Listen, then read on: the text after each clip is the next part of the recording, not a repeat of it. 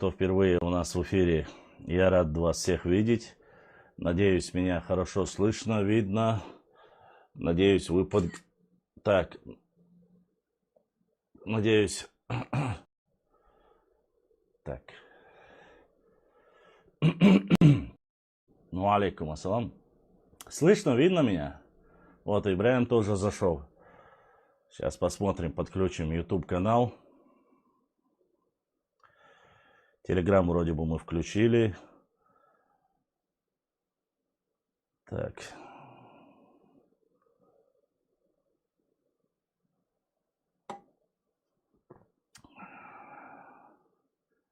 Так. Ибраим, хэшуй.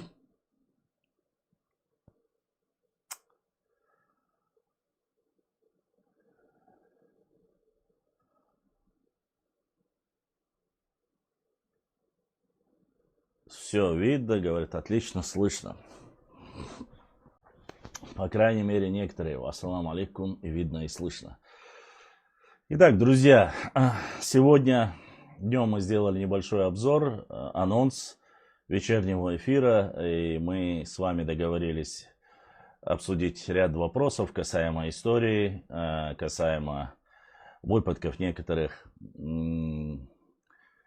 нарнийцев, которых мы, как вы знаете, нация ни при чем, есть определенные люди, которые пытаются стравить, как всегда, получается ли у них или нет. Мы сегодня ответим на все вопросы. Опять же, я ни в коем случае не собираюсь заниматься, выгораживать кого-либо, но ответим по некоторым историческим личностям. Ламберг, телеграм-чу авол. Молко, шунхези, телеграм-чу амунхез. Слышно, видно? Точнее, слышно хорошо? Дайте в телеграме обратную связь. Слышно ли вам, чтобы было понятно? Адрес и страницу потом мы начали непосредственно нашего телеграм-канала. Инстаграм-чу авол. Все хорошо. Итак, друзья, надеюсь, в Телеграме меня тоже слышно. Тот, кто хочет задать вопрос по Телеграм-каналу, может зайти, подписаться. Ибраим, на Инстаграм выкини адрес и страницу непосредственно нашего Телеграм-канала. Все хорошо. Давай, конечно, получается, ссылка, да, я если подключится тоже, тот, кто хочет задать вопросы. За эту неделю, за эти последние 2 недели мы видим ажиотаж большой вокруг проблемы, то ли надуманной, то ли выдуманной. Но в любом случае мы постараемся ответить на ваши вопросы, которые у вас есть, возникли. Мне очень много в директ пришло вопросов по поводу, чтобы очень сильно, я не знаю почему, немножко с опозданием, пришли вопросы по поводу тех артефактов, которые были переданы. По этому вопросу мы тоже ответим вам. Если, конечно, есть на то желание, если вы хотите услышать. А так, по поводу высказываний некоторых неадекватных больных людей, хотя, честно сказать, время терять на этих людей, на больных, как говорится, не стоит.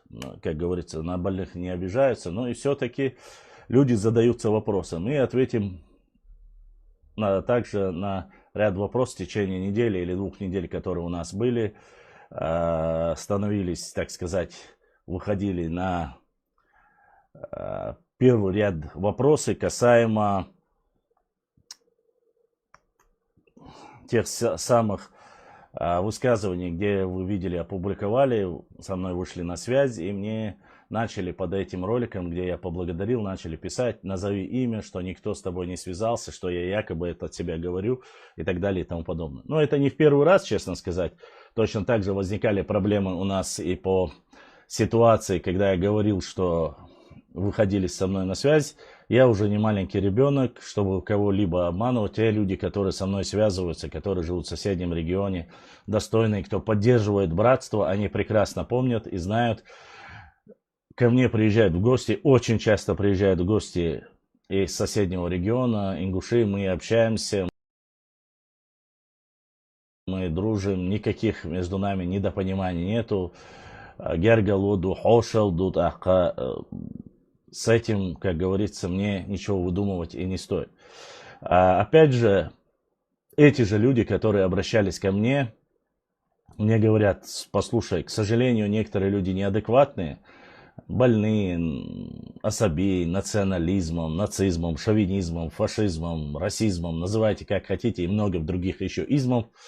И они говорят: когда ты говоришь что-либо, пожалуйста, отмечай этих людей, чтобы люди это не моделировали на целый народ, чтобы люди понимали, что есть определенный заказчик вот этого, непосредственно этой фитны. И поэтому мы, когда я загружаю вот эти фейковые карты или фейковые документы опровержения, я всегда подчеркиваю красным, чтобы люди могли увидеть, на каком канале и кто ответственный, если есть там у него фамилия или имя, или же название аккаунта, никнейма, так сказать, чтобы люди могли знать, где это на самом деле происходит. Сам абсолютно никогда, я поклялся именем Всевышнего Аллаха, и повторю снова: валлахи, биллахи, таллахи.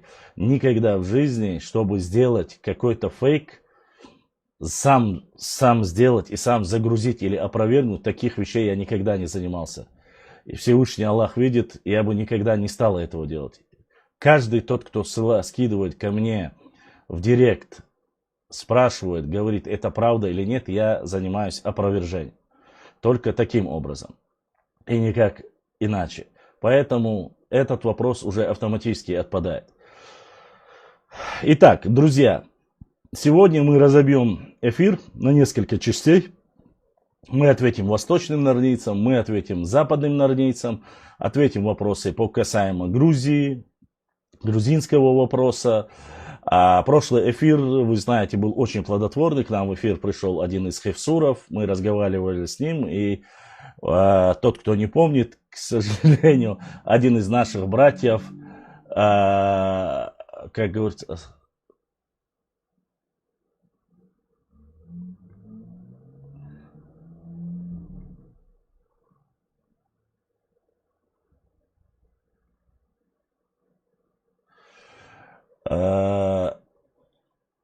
за май. Если люди говорят, что я галгай, и что я переселился в Атага и так далее и тому подобное, нету ничего плохого.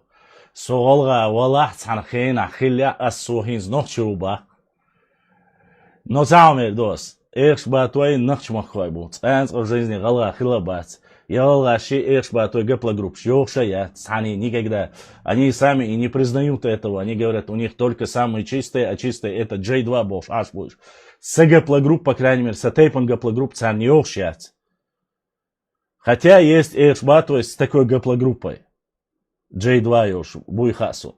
Но суть не в этом. Даже если они говорят, что со убош ишбала, ишбош ишбалаха, Аллаху алям, значит, я выбрал правильный путь, я под названием, своим истинным названием нашего народа, Нохчи народа. Я не галга, я Нохчи.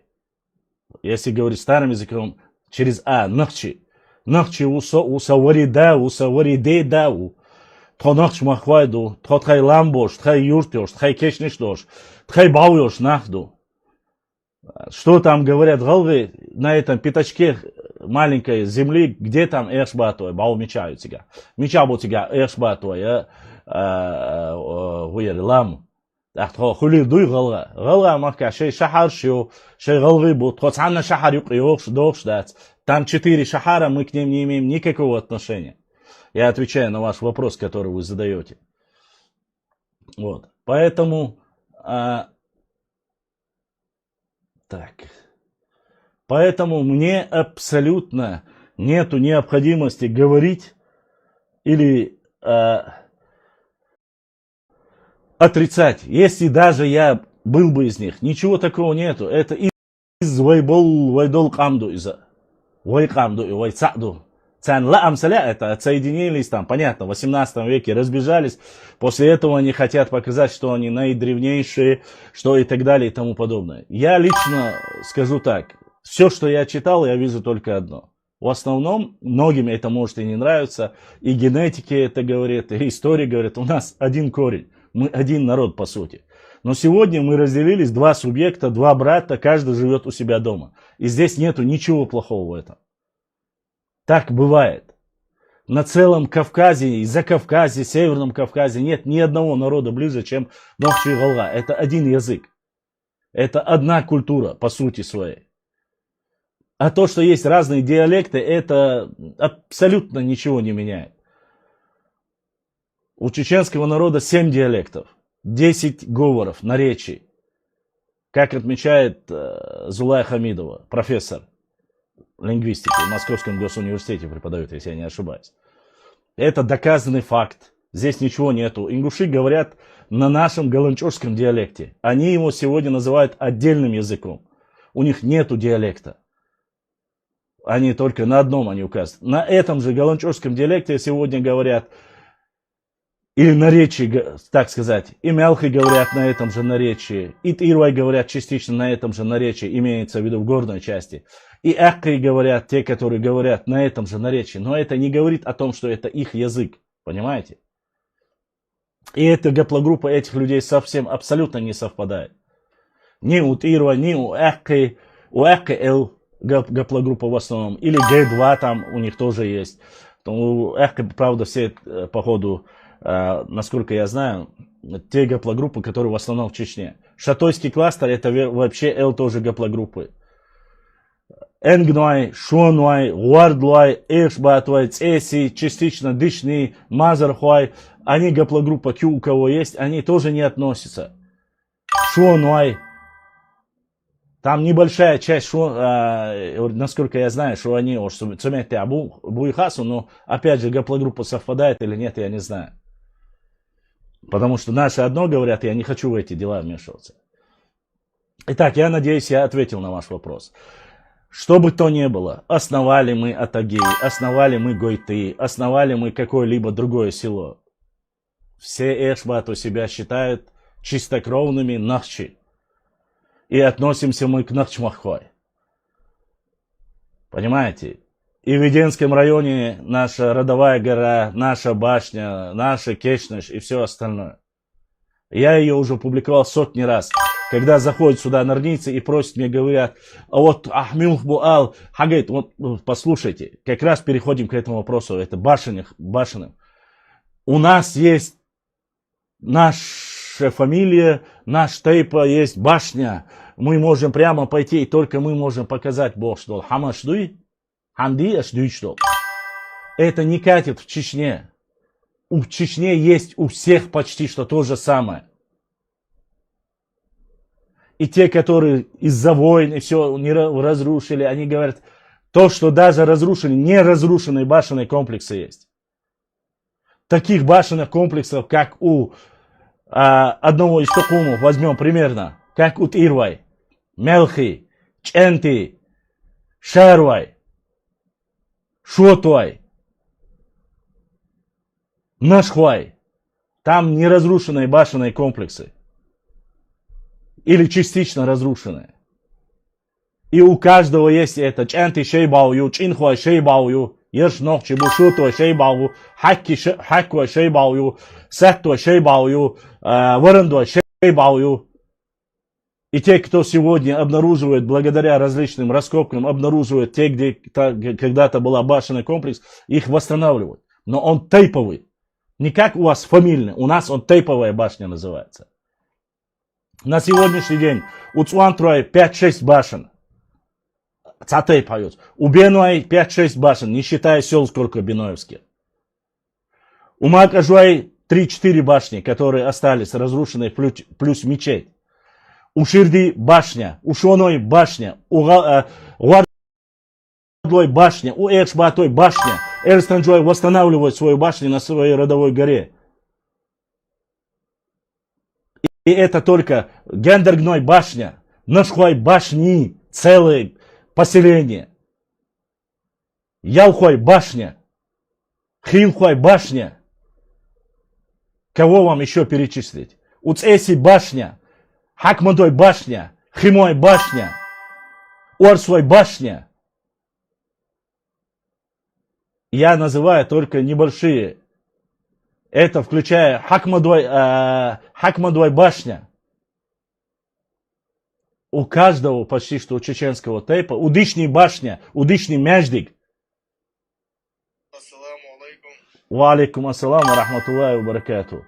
Поэтому сегодня, это я только назвал айсберг. А так каждый может назвать. Каждый может назвать башню, назвать село. А то, что мы жили, и у нас есть и могилы, и все остальное везде, никакой разницы нету. Вы видели буквально 4 дня тому назад, у меня был выезд в Галанчорский район. Я вдоль границы с соседним регионом проехался полностью. Умерджой башня, Уцьечой башня. Я говорю про чеченский тухум, Уарстхуай. У Эхки Мяждик. Башенные комплексы, которые были стерты, у Эхки Банш Инзридук уехала. У тех же Жай тоже нашли небольшой, только там где-то с метра осталось от башни. Но Эхки башни то, что разрушали. А то, что есть у Тирвай, нету ни у кого. Ни в Дагестане, ни в Ингушетии, ни в Осетии, ни в Кабардино-Балкарии, ни в Адыгее.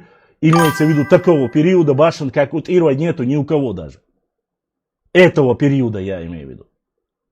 Такого формата. Тогда зачем нам говорить и рассказывать, мы можем показать каждый свою башню? Я вам говорю людям, которые этими высказываниями пытаются сказать, показать или каким-то образом задеть чеченский народ, имейте хоть один человек из вас мужество, приедьте и посмотрите, есть они у нас или нету. Я не говорю о спорных территориях, которые были украдены и потом возвращены. Я не про это даже говорю. И не надо нам рассказывать о том, что Муквай ваши, Ченты ваши, Чинхуай ваши. Не надо эти сказки рассказывать. Чинхуай, как жили все время, эти тысячелетия среди своего ногчи народа, так и живут до сих пор. А то, что у них братья есть Оаздой, Тунхуай и так далее в Ингушетии, здесь ничего нету такого. У Дышни то же самое. 1000 лет жили на своих землях, вытумкали, и в Джайраховском районе есть родственники. То же самое, будь то Шонуай, будь то все остальные. Аслан, и башня, и как паспорт, что ли? Башня, и Кам, Гойч. Нет, я отвечаю сейчас, Зурзукети. Башня это просто строение. Да, нет, я думаю, что ты... Сигнальное, Зурзукети, я сейчас поясню, почему я сказал. Мы не акцентируем внимание, мы просто отвечаем на вопросы провокаторов. Нет, это я понял, они просто больные люди, они реально больные люди. Да, я поясняю, со всей ответственностью заявляю. В этой республике почти что, и мне начинают люди говорить, вот, как будто в первый раз увидел, показываешь, эти башни были все время. Нет. Неуважаемые норнийцы, шизоиды, шизофреники, я вас по-другому никак не могу назвать. Я еду туда, потому что люди, каждый из этих тейпов просит, поедь, покажи. Я с радостью... Ва алейкум ассалам ва рахматуллахи ва баракату. Я с радостью...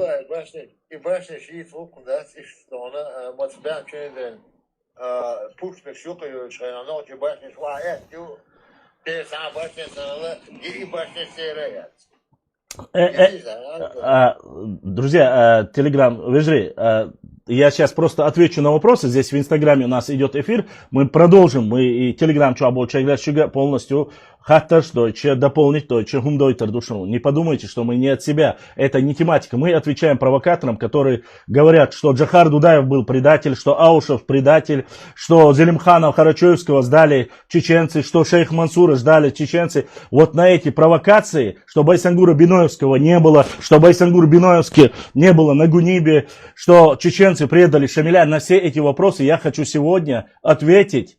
И если есть люди, которые хотят дополнить или посмеют показать свое лицо, как настоящие мужчины, не как бабы, простите, даже женщины имеют больше мужества, зайдут, отправят, зададут вопрос, я вас блокировать не собираюсь, не надо просто материться, остальном, как есть, мы поговорим про любую книгу, про любой документ, который есть. Мы сегодня ответим на эти ряд вопросов.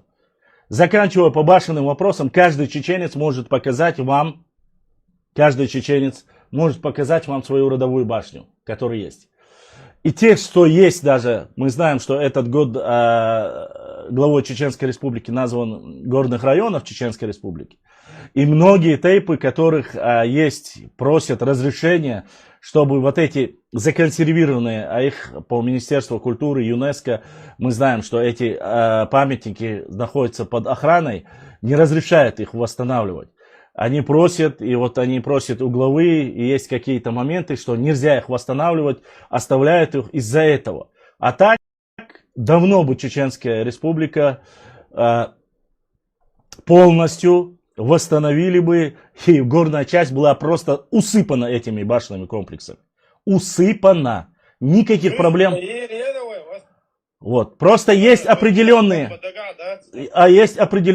правила. Государство защищает эти памятники, которые нельзя восстанавливать, нельзя их трогать, они законсервированы, их трогать нельзя. Единственное, если есть, мы делаем эти выезды и показываем, если есть какой-то акт вандализма. Допустим, мы увидели, как в Чеберлоевских башенных комплексах пытались воровать камни с петроглифами. А мы знаем, что петроглифов больше всего на всем Северном Кавказе, больше всего находится именно в Чеченской Республике. Вы знаете, о каких петроглифах я говорю. Поэтому у каждого, да. Валикум салам.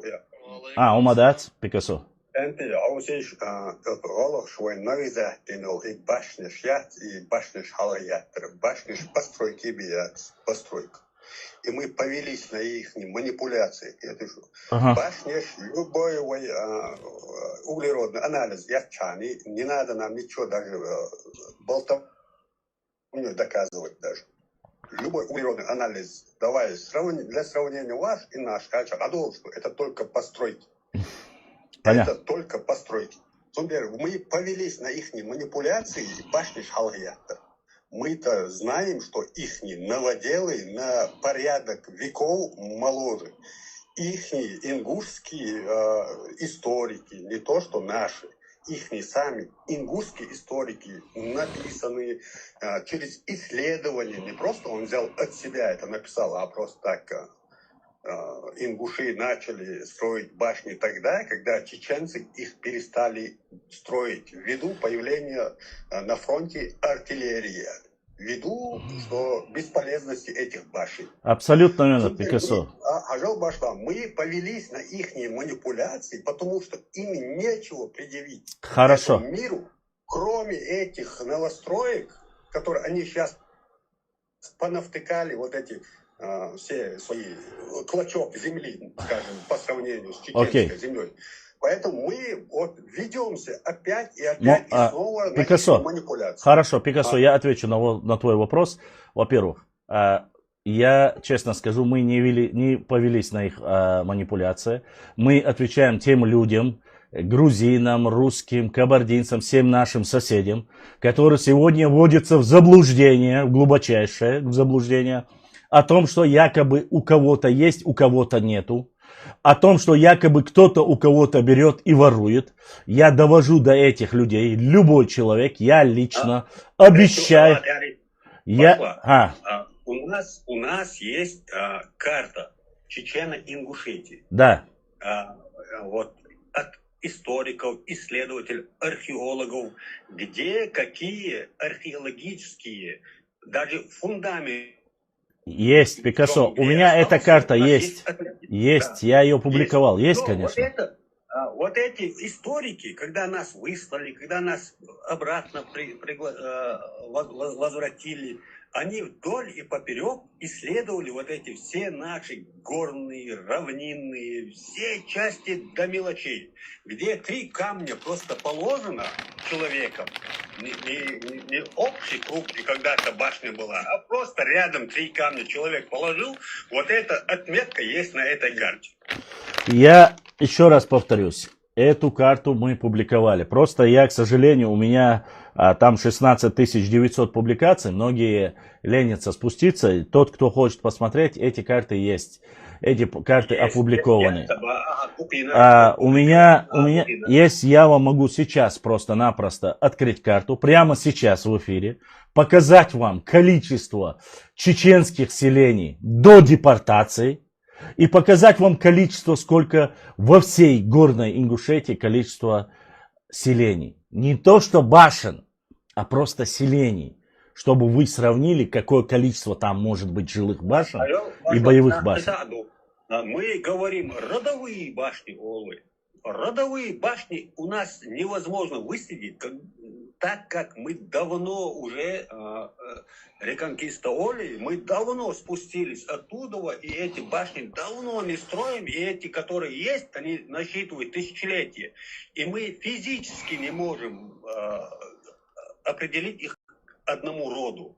Нет, Потому не что одному роду, не роду. У нас рода превратились в тейп, Да, до тайп. которого Мгм. ингуши еще не доросли. Ну, Поэтому у нас физически невозможно определить род этой башни, потому что она настолько древняя, что проследить древо этой башни невозможно практически. я понял, Вы знаете, я что понял. это какого Башни еще были. Башни были не только родовые, башни были, так скажем, Да. Это было фортификация. Это фортификация. Таможня там где-то. Да. А вот Это таких башен- фортификации. вот таких башен Друзья, нет у наших соседей. Друзья, я сейчас быстро, коротко отвечу на вопросы в Инстаграме, и мы дальше продолжим. Я просто, если мы не акцентируем внимание только на башне, нам нужно быстро переходить. Ой, обязательно, дистрикт душун, шуга дуашел урдовой, мы продолжим этот вопрос. Я просто коротко хотел довести до вас. Есть каждая, и еще раз повторюсь, любой желающий, тот, кто говорит, что нету, или мы не можем показать, есть родовые башни, не фамильные, а родовые, тейповые башни, потому что тейп уже делится на много-много различных фамилий. Мы можем прийти показать вам, а то, что кого-то меньше, нас больше, это нас уже не волнует. Это уже ваша проблема. Этот вопрос закрыли. Вопрос по башням, комплексам у нас мы можем доказать, показать сколько угодно. И причем таких, которых у других даже нету. И по древности, и по петроглифам, и целые замковые комплексы. Замковые комплексы. Поэтому этот вопрос закрыт. Я не говорю, что у вас нету, но козыряться этим, пытаясь каким-то образом принизить или задеть нас, это уже не прокатит. Этот вопрос все, закрыли. Халас. Второй вопрос. Теперь переходим, наконец-то, к нашим историческим личностям. Я бегло пройдемся по всем очень важным вопросам. И я вам отвечу на ваши вопросы таким образом, как вы заслуживают нарнийцы. Мне называть имена каких-то утырков шизоидных мне не нужно. Я называть их имена не буду. Для меня они нарнийцы, поскольку они не имеют отношения ни к какой нации. Но поскольку раз говорят, еще раз повторюсь. Все прекрасно знают Абрека Зелимхана. Абрек Зелимхан является исконным чеченского тейпа. Харачуай является исконным чистым чеченцем. Как говорится, никаких сомнений в этом нету. Абрек Зелимхан вынужденный был, стал абреком. Все это прекрасно знают. И он не хотел навязывать никому ни свои идейные, ни свои цели и тогда задачи. Все это те, которые остались из родственников. Я имею в виду из его тейпа, из его гара, некой. Все знают, что он был вынужден взяться за этот образ жизни. И так получилось, что в царское время он был бандитом или абреком номер один. И все его, во всей, так сказать, Российской империи, чтобы утрированно не говорить, но все знали Абрека Зелимхана. И кто бы ни говорил, что у него было 1000 абреков, мы их не показываем.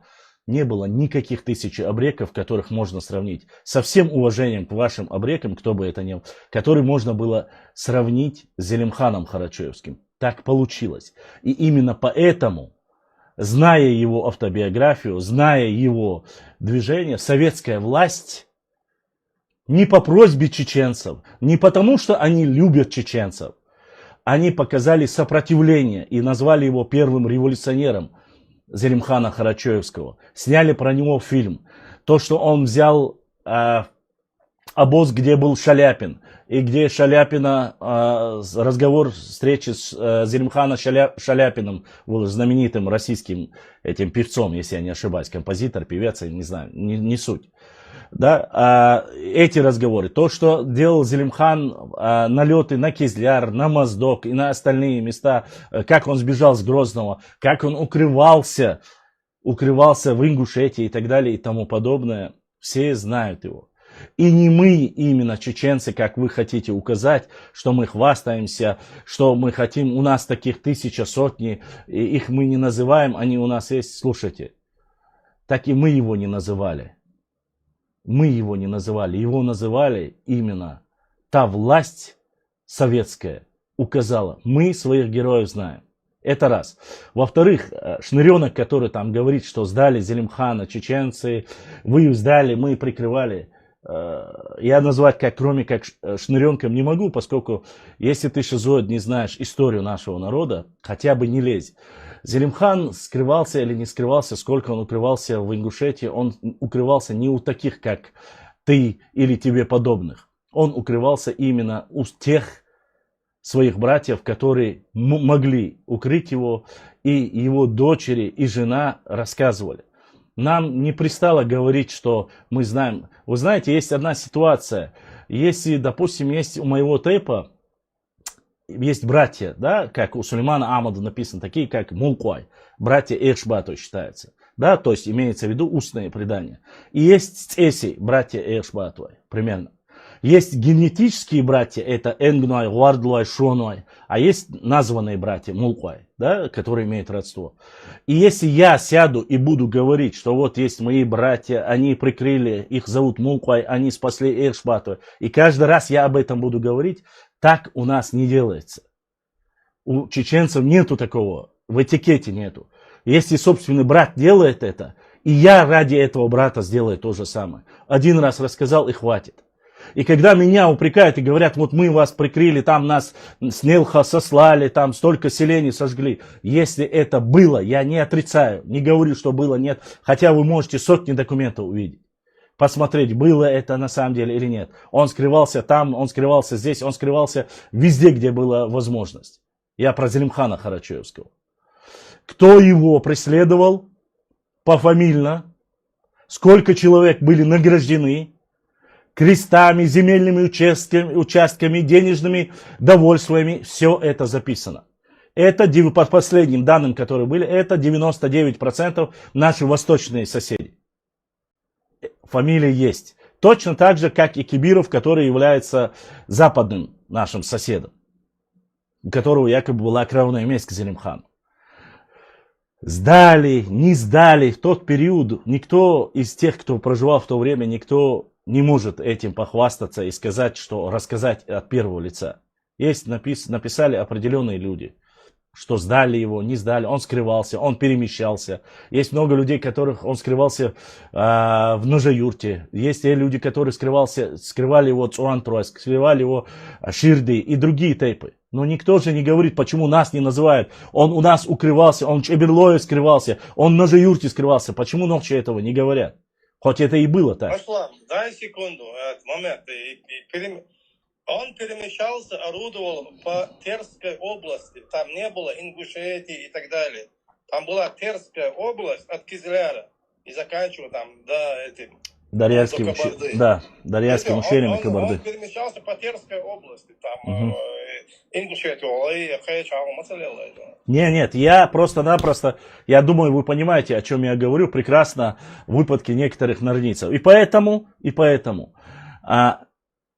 если даже есть, если даже нету, кем бы Зелимхан не являлся, Зелимхан Харачоевский достойный сын Нохчи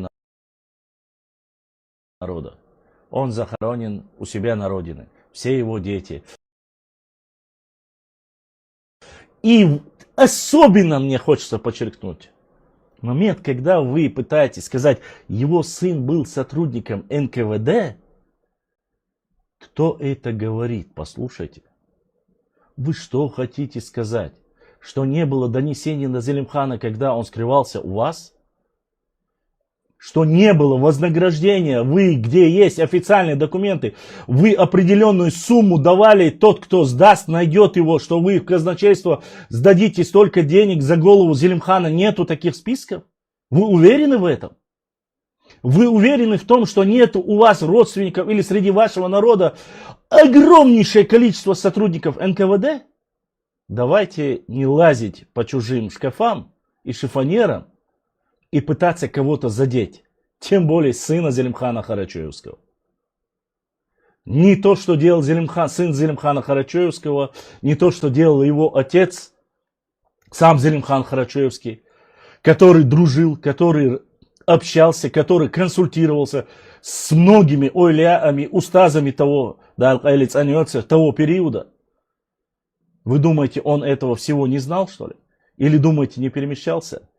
Когда Зелимхана уже в конце брали и произошло то самое трагическое событие, Зелимхан уже болел. Он был уже старым человеком. Тот, кто сдал его или не сдал его, Всевышний Аллах знает лучше. Все остальные клевета, не клевета, кто на кого наговаривает, это лишнее. У меня нету сегодня абсолютно желания из-за документов, которые есть, говорить, что весь народ повинен в том, что там Зелимхану пришлось уйти с горной части Ингушетии или с плоскостной части Ингушетии. Ни в коем случае.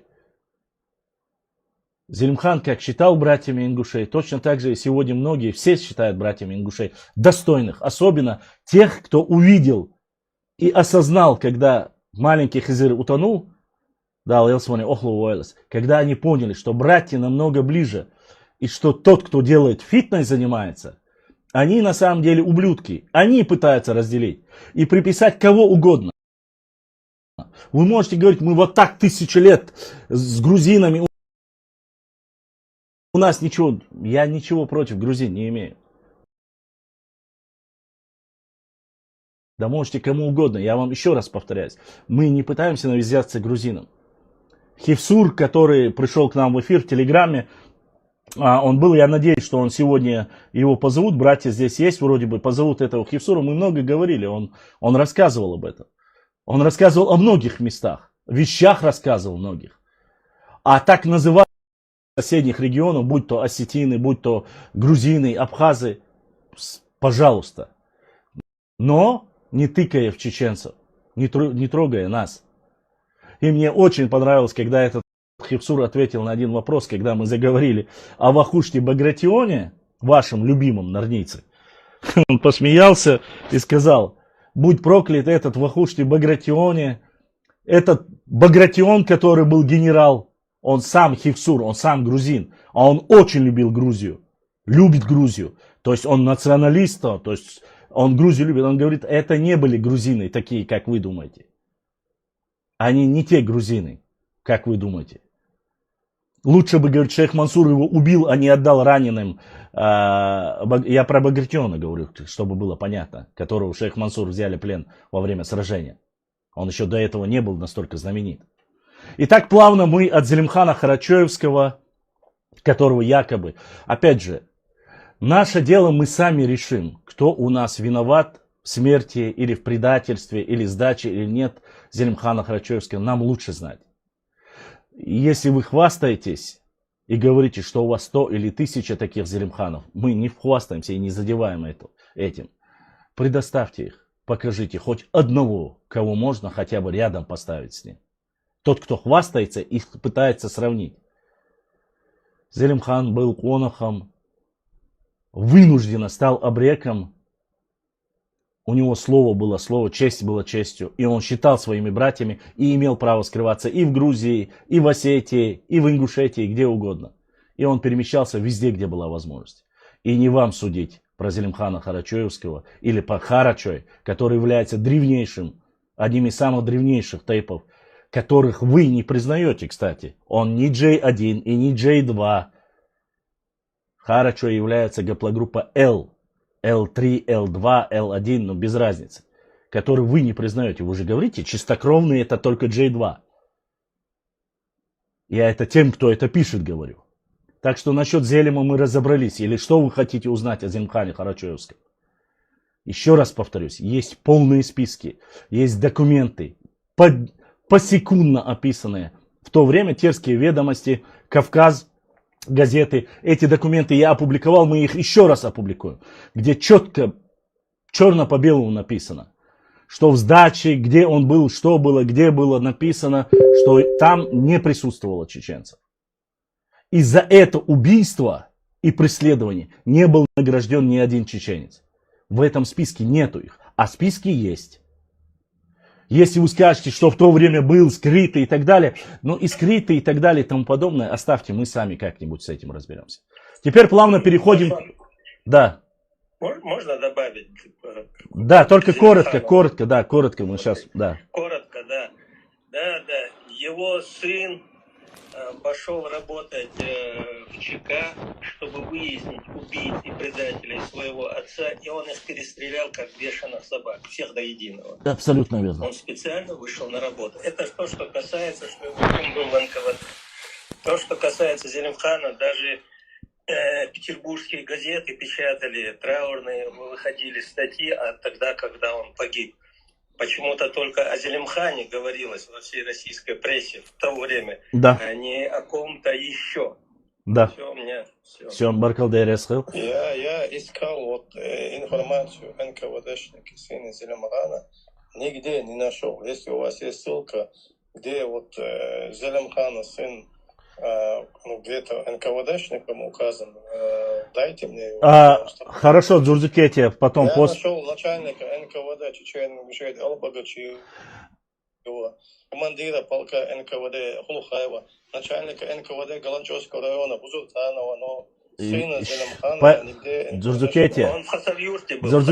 Джурджикете, я как раз таки хочу, чтобы было понятно, я не назвал фамилии только потому, что, еще раз повторюсь, на всех официальных документах того периода огромное количество фамилий, кто возглавлял НКВД, кто какие списки составлял. Я не стал называть, чтобы сегодня не получилось так. Я не хочу, чтобы сегодня это переросло в какое-то преследование. В то время, кто работал, все знают. Если кто-то говорит, такого не было, мы предоставим. Просто даже предоставлять не нужно.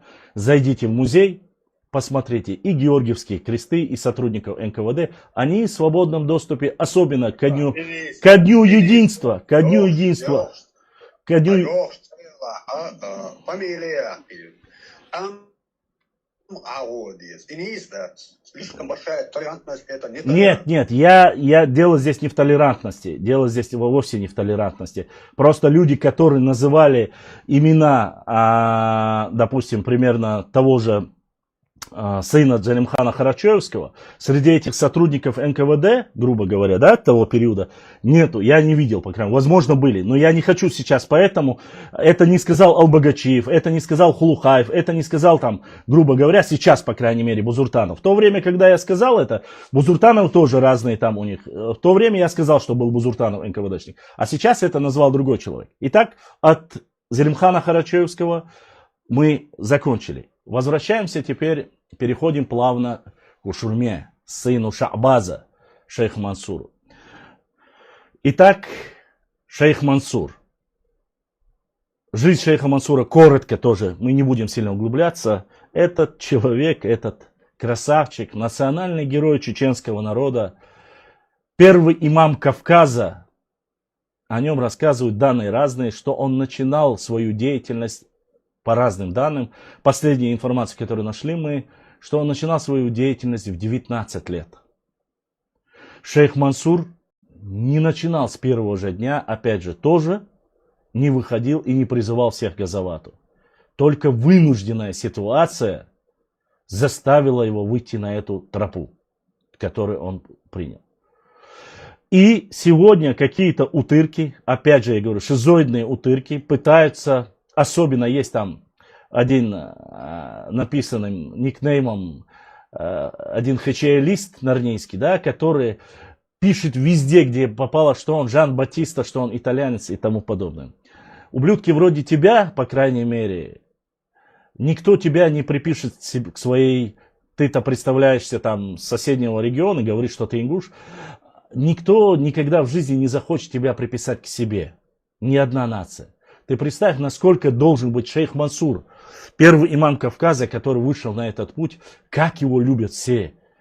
Башкиры приписывают его к себе, турки его приписывают к себе, итальянцы его приписывают к себе, татары его приписывают к себе, а он является Нохчо. И без разницы, называть его итальянцем, немцем, он Нохчо. Он Эльстаншхо. Его род прослеживается, откуда, как он переехал, все это чеченцы знают. И начал он 19 лет. А на Кавказе, чтобы было понятно, тот, кто не знает адатов, вы, возможно, не знаете, особенно нарнийцам ублюдочным, я хочу довести. На Кавказе есть очень такой адат. У нас обычно очень сильно слушают старших, взрослое поколение. И когда выходит какой-то молодой человек, возглавлять какое-то не было движение, к нему отношение бывает часто очень скептическое, пока он не докажет что-либо. Шейх Мансур один из таких. И тот же Дубровин, который писал после смерти шейха Мансура, через 50 лет, сколько воды утекло, то есть 2 поколения сменилось, и Дубровин решил написать о шейхе Мансуре, вот эти там, то, что он там услышал. И как напишет Дубровин, скажите мне, 19-20-летний, пускай он будет, 21 год там, не суть. 21 год, молодой чеченец, Нохчо, который поднял восстание, объединил от Дербента до Дарьяльского ущелья почти что все народы, все, кто пошел за ним, а это и лезгины, и даргинцы, и даже в некоторых случаях указываются и кумыки, нагайцы. Айса, ты меня спрашивал, этот народ, напомни мне его, без государственности, который ходит сейчас. Курды, курды. В его сопротивлении были курды, чеченцы, кабардинцы, ну возьмем их, назовем общий, адыгеи, это кабардинцы, черкесы, адыги все, одно название. Всех их смог собрать под одно крыло и смог выступать. И он нанес урона по официальным данным. За 6 лет сопротивления шейха Мансура, по официальным российским данным, историческим данным, они говорят, из-за него, из-за его деятельности погибло 30 тысяч солдат и офицеров. 30 тысяч на тот период. Итак, несмотря на это, наш шизоидный нарниец пытается говорить, вы предали его, оставили, он не герой и так далее и тому подобное, что Кизляр, в Кизляре ему надавали. Итак, друзья.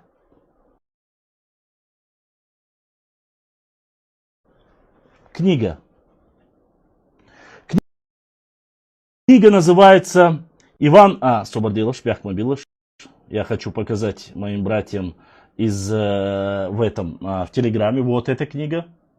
Вот, всем, чтобы было видно. Видно? Телеграм что больше? Видишь, ключи? Вот эта книга. Так. Эта книга называется «История Седого Кавказа», 1550-1865. Автор Иван Дьяков. Напечатана она в Краснодаре историком.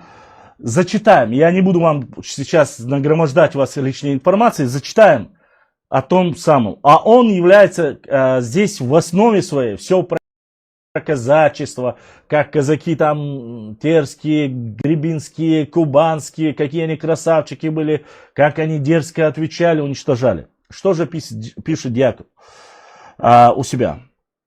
Здесь фотография, чтобы было видно, шейха Мансура. Вот она. Здесь, честно сказать, среди таких великих деятелей, которые он здесь описывает, ковчег, не ковчег и всех остальных там, первым он указывает шейха Мансура. И как же он описывает? Кизлярская крепость – первое наше укрепление на Терской линии, за исключением города Терка. Был в то время, там был город Терка. Уничтоженного ранее до основания. Она не раз подвергалась нападению горцев. И самый интересный момент. Так, в 1770 году, как же называют дьяков и терские казаки, как называют чеченцев? Смотрим. В 1770 году кисты во время рабочей поры в садах захватили много кизлярцев и увели в плен. Запятая. В 1785 году известный лжепророк шейх Мансур дошел до самого Кизляра, навел страх на жителей, но город пожалел, не разрушил. Вот как пишет об этом Дьяков.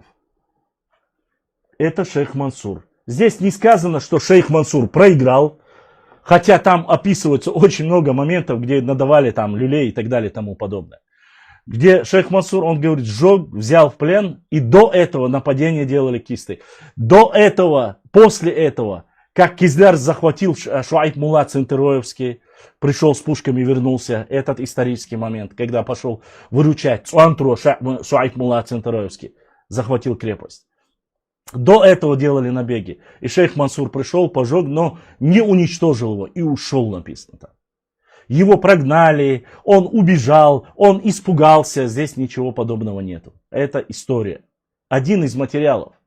Каждый может его трактовать по-своему. И если Дубровин трактовал его так, ничего такого. Читайте разные варианты, и ваш кругозор расширится немножко.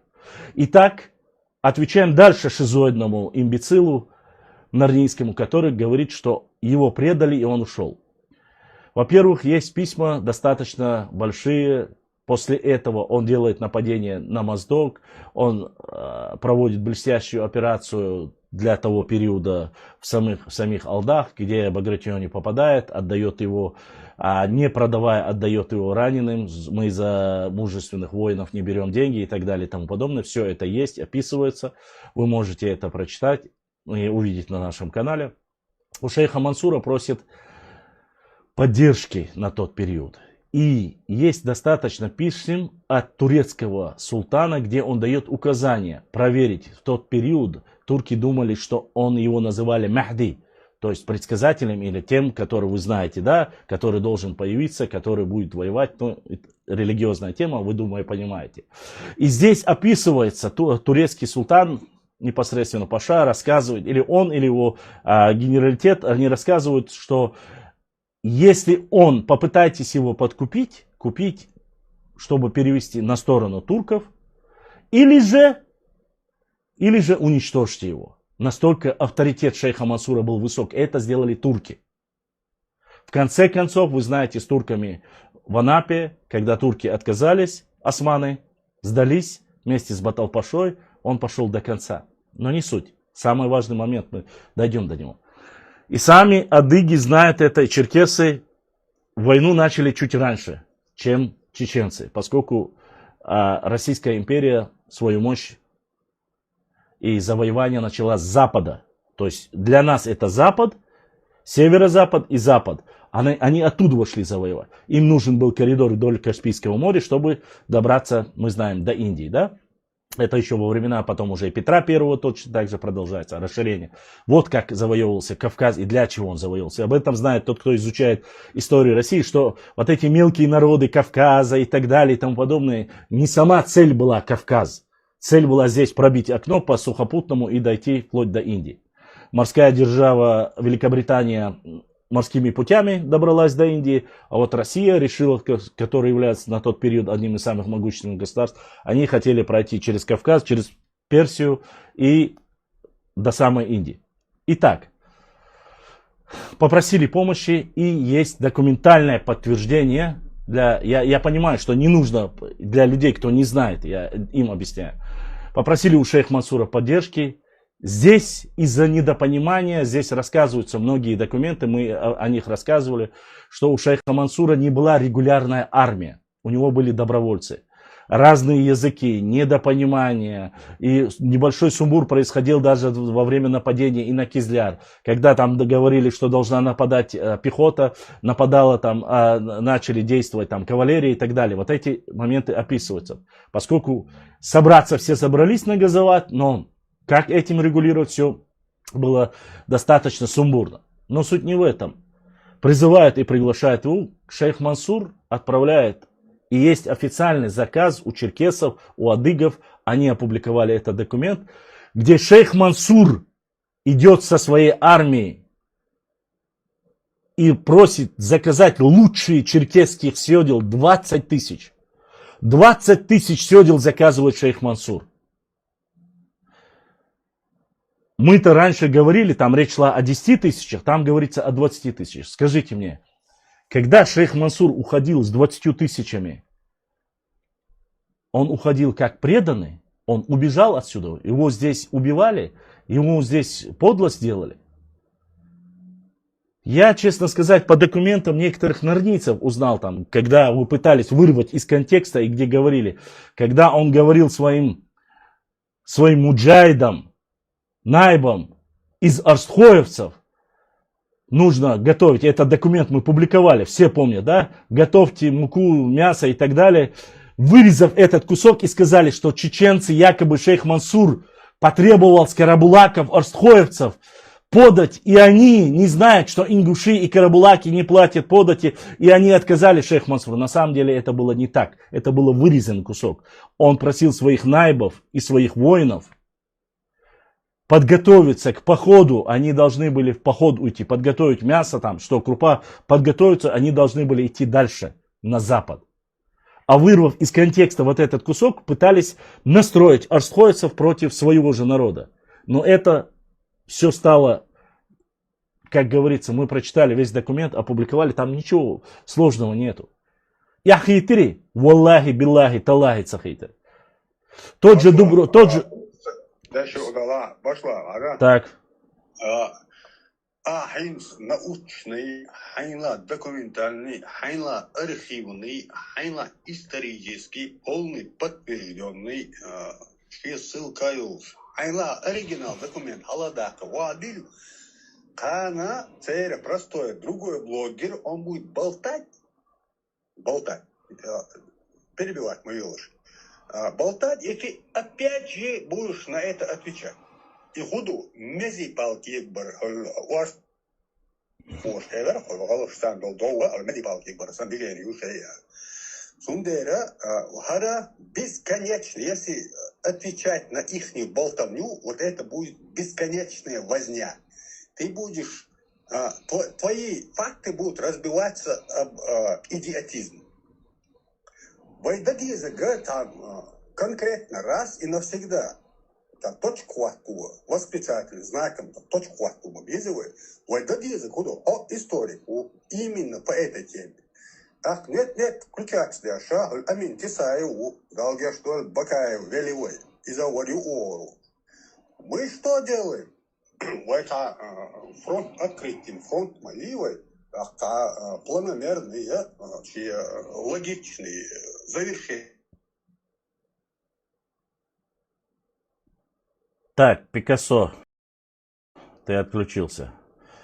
Так, и пока Пикассо подключается, друзья, я хочу, чтобы вы понимали, я не пытаюсь, не буду каждый раз отвечать на Пикассо с Эльчун Бахшунас. Я не буду каждый раз отвечать на их идиотизм. Нет. Я сейчас коротко, те вопросы, которые загружены у меня в директе, огромное количество прислали, я коротко попытаюсь ответить. И вы, потому что на шейха Мансура мне не хватит и часа, и 2, и 3, и 4 часов не хватит. Поэтому я коротко рассказываю. Итак, чтобы было понятно. Шейх Мансур 10 тысяч, 20 тысяч со ссылками. Все опубликовано у меня на канале. Пригласили, пошел туда, воевал. Сопротивление оказывал. Никто его отсюда не прогонял. Никто. Те, которые оставались, это как и в любое время. Во время войны не весь народ выходит, там миллионы, если их миллион человек выходит, воюет. Нет, есть определенное количество людей, которые вдохновлены борьбой с сопротивлением. Есть люди мирные, есть пахари, есть информация есть. Поэтому говорить о нашем национальном герое или говорить, что его прогнали, с 20 или даже 10 тысяч на тот период, еще раз повторюсь, это конец 18 века. Уйти с 10 или 20 тысячной армией, отсюда это не прогнали. Это перегруппировка, и он поехал наиболее важное, там, где можно объединиться, там, где можно воевать, ушел дальше на запад.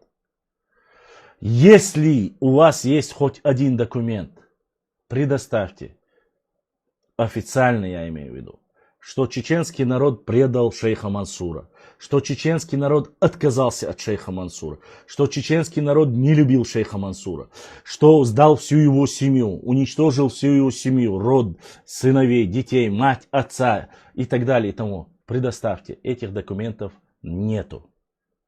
Этого не было и нету. А то, что делала на тот период царская охранка, писала, что не все ему доверяют, не все ему любят, это нужно было отвращение, чтобы этому человеку. И сегодня какой-то шныренок, непонятно на кого работает, непонятно что за личность, пытается оскорбить или назвать его итальянцем и все остальное, это, конечно, ерунда. Вот еще раз повторюсь, завершая это. Насколько должны, представьте, Италия независимое государство со своей великой историей, со своими традициями, со своими древнеримской империей. Даже если они говорят, что один из национальных лидеров и героев, первый имам Кавказа, является итальянцем, все почему-то хотят быть чеченскими героями. Но никто не хочет быть нарнийским героем. Поэтому на этом мы закончим о предательстве шейха Мансура, что его никто не предавал. Есть люди, которые отказываются, есть те, кто любит воевать, есть те, кто не любит воевать, мирные люди. Это всегда было. И это показывают и современные войны. Не весь народ выходит на войну и не все воюют. Поэтому вот эти вот высказывания некоторых имбецилов и публикаций, прошу вас на это внимание не обращать. Вопрос по шейху Мансуру мы закрыли. Если у вас в дальнейшем возникнет вопрос по шейху Мансуру, вы можете в конце эфира задать, и я вам отвечу. Зачитать Кизляр провал, Кизляр он проиграл или все остальное, Дьяков здесь четко указывает, что это, как это было и все остальное.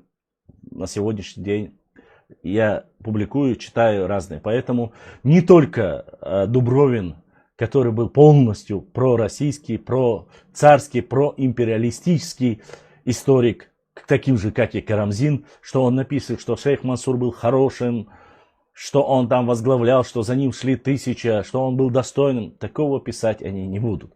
И не писали. Единственный человек, который начали писать, про которого хорошо писали, это был, который не сдался и шел до конца, я имею в виду. Это был Зелимхан Харачевский. И то его написали, о нем написали только потому, что он противодействовал идеологии коммунизма, то есть идеологии большевиков. То есть большевики поддержали его и возвели его в ранг героя, потому что он боролся против царской России. Только поэтому. А в других случаях ни одного чеченского героя не возвеличивают, не поднимают. И идет до конца. Этот вопрос закрыт. Насчет шейха Мансура. Любой человек может задать и прекрасно знает, был ли он, нет, и мы опубликовали. То, что он сдался или нет, но этот вопрос, конечно, вообще смешной.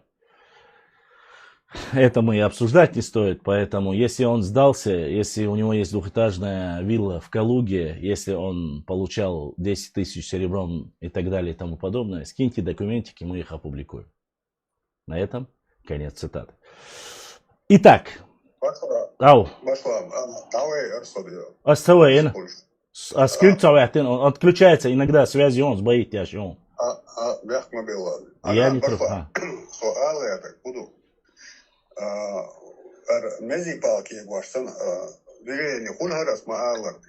Ты не будешь успевать.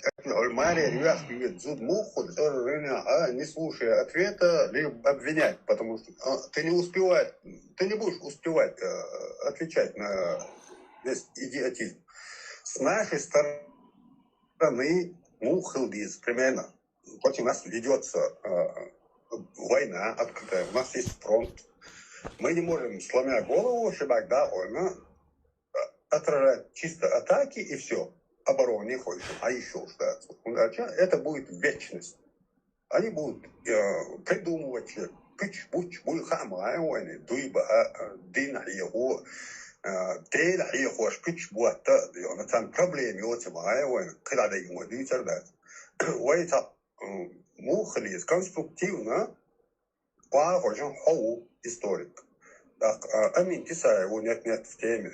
Далее что Бакаеву, Дакел его изауарю. Да, С нашей стороны вот взять 3-4 историков,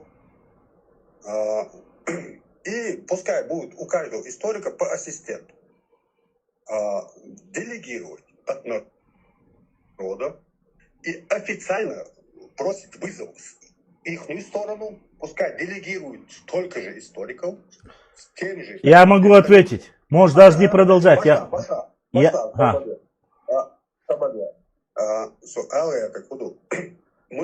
Ты можешь закинуть вот эту тему, вызов.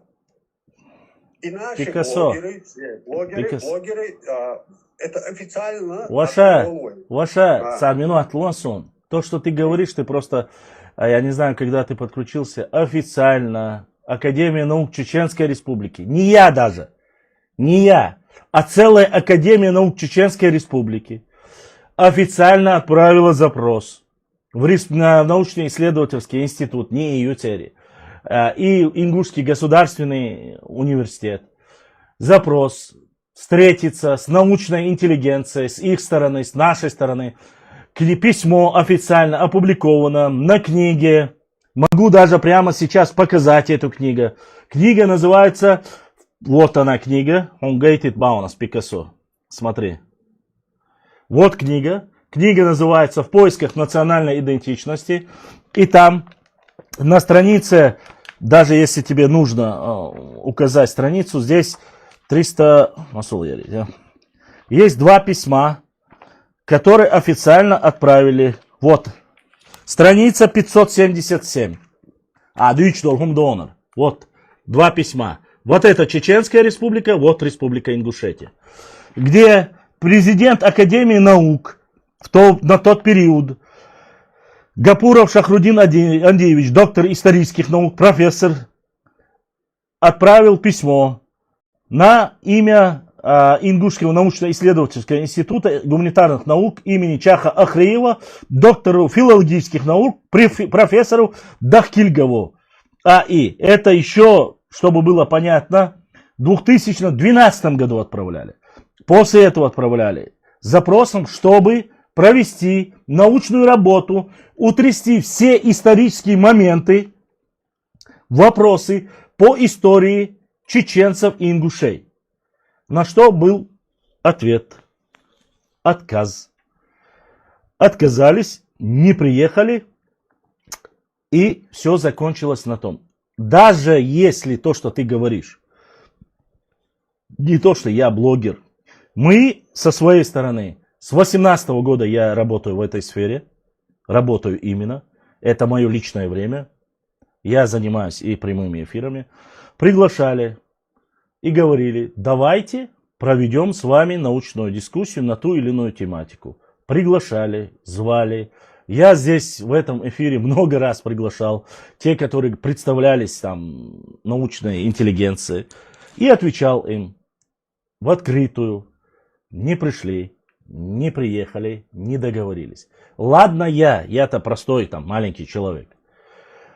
Председатель парламента Чеченской Республики, экс-председатель парламента ныне, а ныне председатель правительства Чеченской Республики Магомед Даутов в течение 18, 19, 20 годов вновь и вновь приглашал всех со своими документами, архивными, со всеми, чтобы приехали, поговорили и доказали.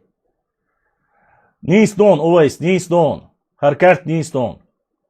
И показали, и доказали, что эта земля не чеченская, что если вы хотите поговорить, мы готовы с вами 24/7. Пришли и на шариатский суд. От дневного намаза до магриб намаза ждали на этой территории муфти Чеченской Республики, старейшины, председатель парламента, духовенство, и все пришли и пригласили даже на шариатский суд, что тоже было отказано. То, что ты говоришь, мне предлагали много раз Пикассо, не подумай ничего. Приглашали, звали, не приходили. Я сейчас то, что рассказываю, ты сейчас мне выбил уже второй раз. Я рассказываю это не потому, чтобы мои слова там каждый раз я каждый раз им отвечать не буду. И эту тематику я снова поднимать не буду. Но поскольку шизоид задал эту тенденцию, я хочу коротко, быстро ответить и пройти. И чтобы люди могли сравнить, взвесить и сказать: вот здесь есть основание, а здесь просто болтун, который вот так показывает телефон и говорит: вот здесь на телефоне, посмотрите, есть данное видео. Мы сейчас плавно переходим от шейха Мансура. Пикассо, надеюсь, ты и дальше сейчас продолжишь, я не знаю, то ли перебили, у тебя включится. Да, конечно. Только быстро сердце. Ва алейкум салам ва рахматуллахи. Дал визу. Башлам, я вот сейчас только подключился недавно Так. к эфиру. Угу. И определенной тематики Кузаиль можно на любую тему. Нет, у нас сейчас я просто быстро хочу пройтись по вопросам, которые были заданы, по национальным героям, по территории, по истории нашей, поэтому быстро хотел ответить на вопрос. Если у тебя есть конкретный вопрос, надеюсь, не про тейп. Потому что если ты про тейп конкретно хочешь спросить, это чуть позже у нас будет. Я быстро раз пройдусь по темам, отвечу этим лжецам, а дальше буду отвечать на ваши вопросы и на вашу тематику. Если она касается нашей истории, границы, культуры и так далее и тому подобное. Но ты можешь задать вопрос, поскольку ЛДР, сейчас я быстро, у нас одновременно трансляция идет на Инстаграм-канале, Ютуб-канале и Телеграм-канале. Поэтому это не Да. Тогда у меня вопрос чуть-чуть не по теме, я Так. подожду. Если ты про артефакты, до этого вопроса мы тоже дойдем, если ты про них хотел спросить. Вот я как раз про это хотел. Про артефакты я обязательно отвечу. Этот вопрос мы ответим, никаких проблем нету. Всю информацию, которую, во-первых, одним из самых первых, кто опубликовал это, кажется, если я не ошибаюсь, я это взял у кого-то и опубликовал. Но я отвечу на ваш этот вопрос по артефактам, никаких проблем нету. Итак, про шейха Мансура, то, что его чеченцы не предавали, а если отказались или пошли за ним, или не пошли, это дело, опять же, какое ваше собачье дело, пошли мы за шейх Мансуром или не пошли? Вы-то сами никогда за ним не шли, и ни один из вас не шел. И нет ни одного документа, что вы шли с ним. Вот в чем интересно. Поэтому не вам обсуждать шейха Мансура у Шурму. Тот, кто знает, прекрасно владеет этой информацией, и уж точно у вас не получится стравить между собой адыгов и нохчий народ. По крайней мере, все адыги, которые пишут, они столько, что вы им скидывали ложь про чеченцев, вы просто не... У меня завалено было. Почему я начал больше уважать адыгов? Потому что, кстати, адыга вэй-вэй, потому что адыги всю информацию, которую вы лживую скидывали, наговаривали на нас, они присылают ее мне и показывают, говорят: послушай, Башлам, почему они такие, они же врут, почему и так далее и тому подобное. Вы же никогда ничего не говорите против, вы же один народ. Это адыги говорят. И благо я понимаю, что эти люди не подлые и не могут быть подлыми. И то, что вы, некоторые нарнийцы, утырки, пытаются сказать, на самом деле самые крутые были адыги, они воевали. Для чего это делается? Для моих подписчиков и нохчи. Не поддавайтесь на эту провокацию. Когда вам начинают говорить, что адыги больше воевали, чем чеченцы, это делается только для одного. Чтобы спровоцировать чеченцев, чтобы мы что-нибудь сказали про адыгов плохое, а потом сказать: вот видите, вы их называете братьями, а они говорят, что вы такие-сякие. Мы про адыгов ничего плохого не говорим. Да, у нас были столкновения. Да, мы воевали, мы убивали кабардинских князей. Кабардинские князья владели всеми плоскостными территориями, вплоть до Герменчука, вплоть до теми территориями, которые владел Шамхал Тарковский. Но, есть маленькое но, во время реконкисты кабардинские князья, даже те, которые не хотели, беки, когда не хотели, народ отказывался их поддерживать. И во время реконкисты чеченские земли были самым бескроваво освобождены и отданы обратно чеченцам. Это после нашествия Тамерлана. Мы это знаем, мы об этом рассказываем. Это исторический факт. Тот, кто сопротивлялся, я еще раз повторюсь. Да, были, набеги были, воевали. Мы знаем, что кабардинские сотников нанимали, что есть документы, где говорят, что кабардинцы дошли до Моздока и сказали, что мы не будем воевать против своих братьев мусульман, чеченцев, и развернулись. И это фитна не получилось. Это описывает сам царский офицер. Эти документы мы публиковали. Точно так же есть договоренность, где чеченские старейшины и общество обязались, что больше они не будут. Все кабардинские подневольные князей пытались сбежать в свободную Чечню, а чеченцы их защищали. Это не нравилось кабардинским князьям. Этот документ тоже есть. И они обязались, что те не будут нападать на чеченцев, а чеченцы не будут массово принимать тех, кто сбежал. Об этом договоре тоже есть, и он опубликован, что мы друг друга понимаем и поддерживаем. Есть прекрасные моменты, где в Ачхой-Мартане, Воларк, Шахмиюрт, в этой области, в Малой Чечне, в основном вплоть до Урус-Мартана, принимались дети адыгских князей, где они получали религиозное, военное образование. Их на то время адыгские князья, кабардинские, черкесские князья отдавали на обучение чеченцам.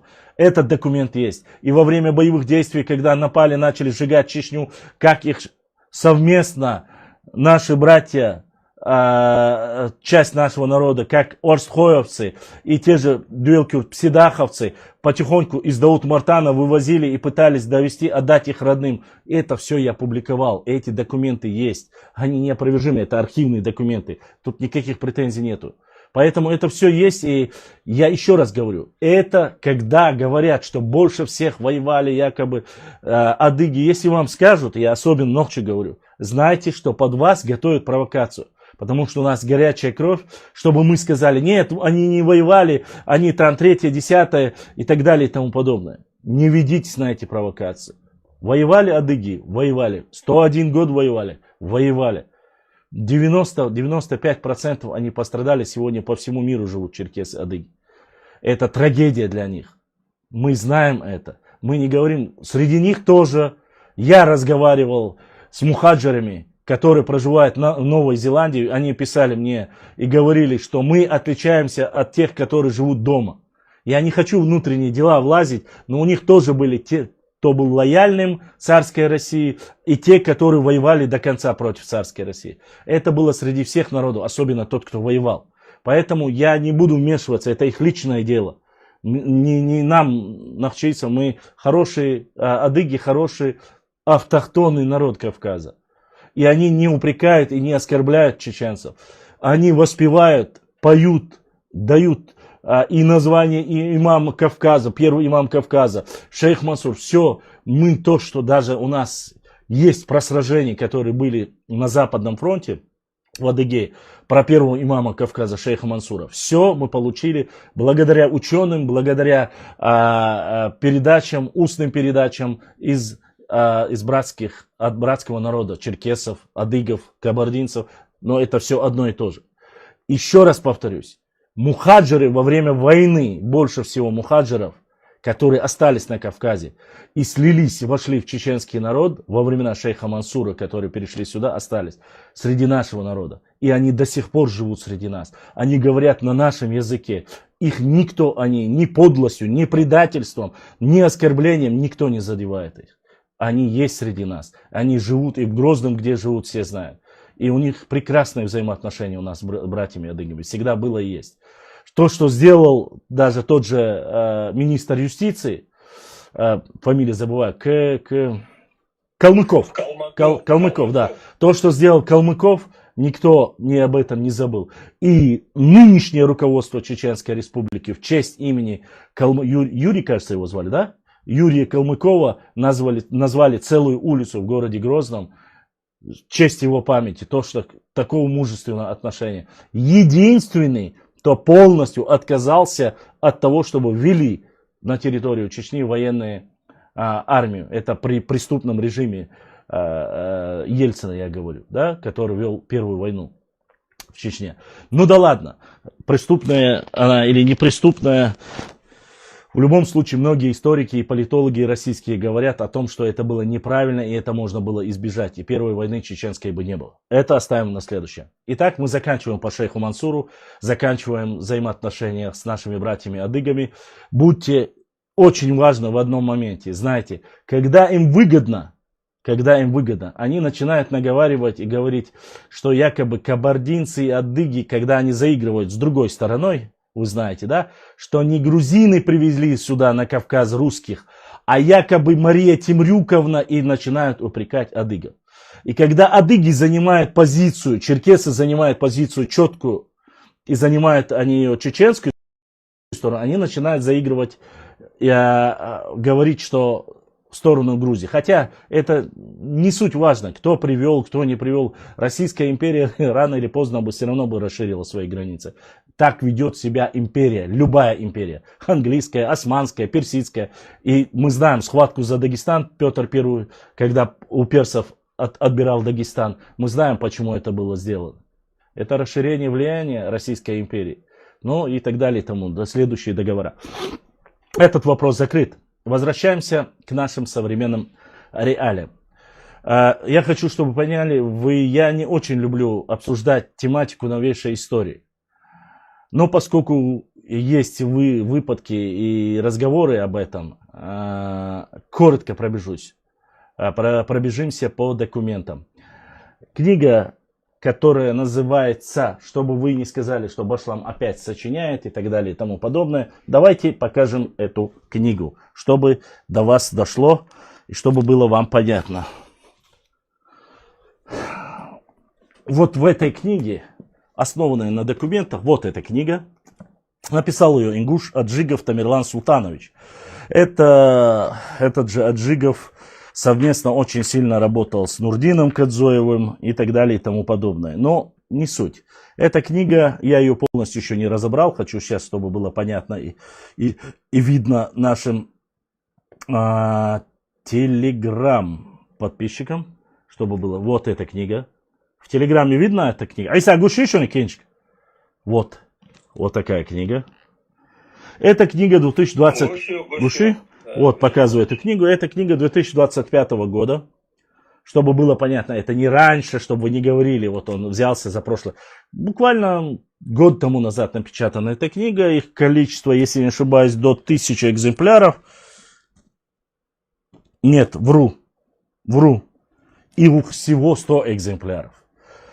100 экземпляров. В этой книге здесь собраны документы, здесь она основана историка, документальный роман написали. Но здесь все документы между Дудаевым, Аушевым, Бимбулат Богатырев, взаимоотношения с Аушевым, внутренняя политика, НИСХО и так далее. То есть здесь все это описывается. И в этой книге, по 3 районам я хочу сказать. И в этой книге мне понравился один момент. Они описывают. И в этой книге это есть. Это также есть в книге, вот эта книга первая. И еще вот в этой книге. Чтобы было понятно. Не на одной. Вот 18 года. Как объединяли Ингушетию и Чечню.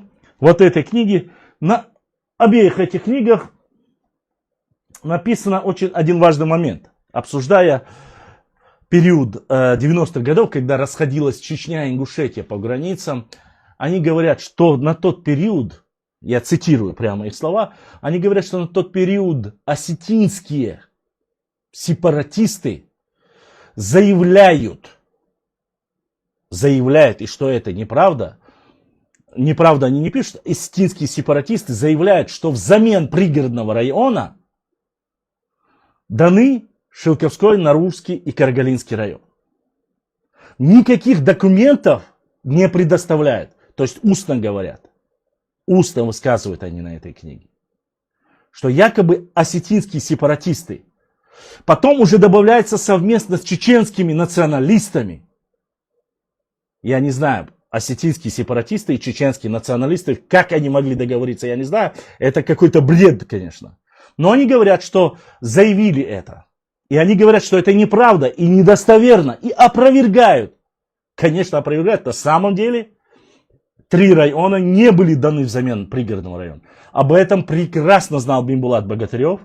Это есть издание в газете НИСО, и об этом знают все. Документов уйма. Ни одного документа нет и не предоставлено официально, что в советское время, период восстановления или реабилитации Чечено-Ингушетии, восстановления наших территорий во время Чечено-Ингушетии, что земли, затерские земли имеется в виду, Наурский, Шилковской и Каргалиновский район даны взамен или Ауховского района, или же взамен пригородного района. Ни одного слова не упоминается, и этого документа не существует. Если вам говорят, что это липа, поверьте мне. Я нашел единственный один документ, в основном, это в белорусском архиве я нашел.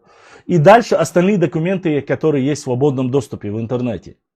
Все земли Затерского, входящие в Грозненскую область, еще раз повторюсь, то есть это не инициатива, они входили еще в тот период в Грозненскую область.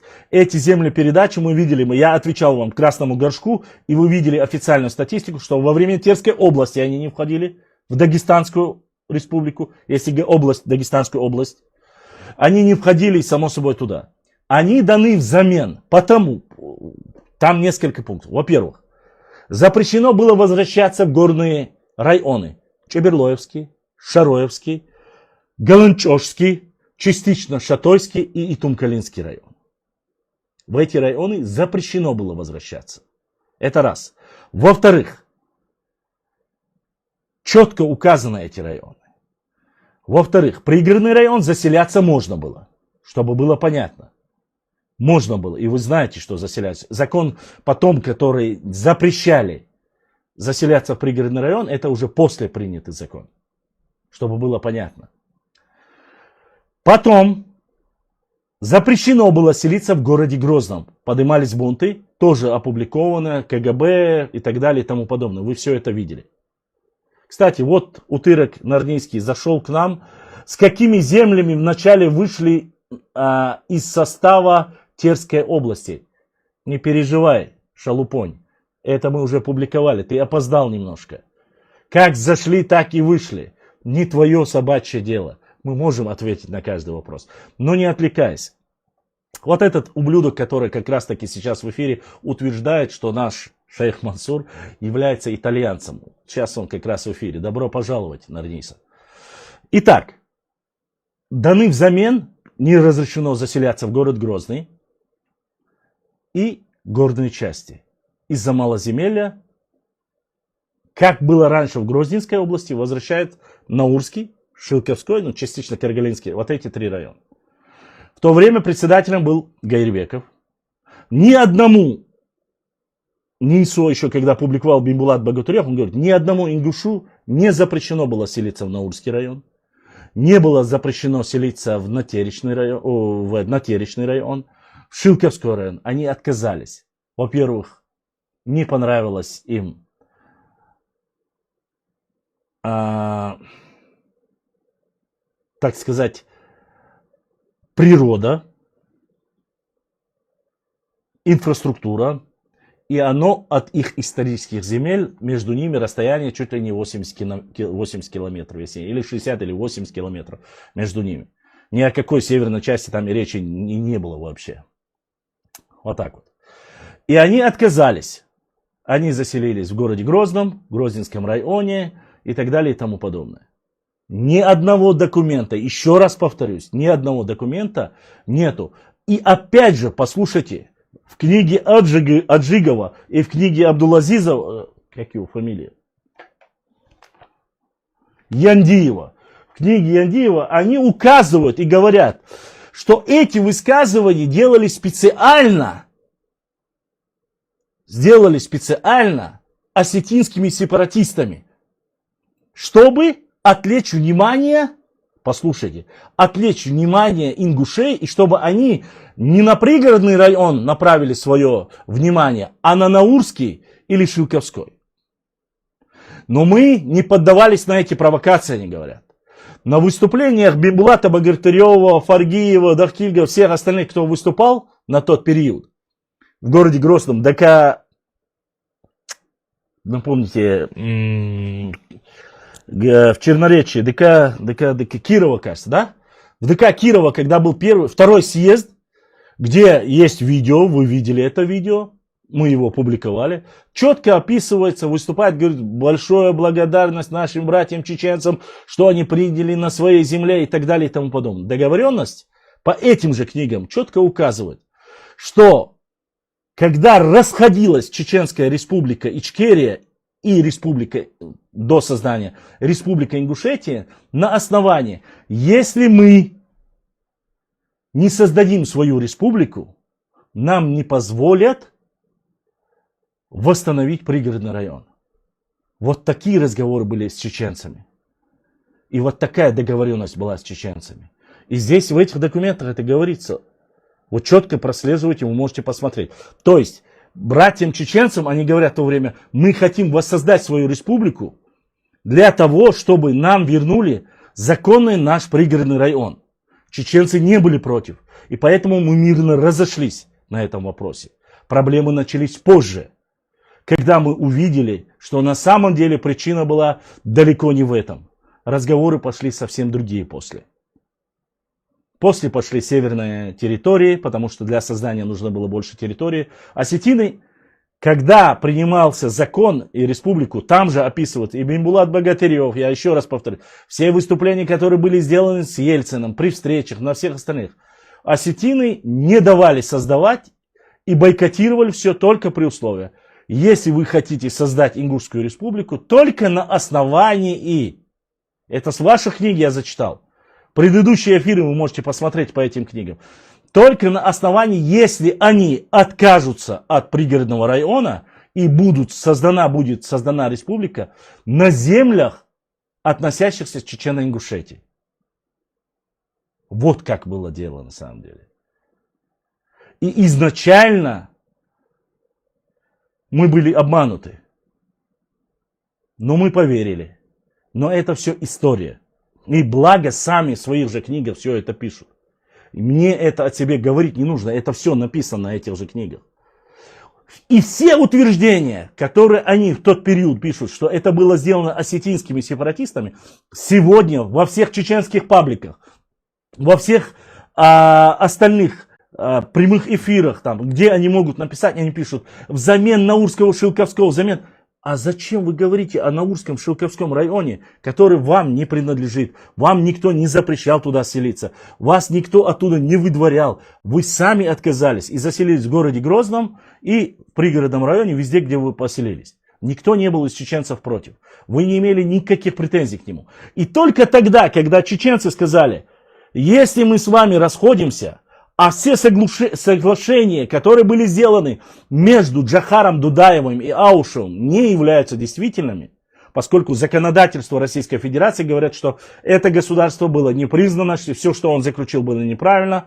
То есть при соединении Чеченской автономной области и Ингушской автономной области, Малгобекский и часть, Сунжинский район весь в основном, и часть Малгобекского района должна была быть Чеченской республики.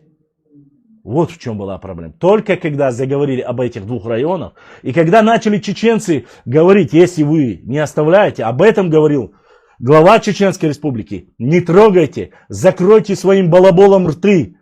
У нас есть все документы исторические, что при присоединении Чечни и Ингушетии, автономных областей, эта часть была. До этого момента никто не говорил о Наурском районе, Шилковском. И, еще раз повторюсь, якобы высказывания осетинских сепаратистов теперь начали звучать от всех норнийцев. Те, которые ведут противостояние официальной истории Чечни, Ингушетии и так далее и тому подобное. Только после этого... В то время они на своих книгах говорят, что об этом говорили сепаратисты осетинские, в кавычках. И сегодня они говорят, это неправда. А сегодня они используют эти же слова сепаратистов и говорят, эти три района мы должны между собой поделить. С какого рожна мы их должны поделить? С какого? Они с вами не граничат, к вам они не относятся. После объединения дали, говорят, да, после объединения из Грозненской области. Большинство населения, которое было заселено, не разрешено заселяться, это что? Это все чеченские районы. И в столицу город Грозный нельзя было заселяться, а в пригородный район заселялись. Вы скажете нет? После возвращения с депортации не было заселения пригородного района? Посмотрите, оно есть. И они сами говорят, там через определенное время осетины уже, когда начал возникать этот вопрос, приняли закон, который запрещали прописывать там ингушей. То есть проблем не было. И то, что, как указывает экс-президент Республики Ингушетия Руслан Султанович Аушев, он говорит, приехали 60 тысяч беженцев в Чечню во время конфликта ингушско-осетинского. Кстати, мы к нему тоже возвратимся, за что нас там упрекают якобы. Упрекал Нарниша один, да, шизоидный.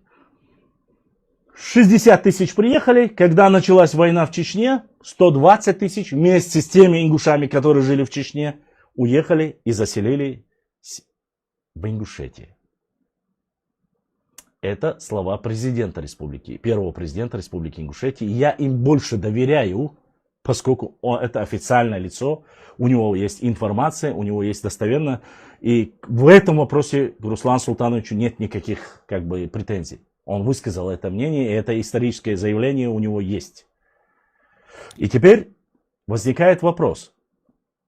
Почему чеченцы, после того, как все случилось, после всего этого за счет должны поделить, не поделить, какое к этому имеет отношение? Хотите провести референдум? Проведите. Мы гипотетические вещи говорим. Проведите в Наурском, Шилковском районе референдум и спросите, кто хочет присоединиться к Республике Ингушетия? Наурском и Шилковском. Ну, по закону Российской Федерации, хотят ли они присоединиться или нет? И каким образом? Вот так на этом вопросе про 3 района. Пускай. Остальное дальше, вот эту песню, кстати, я не могу сказать Бимбулат Богатырев, но вся его команда, Бузуртанов, Султыговый, Абадиев, все начали говорить об этих 3 районах. То есть выступления сепаратистов они настолько сильно полюбили и начали о них говорить. И сегодня, и на сегодняшний день об этом говорят. А зачем вы слова сепаратистов взяли в оборот? И они, если это сказали, и вы предоставьте хоть один документ, где сказано, что взамен Ауховского и пригородного района даны Наурский и Шилковской район. Хоть один документ предоставьте. Тогда никаких вопросов. Предоставьте. Не косвенно, а прямо. Кто бы там ни принимал.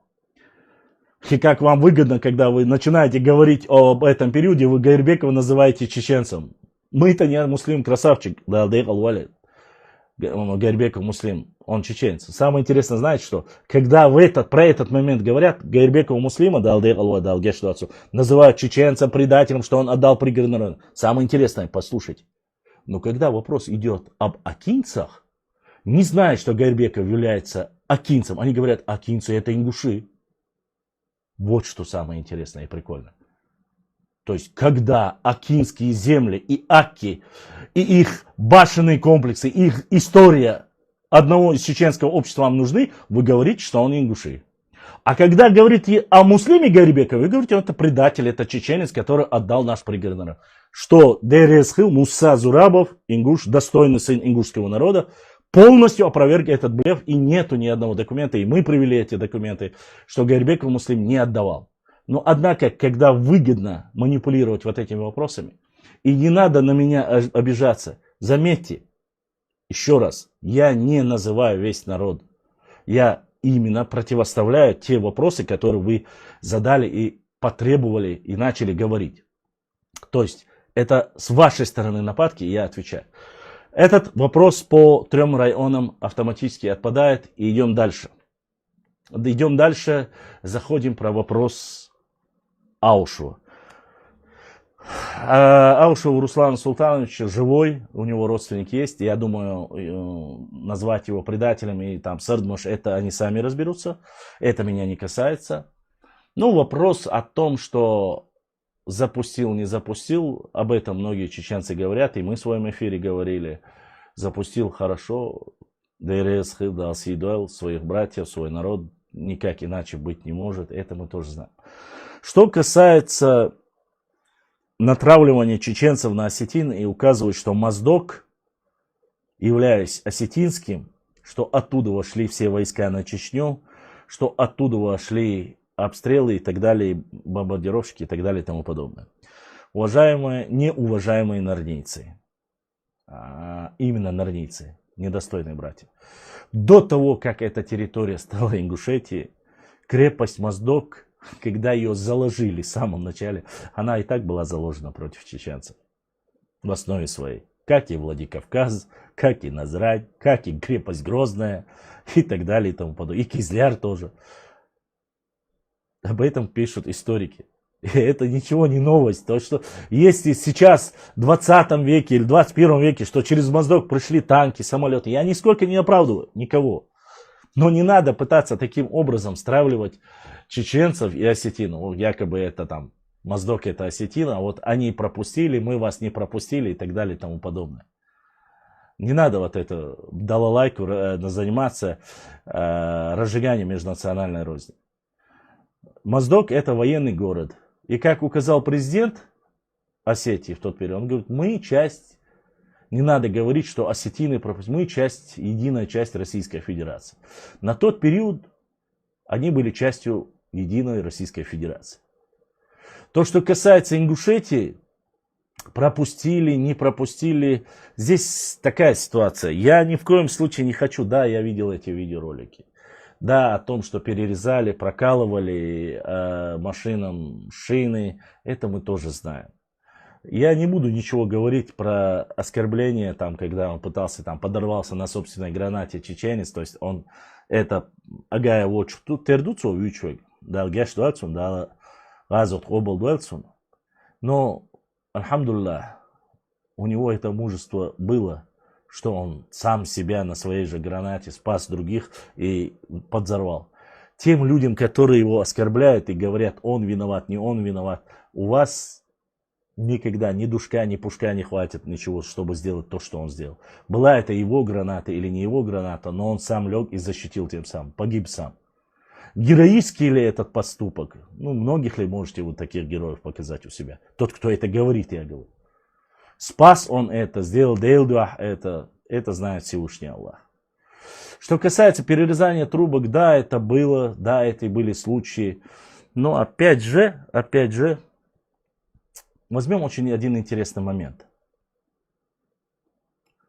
Интервью Руслана Султановича Аушева, когда он говорил, Руслан Султанович, вы не переживайте, мы поставим границу, если нужно, до самого Грозного. Вопрос. С кем они говорили и о каких территориях говорили? Второй вопрос тем людям, кто это говорит. Кого вытаскивал Джохар Дудаев из БТРов, проводников, когда указывали границу между Чеченской, в то время независимой Чеченской Республикой Ичкерии и субъектом Российской Федерации Республикой Ингушетии? Каких проводников вытаскивали с БТРов и разговаривали с ним на войнахском языке, и об этом говорил Джохар Дудаев? Можете назвать эту их нацию? Каким это образом и кто показывал им, где граница между нами? Можно секунду? На момент осени 92 года не было никакого российского субъекта Республики Ингушетия. Нет, я не про это говорю. Я понял, о чем ты говоришь. Имеется в виду, это же была все-таки, это была часть субъекта. Поскольку сам Руслан Аушев говорит о том, что мы вам начертим границу, если хотите, до Грозного. Было это интервью, Дзурдзукети? Было, Дзурдзукети? Нет, было... Стоп. Было или не было? Было это интервью? Так, скажи мне, если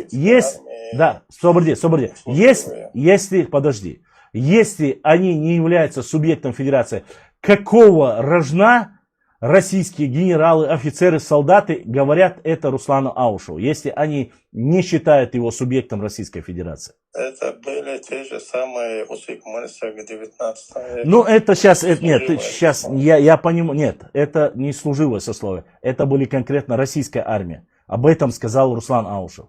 Там не идет речь о милиции.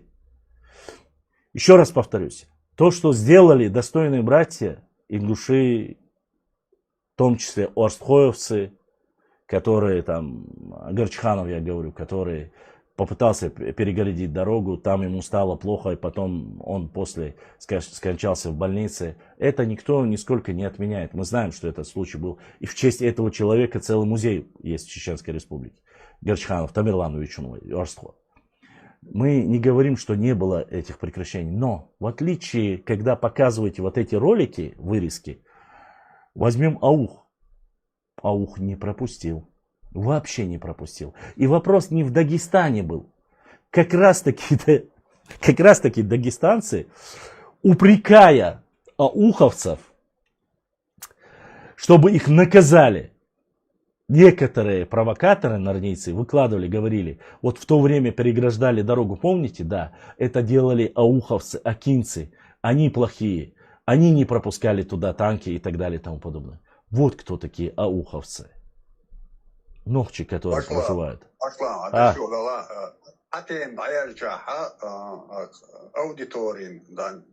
Каждому по паре минут ханлуш. Давай по этой теме комментарий.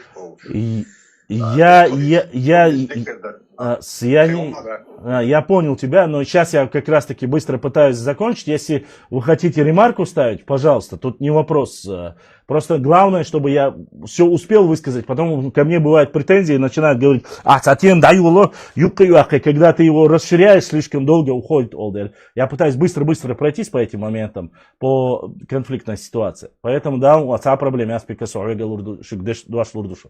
Итак, друзья, подводя итоги. Пропускать? Кто-то пропускал, кто-то не пропускал. Моздок это является военным городом. Все это знают. Он был всегда военным городом. В основе своей. Там в основе своей всегда проживали военные. И они принадлежит в основном военным. А то, что он сегодня относится к субъекту Северной Осетии, ладно. А если бы он принадлежал к Кабардино-Балкарии, что бы это меняло? Ничего не меняло. Абсолютно ничего. Поэтому вот эти вопросы оставьте тоже. Мы знаем ответы на эти вопросы. Мы знаем, кто куда. И опять же, зачем нам, чеченцам, рассказывать о том, что якобы в первых двух чеченских войнах участвовали на армии Российской Федерации, там 1800, кто-то говорит 18 тысяч осетинов, которые воевали в Чечне и убивали чечен. Зачем вы эти провокации занимаетесь? Я-то знаю, для чего это делается. Я-то знаю, для чего это делается. Те, кто служил, хорошо, ответим коротко на этот вопрос. Те, кто служил в этой армии на тот период, а я никуда не уезжал, и в Первую Чеченскую, и Вторую Чеченскую войну, имеется в виду, выехал, приезжал, да, беженцем нигде не был. И я знаю, кто был здесь, когда был здесь в основном. Не такие мы и маленькие, чтобы это не помнить. Были и осетины. Больше, чем осетин, допустим, в моем направлении, были дагестанцы в российской армии. И они сидели по Аргуну полностью, сидели в танках, в БТРах, БМП. И все знали, что они, и по именам знали, что они были из Дагестана. И что? Почему вы не называете дагестанцев, а называете, что якобы вас убивать приходили осетины, и именно осетин называете? А что, нам ракеты не прилетали с Каспийского моря? Или с военных авиабаз, там, которые были на Каспии и так далее. На то была война. Это война, понимаете? И тот, кто служит в армии, он обязан... На СО они все были в Чечне. Да, они обязаны, опять же, мы повторяемся. У меня, честно сказать, если вы хотите, есть и достаточно много информации, кто, допустим, угнал до 1000 голов в Итумкалинском районе, в соседний регион. Его узнали, его называют, эти люди до сих пор живые.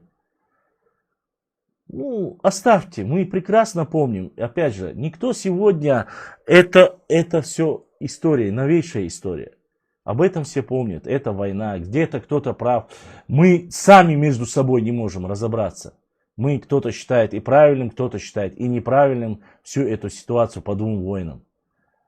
Приглашать стоило, не стоило приглашать и так далее. Но свои проблемы мы сами разберемся. И не вам судить. Судить, если бы это, я понимаю, если бы это победитель говорил. Если бы это говорила там Москва. Москва описывает эту ситуацию. Описывает и Первую Чеченскую войну, и Вторую Чеченскую войну. Там достаточно документов. Если они описывают, это понятно. А какой-то чекиндес, который в то время был сам на стороне той же Москвы, грубо говоря, сегодня садится и начинает нам рассказывать о нравственности и морали, какие чеченцы плохие, предатели, воевали. То есть мы воюем, мы плохие. Мы не воюем и говорим, мы граждане Российской Федерации, мы опять нехорошие. То мы против Путина, мы плохие. Вот посмотрите, какие они плохие, чеченцы, все террористы. Мы сказали, хорошо, мы граждане Российской Федерации, законодательно живем в регионе Российской Федерации, все по закону, будем дальше учиться, развиваться вместе с Россией. Мы опять плохие. То есть и там мы нехорошие, и здесь. А вы, будь вы на той стороне хорошие, будь вы на этой стороне хорошие, так не бывает. Не вам судить чеченский народ. Хотя бы мизер пройдите, которые прошли. Этот вопрос мы закрыли. Что касается 92 года, еще раз повторюсь, я уже устал и публиковал на нашем канале. Есть рассказы очевидцев, что пошли добровольцы. Дудаев заключил с Осетией, и сами блогеры говорят это. Говорят, что было соглашение между Осетией и Чечней. И Дудаев сказал, что не будет отправлять официально. Да, так и было.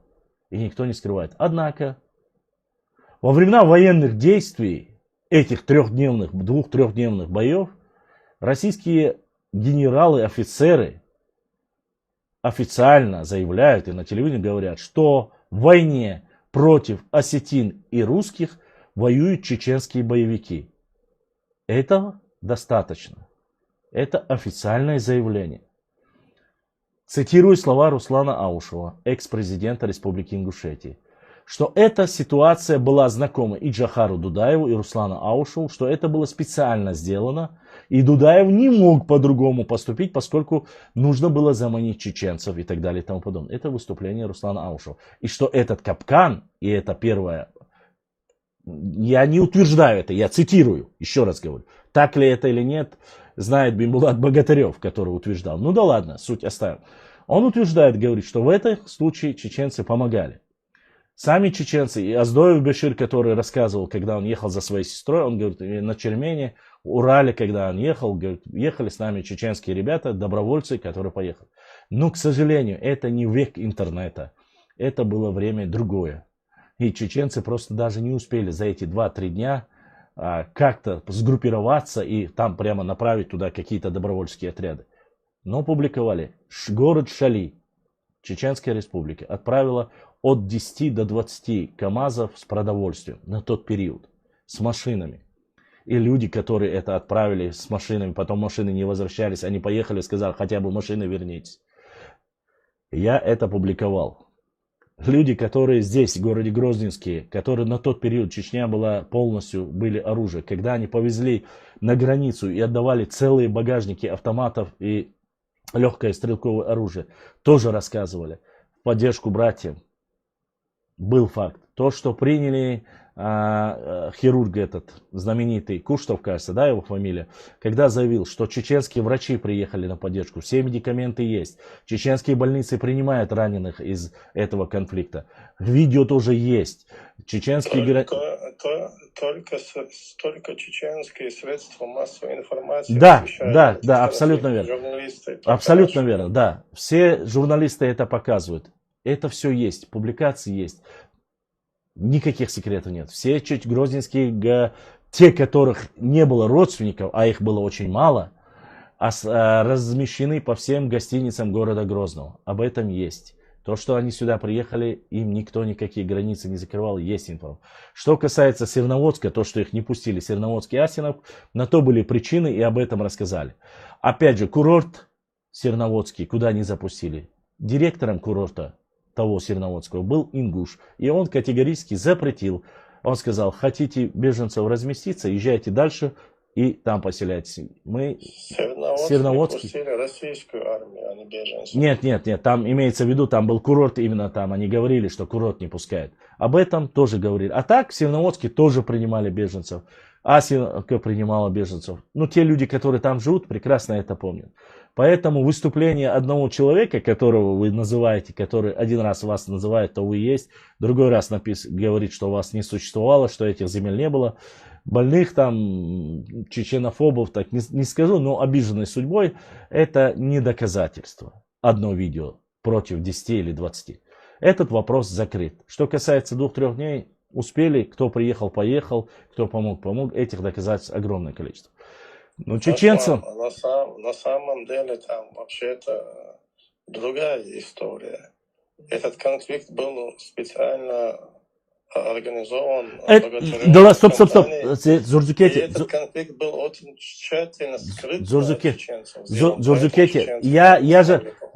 я же сразу поэтому сказал, я не хочу, мы не будем углубляться в этот вопрос. Пускай об этом расскажет, вы все видели видео Бимбулата Богатырева, я цитировал только экс-президента. То есть то, что есть документы, то, что есть видео. Чтобы завтра не сказали, Башлам предвзято отнесся, он сказал это, я нет. Я то, что есть документы, видео, я просто цитирую. Можете зайти, можете посмотреть. Мы не говорим еще раз, ни одного слова нету о достойных братьях, которые, ингушах, которые есть. Этот вопрос закрыт. И сняли. Мы сейчас уже заканчиваем и дойдем до самого важного момента по артефактам. Итак.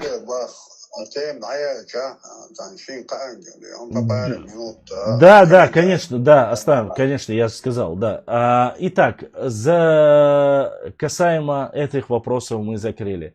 Что касается Дудаев, предатель или нет. Знаете, что самое интересное? Различные шныри могут называть его там предателем и так далее и тому подобное. По-другому я никак не могу. Ныне Дудаева нет. Хорошо ли, плохо.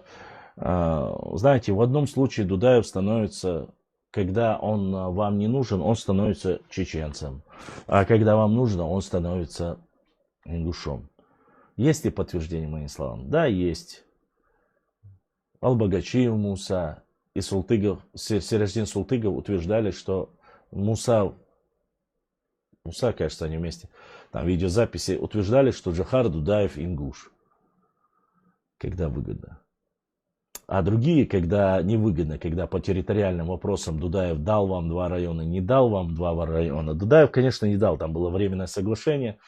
Я этого никогда не говорил, я видел это соглашение, подписано временное до определенного времени, что никто не будет строить на этой зоне никакие селения, то есть между Аушевым, Русланом и Дудаевым есть. Единственное, что Дудаев сделал плохо, он наложил вето на решение парламента Чеченской Республики, которые сказали, что Сунжинский и Малгобекский район нужно провести референдум и быстро вернуть. Вот это плохо. Это с точки зрения нас, чеченцев, плохо.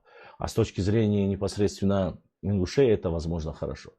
Так что здесь как и с Гайрбековым муслимом. Когда-то вам нужен он хороший, когда не нужен он плохой. Каким бы он ни был, что бы ни было с Джохаром Дудаевым, он сегодня перед Всевышним. Мы можем констатировать только лишь случаи договоренности, которые были на официальном уровне. Этот вопрос закрыт.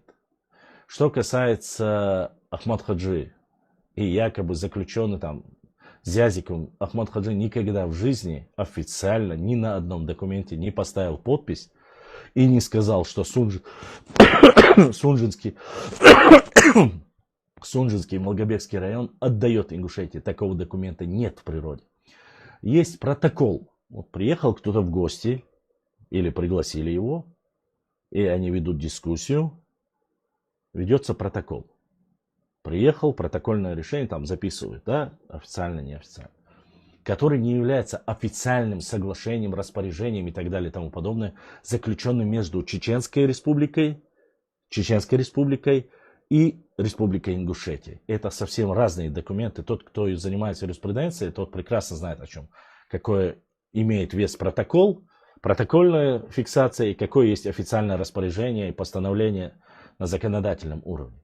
Поэтому здесь это разные вещи. Прошу не путать Гоголя с Гегелем. Если у вас нету, даже не доходит до этого мозгов, это ваши проблемы. Ахмад Хаджи Кадыров, да, он приехал и хотел провести референдум на территории Сунжинского и Малгобекского района. Но поскольку это были спорные территории, возник инцидент, что дадут, не дадут, что там проживают многие сейчас ингуши. И было принято временное решение, что за Чечней, там, где будет проходить референдум по Чеченской Республике, а Зязиков прекрасно знал, что он не может позволить этого. Если бы Сунжинский и Малгобекский район участвовал бы в референдуме официальном, то эти территории должны были быть за Чечней. А поскольку этот вопрос еще висел, и еще неизвестно было конкретно по Республике Чечня, это самый тяжелый момент, соглашение было заключено, что референдум заключат.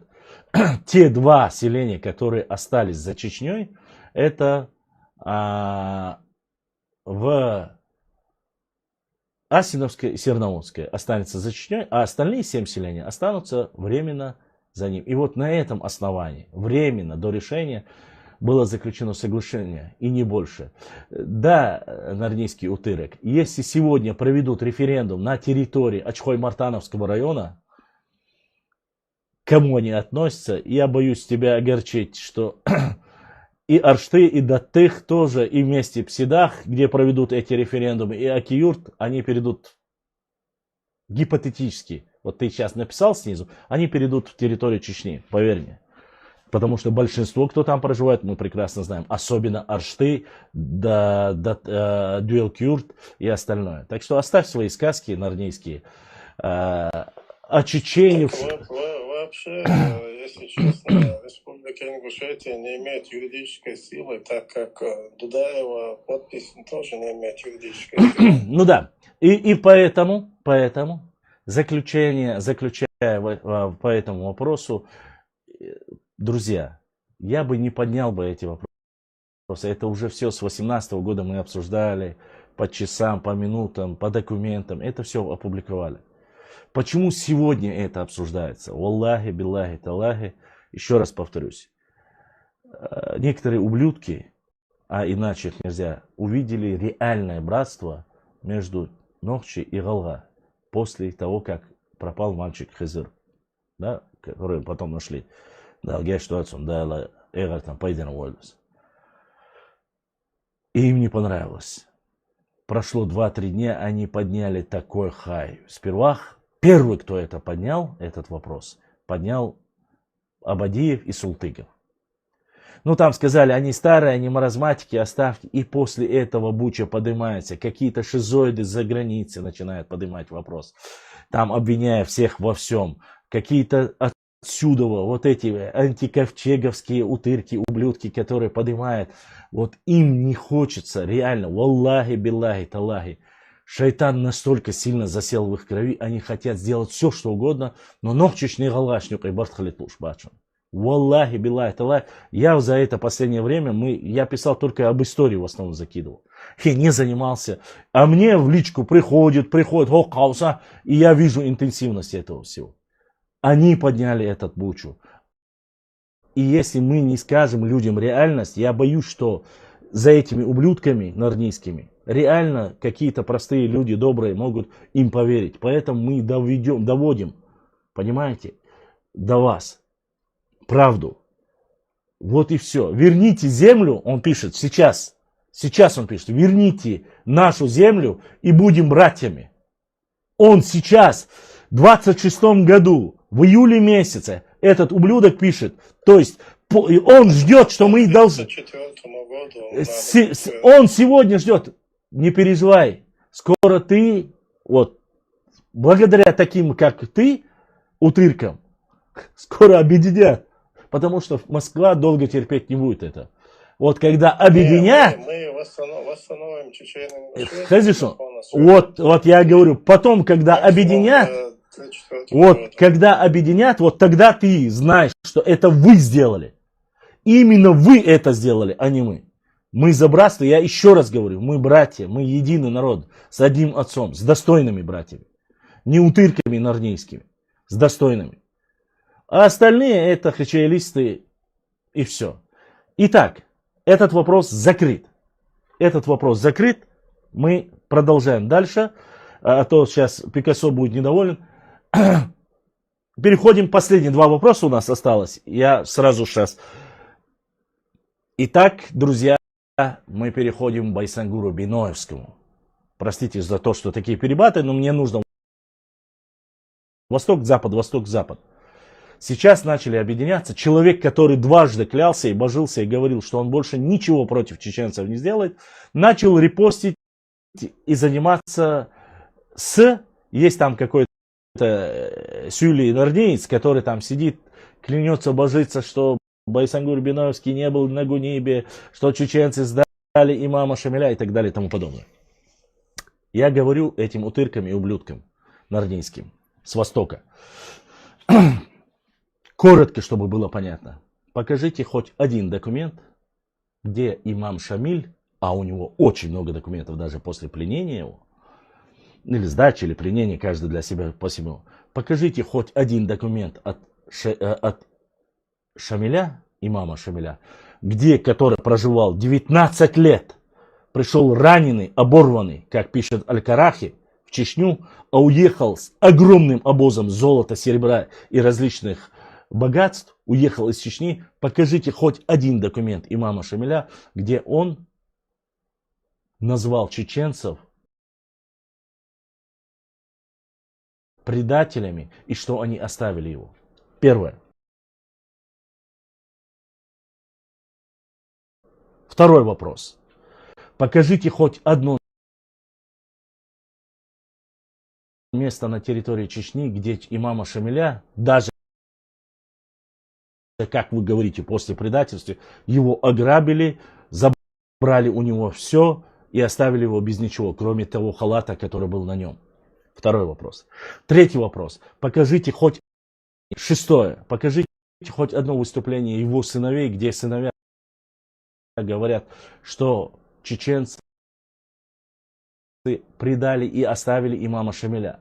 Седьмое, и восьмое, и девятое, и десятое. Я вам могу так до посинения рассказать много вопросов, на которых вы не найдете ни один ответ и который не существует.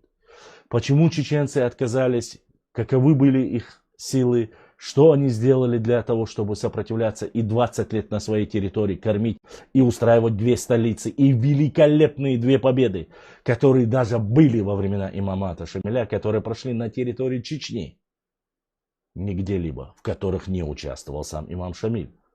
Шуайб Мулла Центуровский, который напал на крепость Кизляр, который был запрещено имамом Шамилем, поскольку он и с ним его дорожил и говорил, что это невозможно эту крепость взять, где он зашел и выручил, и вытащил оттуда своих родных, и пришел оттуда с 4 или 6 пушками.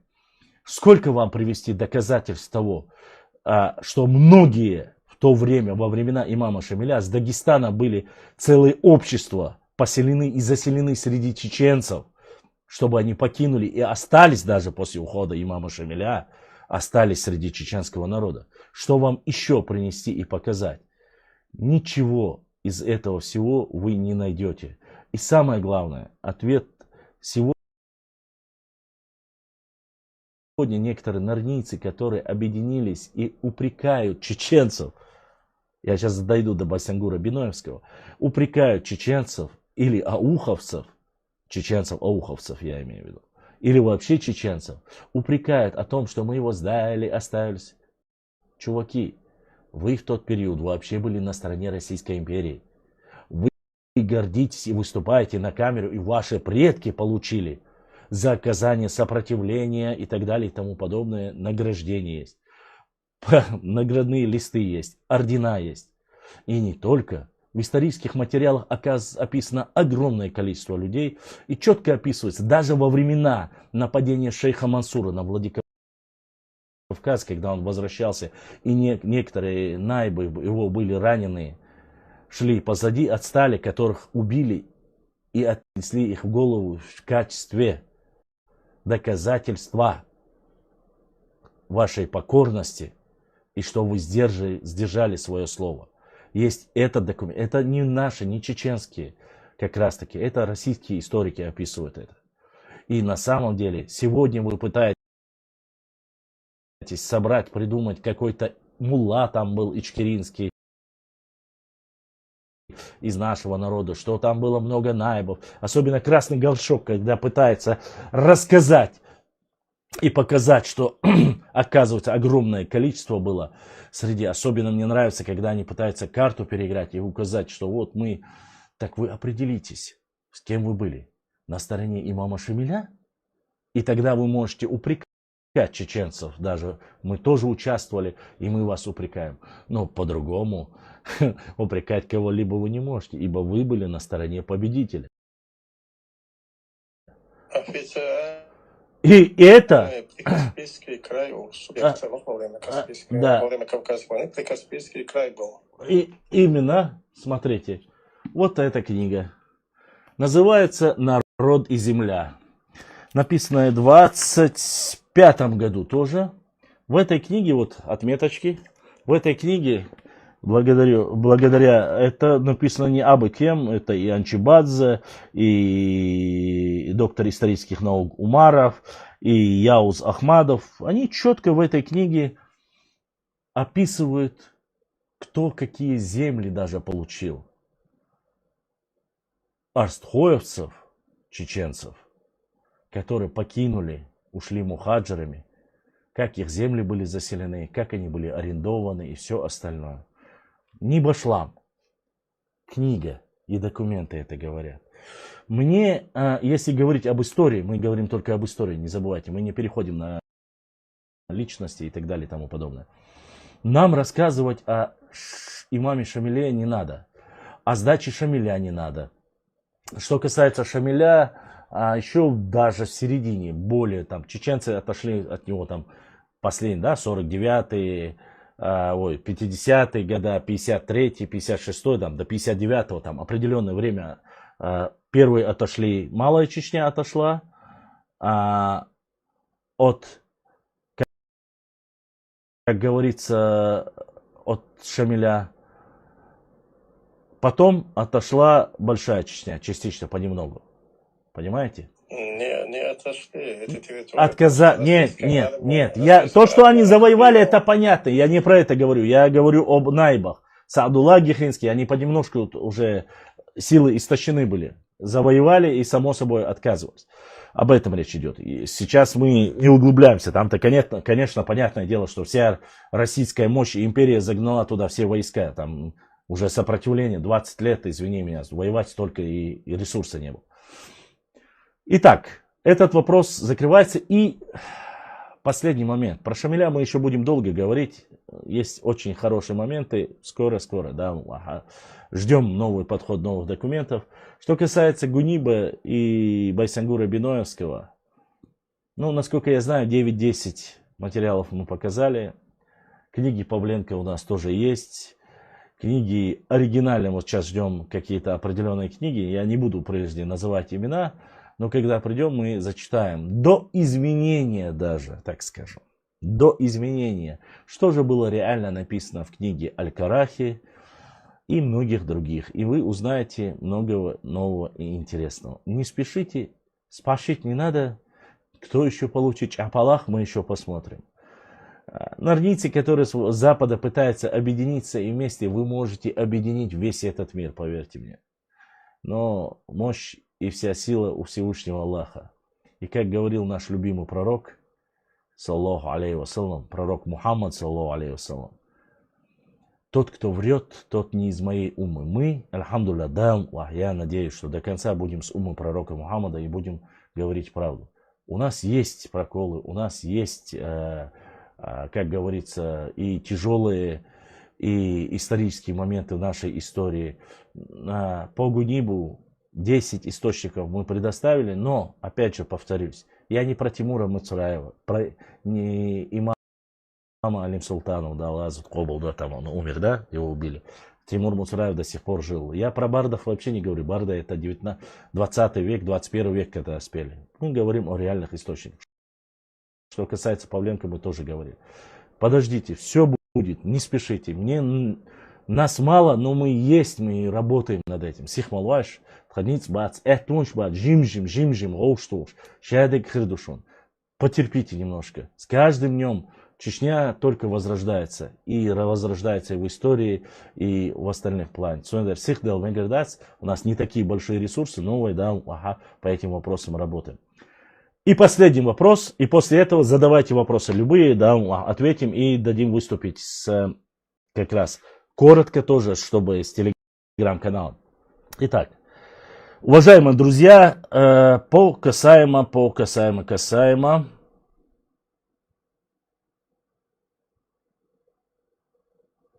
Касаемо артефактов. Давайте расскажем вам так.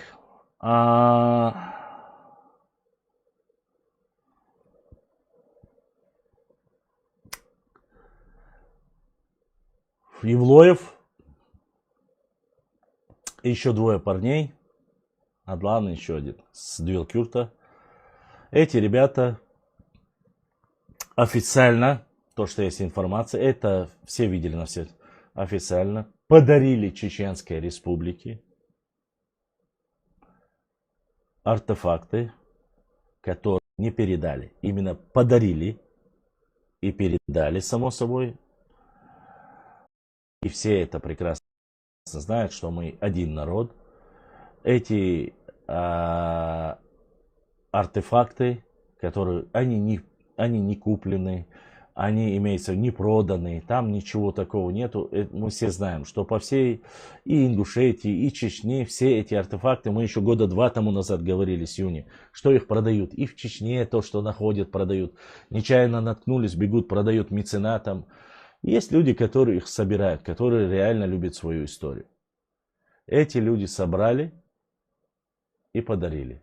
И тут вообще нету никаких проблем. Этот парень абсолютно не переживает за это.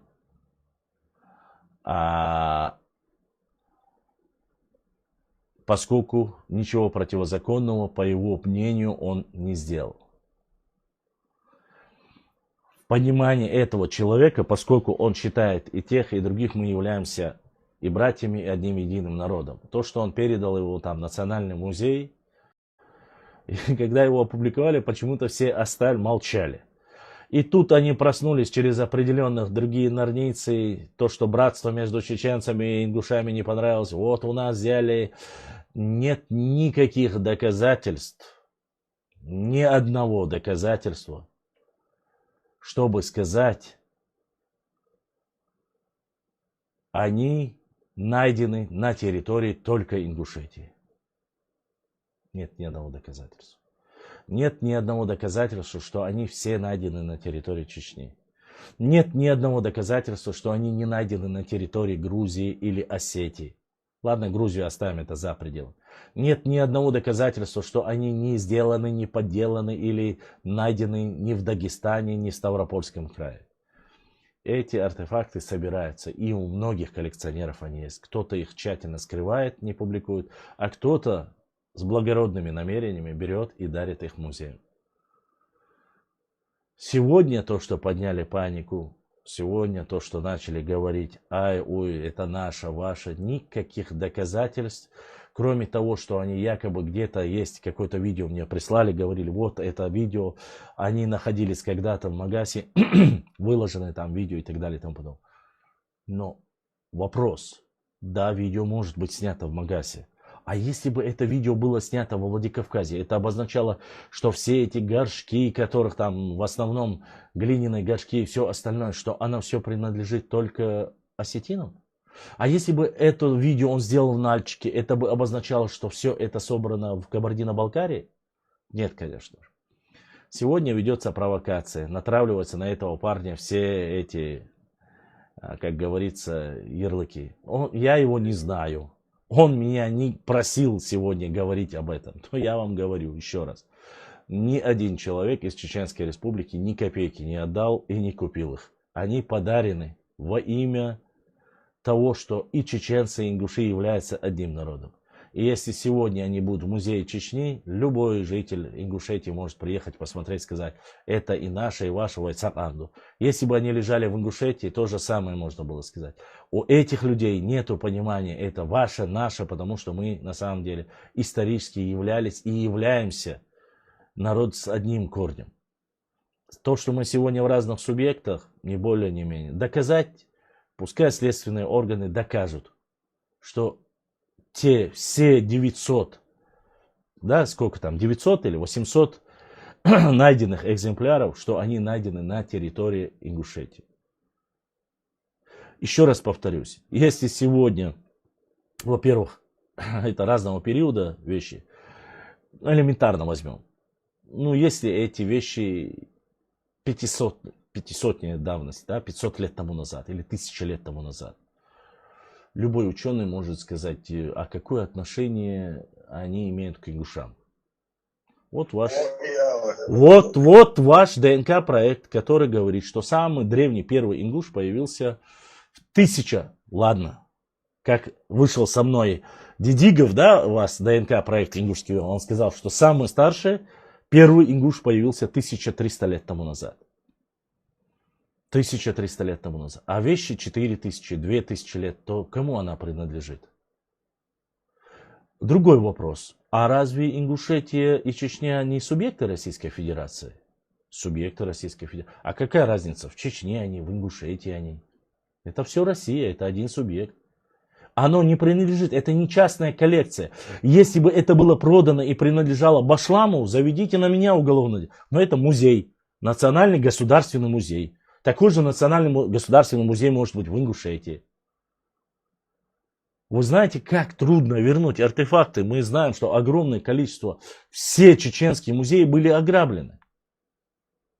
Кто-нибудь из соседних республик, Дагестана, Кабарда, Осетия, Ингушетия, Ставропольский край, даже Грузия, может ли поклясться на Библии, Коране и сказать, что ни один артефакт из Чеченской Республики, из Чечни или их музеев не находится на территории их республики или территории соседних нам регионов? Может поклясться на Коране, на Библии, сказать, что нет ничего чеченского в наших музеях, в наших загажниках, у наших коллекционеров? Не может. Кишат просто. И артефакты с Чечни кишат, и в Дагестане, и в Ингушетии, и в Осетии. И то же самое. Оттуда, если какая-то вещь попала в Чечню, то же самое находится и здесь. Тут нету ничего такого в принципе. Остальное по закону, как это регулируется, что говорит закон, я думаю, разберется. Для этого есть федеральный центр, для этого есть специальные службы, они разберутся. Но парень этого не продавал. Он сам их не искал. Он нигде не... Там есть законы, которые говорят, что запрещено заниматься там расхищением, грабительством. Там. Но, опять же, вопрос. Где видеоматериал? Вопрос. Где какие-то определенные справки, документы, где говорится, что эти ребята или этот парень, который собрал 1 или 3, без разницы, что они на месте... зафиксированы следователем, не знаю, кем там угодно, специальными службами, попались они, зафиксированы, что они нарушили закон, что они и так далее и тому подобное. Эти ребята на самом деле для меня они герои. Реально они герои. Почему, поясню. Потому что они не дали этим артефактам уйти дальше. За кордон. Какими бы соседи не были, или соседние независимые другие государства. А оставили их на территории нашего родного края. Будь то Чечня, будь то Ингушетия, не суть важно. Но они остались дома. И это хорошо. Хотят, не хотят, что бы они ни делали, Нохчи, Галга, они всегда были, есть и останутся братьями. Валлахи, биллахи, таллахи, какие бы гниды ни пытались нас травить, это не прокатит. Это не прокатит, потому что простой человек всегда найдет. А что касается истории, за историю не нужно обижаться. За историю не нужно обижаться. Историю изучайте, доказывайте, проводите дебаты. Для этого я сделал, Пикассо, как раз я заканчиваю. Для этого я делаю прямые эфиры. Для этого я приглашаю и общаюсь с вами. Специально для того, чтобы мы могли высказаться. Для того, чтобы мы могли поговорить, задавать вопросы. Не переходя на личности, не оскорбляя все, чтобы было в культурных рамках. А высказывание, аудио, вы можете зайти в телеграм-канал и задать там. Видео можете в Инстаграм. Сейчас Инстаграм, у меня трафик заканчивается, быстрее перезагружу и в Инстаграме продал. В Телеграме сейчас начнутся вопросы, и вы можете задавать, я отвечу на ваши любые вопросы. Обещаю. Еще раз, я именем Всевышнего Аллаха заявляю официально, валлахи, биллахи, таллахи, в первую очередь я заявляю, что нету никакого желания и нету цели заниматься разжиганием межнациональной розни. У меня нету ненависти ни к одной соседней республике. Да, я считаю нас одним народом с братьями ингушами. Да, я считаю соседями грузин, дагестанцев, остальных достойных, кто ведет достойную дискуссию. Но любая ложь, от кого бы она ни была, она имеет право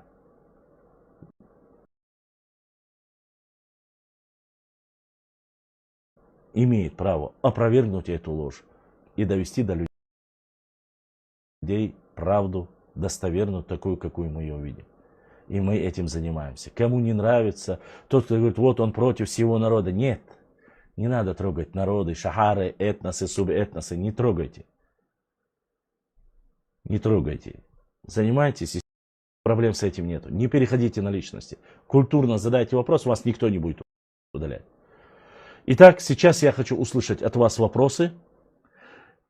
В Телеграме выступление 2-3 минуты, чтобы я смог ответить, если это вопрос. Сразу говорите, это вопрос, конкретно вот ответь на вопрос. Или же я хотел бы дополнить или высказаться по этому мнению. Не больше 3 минут, чтобы вы все успели. В Инстаграме можете отправить, сейчас я Инстаграм перезагружу, вы можете отправить туда запрос на прямой эфир. Если он не отключится, я вам отвечу и в видео-чате. Поэтому продолжаем. Лайкайте, пишите. Продолжение сейчас я перезагружу. И в Инстаграме мы дальше поговорим с вами. YouTube не отключится, так что вы будете еще в прямом трансляции. Телеграм тоже не отключится. Телеграм, YouTube продолжаем. Инстаграм я перезагружу. Заходите снова, не теряйтесь, лайкайте, оставляйте свои вопросы, мы ответим. Пикассо, начинай. Ты хотел задать вопросы и дальше по очереди, кто желает. По поводу ролик вчера, писанину тоже мало кто читает. Мы все знаем, что от первого лица голосом, кто записывает, его слушает. Провокация, лохи, лохи тебя слушают больше. Голос Сани, теман отдельный опровержений, доказательства, документы приводить своим голосом. Короткий ролик, не больше 10 минут. Удачи. Тренд, никто не смотрит получасовые даже ролики, лень всем. Максимум 9-10 минут своим голосом, приводя в режиме онлайн документ, да, ложь своим голосом. А сейчас просмотры, я тебе гарантирую, больше станет, и в тренд они будут. Но предложение Шон, чисто предложение Шона. Я можно коротко скажу. Смотри, Пикассо, ну, что касается просмотров, в конце статистику уводит, у нас просмотры за месяц, даже тех 2-3 часовых стримов у нас в месяц выходит не меньше 5-6 миллионов, а есть и 10, и 13 миллионов в месяц просмотров. Просто в онлайне, что одновременно не смотрят, это есть проблема, но эта проблема больше... просто вошла, дальше дала, просто попробуй вот так неделю хотя бы поработать, как я говорю, и вот ты увидишь прибавка даже значительно, да, значительная прибавка просмотров будет, посмотришь. Ну, Мгм. это хашел, ну, что, чисто Я предложение. понял, все Вай, нормально. алгоритм Ютуба, мы знаем алгоритм видеографии, видите, Мгм. она тренд, юки, поэтому много надо идти за предложение чисто, а дальше это Все ваше дело. понял. Ну, да. Решил, А, тема, из темы, по-быстрому пробежать. 12 гор тема, вопрос возникает, не там, шадек, догадаться до. Первую основную Да, тему, я могу напомнить. кратко выложить то, что там отвечать даже за каждый выпад, да, 3-часовой, 4-часовой, я там разница им лишь бы высказаться. Он решение резко улка. Решение, если не рано, вечер, там, вечера предложения, они идут, им не надо это, потому что им нечего сказать. Поэтому Не нету, да. Тунбер худа диез, решение хлама ездивает, он бешмадует, Ну, в кавычках. информационном поле у нас идет реальная война, в информационном поле.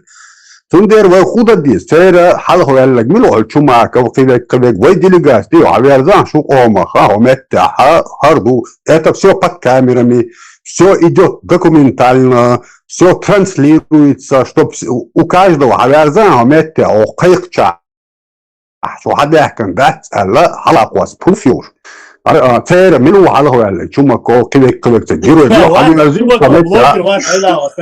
Чувак, все блогер уи дошла блогер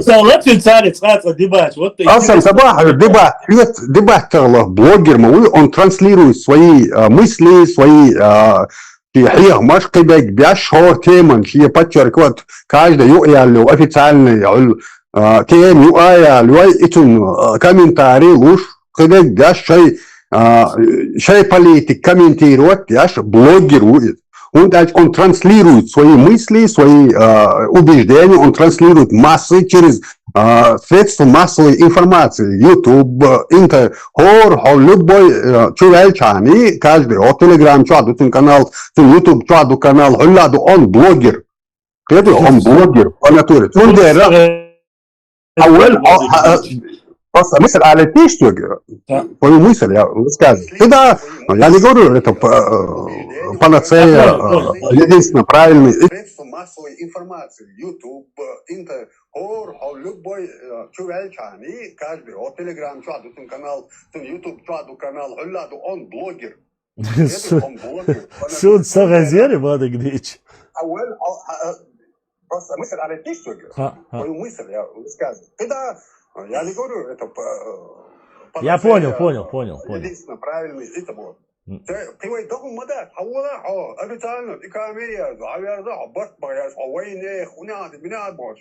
Ахи, мелхи, орспорт, эсточо, ала хина шо, о 60 مثلا حالته يقبو ساعة خينا شو أول بيبرت على ولا ويا ما بوي عالم ناخ إذا هو عالم تقول أول علملو общественных حول حاجو официальном уровне под камерами حاجو белшей дионатхун лишбо нах харчаби ваю хархунядинагу харшу гаршвакю хараю хадюль мы за ноздри их должны вытаскивать хауэль хайхар гундала. Вот у нас декларация, у нас городу, шей вопрос подготовить, где?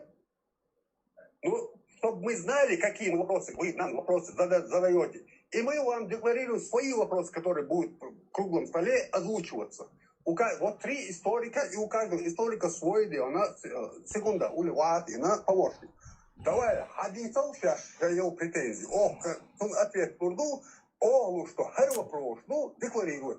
Я лурду вопрос. Тара и вы историка лучше знаете, ему сами там мыслишь, приятель. Вот так официально, если они отказываются. Отказываются. Вот, официально пускай отказываются. Когда? Так они и так официально отказываются. Пикассо. Неофициальное лицо, чтобы ему... Я не могу официальных людей приглашать.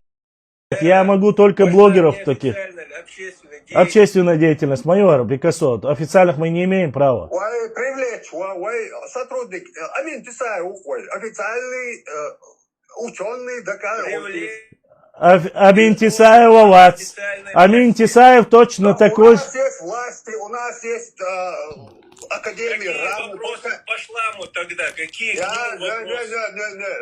Нeyse olsun başlamayayım ya. So общий ваи. Политик Мухилизар Аль-Саид. Сайхетом başlamayayım ya. Претензии моя. Хейтисо, Пикассо. Я понял, эти призывы, смотри, Амин Тисаев не является официальным деятелем, чтобы ты знал, он не работает. Он тоже свободный фрилансер, это раз. Во-вторых, что касается остальных моментов, касаемо Академии наук, мы здесь уже, 8 лет говорим им, они приглашали, официально отправляли запрос, им тоже как бы официально отказали. Что касается Чумаков, а Чумакову тоже это, как говорится, Хасан Бакаев, религиозные деятели друг другу задают вопросы, они могут этот вопрос, как говорится, тоже на своем уровне решать и задавать эти вопросы. Поэтому мы должны понимать, и мы знаем, что сегодня мы можем обсуждать и говорить Пикассо только на уровне исследователей, блогеров и остальных людей, которые в свободном доступе, которые имеют доступ к простым людям, чтобы с ними пообщаться, чтобы с ними поговорить. Поэтому я хочу довести до каждого, чтобы мы знали, мы не против общения, мы призывали, мы звали, мы говорили всем им. Но никто из них не отвечает. А если отвечает тот, кто приходит, мы разговариваем, у нас нету недопонимания друг к другу. У нас нету с ними недопонимания. Хавош, вот ишь тагарабас, вожабаш, сюег ишь мацалер, сюег ушт малер, ишь тадор что. Хидадол, хума вайдуючем да церцане, мы всех приглашаем, мы всем говорим, добро пожаловать, приходите. Это общественная работа, здесь нету государственный уровень ацока, чтобы кому-то запрос направлять или кому-то что-то. Мы можем только говорить, просить.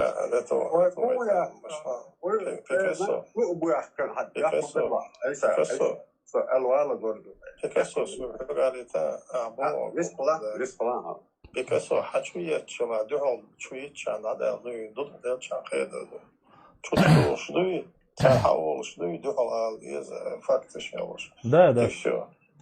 А там остальные официальные власти сделали заявление. Мы не будем успевать отвечать на их глупость. Почему? Как сегодня. Почему не успеваем? Мы успеваем. Мы полностью успеваем, я тебе больше скажу. Успевать. Конечно, успеваем. А я вчера, вот бар вчера. Мы этими занимаемся, что Да. отвечаем на их вопросы, выпады Вот, все. это бесконечная возня. Успевать. Ну так, а другого метода. Тупик надо завести. Тупик. На правовом поле. Валейкум ассаламу рахматуллах. Мекш ду тажим хай телефон звук от эцатуха. Все тогда-то. Все, как-то.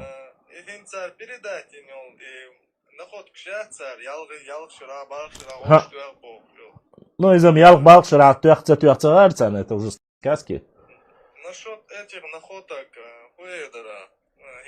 Следственный комитет, короче, что забыл, что Ой, это я хочу отвечаю еще раз.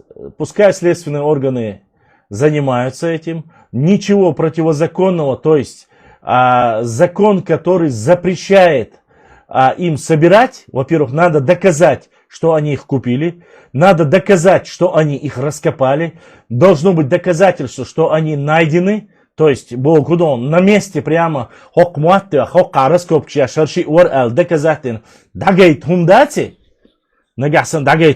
там абсолютно бесполезно. Это все бесполезно. Но то, что сегодня... Насчет еще этого, короче, Да. это может быть, это, типа, партизанское грабежи в Чечне, типа,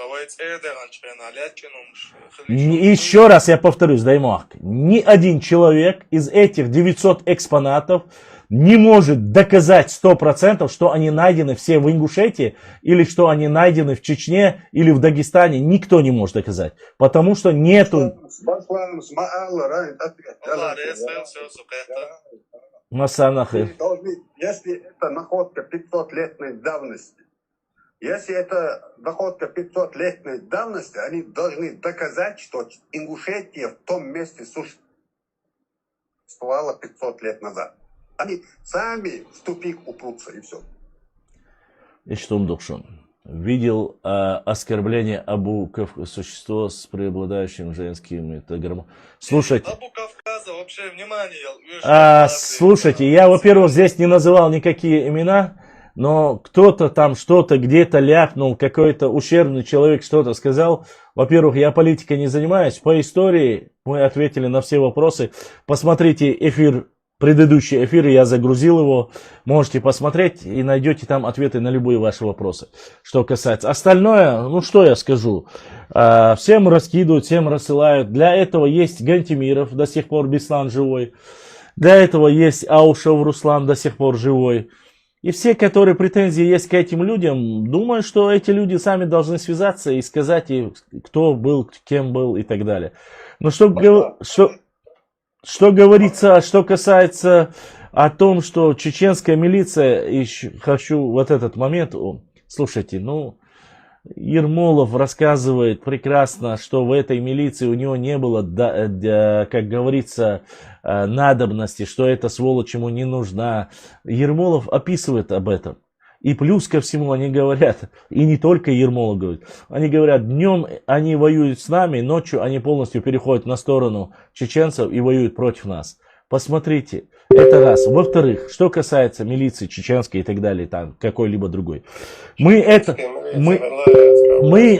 этот вопрос поднимали. У нас есть вот здесь Обширонский, как он называется, история Обширонского полка, и здесь там рассказано, кто участвовал.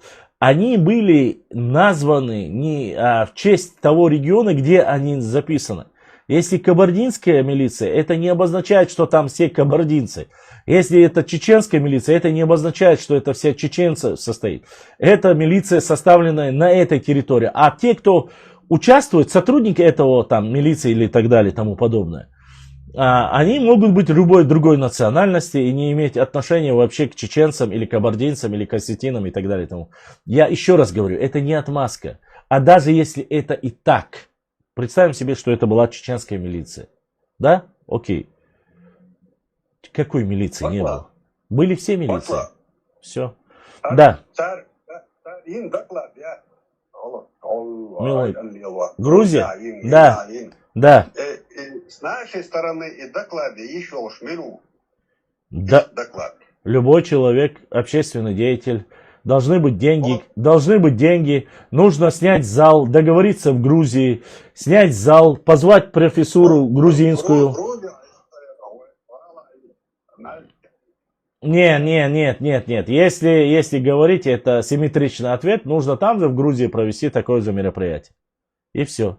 Что касается в Чечне провести, в Чечне было много конференций, огромное количество. И Гурам Гумба приезжал здесь, делали по языку, доказали, что один из самых древнейших языков чеченский. Много каких конференций проводит Академия наук, но многие не интересуются, потому что там, я думаю, это ошибка нашего научного истеблишмента заключается в том, что они на самом деле в эти вещи должны были приглашать и задействовать блогеров, чтобы они могли какие-то важные моменты подчеркнуть и показать у себя на каналах. Но, к сожалению, наши Академии наук до сих пор не пользуются этим прекрасным общественным инструментом, чтобы довести, как говорится, до всех остальных эту информацию. Вот в чем проблема. Я не знаю, почему. Худара? Увольняй диссертацию. Может, ты там диссертацию защитишь. Да, Пикассо, я тебе скажу сразу, смотри. У меня в эфире мы пытались собрать там элементарно, я тебе приведу, Ибрahima Окчуаберша, те, кто со мной старый, знает. Мы пытались собрать там на определенную фотокамеру. Не получилось. Мы на планшет собирали. Не получилось. Мы на то собирали. У нас нету понимания о том, что общественную деятельность нужно поддерживать. У нас только одно. А почему Рамзан не помогает? А почему Гуняд, руководство? Да не должно руководство, понимаете, руководство есть свои государственные органы, которые регламентированы со своим бюджетом, академии наук, институты, университеты. А то, что я занимаюсь, это общественная деятельность. И если обществу нравится, и если общество считает его нужным, правильным, они поддерживают. Ну а в Ойчар-Голе у нас нету этого. В Ойчар сразу и голодохкой, текалдохкой, щадек, раздохкой, дадох. А если ты говоришь, вот сегодня, вот первый у нас эфир, сейчас уже почти у нас час ночи. И цашивош, ковош, ворцучуа, годия, хокки, дана, таяет, годия, войн, уештубош. Они говорили, они устали. ДРС хылцан, да, сидо. Я даже не выставляю реквизиты Ибраим Чукус Кушхана. Потому что у нас люди не любят помогать. У нас любят критиковать. У нас любят говорить, что должно делать правительство. Но никогда в жизни свой карман полезть никто, не скажу все, но в основе своей у нас нет вот этого понимания. Раскыш, да, гюржиш, да, они понимают, что это общественная деятельность, что нужно сконсолидироваться, что нужно помогать друг другу, что нужно направлять, что нужно книги писать, конференции делать. Все это нужно делать все галыш и до цашекуяцы. Потому что официальная власть, ни Калиматов, ни председатель правительства, никто не давал им деньги, чтобы они провели мероприятие в Грузии. Эту конференцию БАС. Там выступали с докладами чеченофобы, 100%. Добавим 50-60%. Я не буду называть фамилию, у меня нет доказательств. Я еще раз говорю, кто бы это ни делал, если им помогает, миллионер это делает, или бизнесмены они делают, молодцы. Молодцы. Они открыли школу по камню, по восстановлению башен, молодцы. Они открыли школу по истангов, молодцы. Они открыли любой умхайвацар, молодцы. Почему? Значит, все барбу, значит, все барбу цуманцани. А если мы не делаем, это наша проблема. Если мы это не помогаем друг другу, это наша проблема. Вайнгуштек цаумду, вайна чадега, хьечтегуду, вайна хьечтега, данистелуштега. Мы всегда видим ошибки чужих людей. Но свои ошибки мы не замечаем и не хотим. Поэтому говорить, критиковать, хар иш дела, хар уш дела, хар дела, бог шверша, гутар духулой. Но те люди, которые нужно, слушайте, нам нужно объединиться, нам нужно сделать что-то, чтобы мы могли реально поменять ситуацию. Многие приходили, Москва, сейчас годиду, Хокар годиду, но есть единицы людей, которые реально помогают. Единицы. А людей, которые противостоят этому, их тоже немного, с десяток. У нас нету такой большой армии, у нас нету ничего. Я закидываю любой гумцучукуси, Инстаграм, Телеграм, там без разницы. Ты закидываешь что-нибудь такое, там, знаешь, в Германии, там, 30-40 минут рилс там, закидываешь 500-600 лайков, 200 комментариев. Я закинул ролик с волками, он набрал в Инстаграме 13 миллионов просмотров. Ой, в Ютубе. 13 миллионов с лишним. Один ролик. 4 или 5 тысяч там перепосты. Там и так далее и тому подобное. Закидываешь историю, там нужно прочитать за 1-2 минуты. Бесплатно да лайки, чуван и лайкнуть еще, он распространяется. Репост, лайк и комментарий, любой, плюсик делила, баркал олила, хуадила, дог делила, смайлик даяйта. Чем больше этих лайков, просмотров, чем больше комментариев, ролик разлетается, и пойдя, миллионы людей посмотрят, будут знать о реальной истории, правда, а что? Бесплатно, и дал, что Пикассо так. Ах, чё, Сани. Надо в алгоритм попадать. Алгоритм. Баржи, наподобие ролик, что, истории, комментарии, куша, там надо угадать. Да, есть такое. Итак, есть вот Джурзукете Аумала Чури, вопросы еще.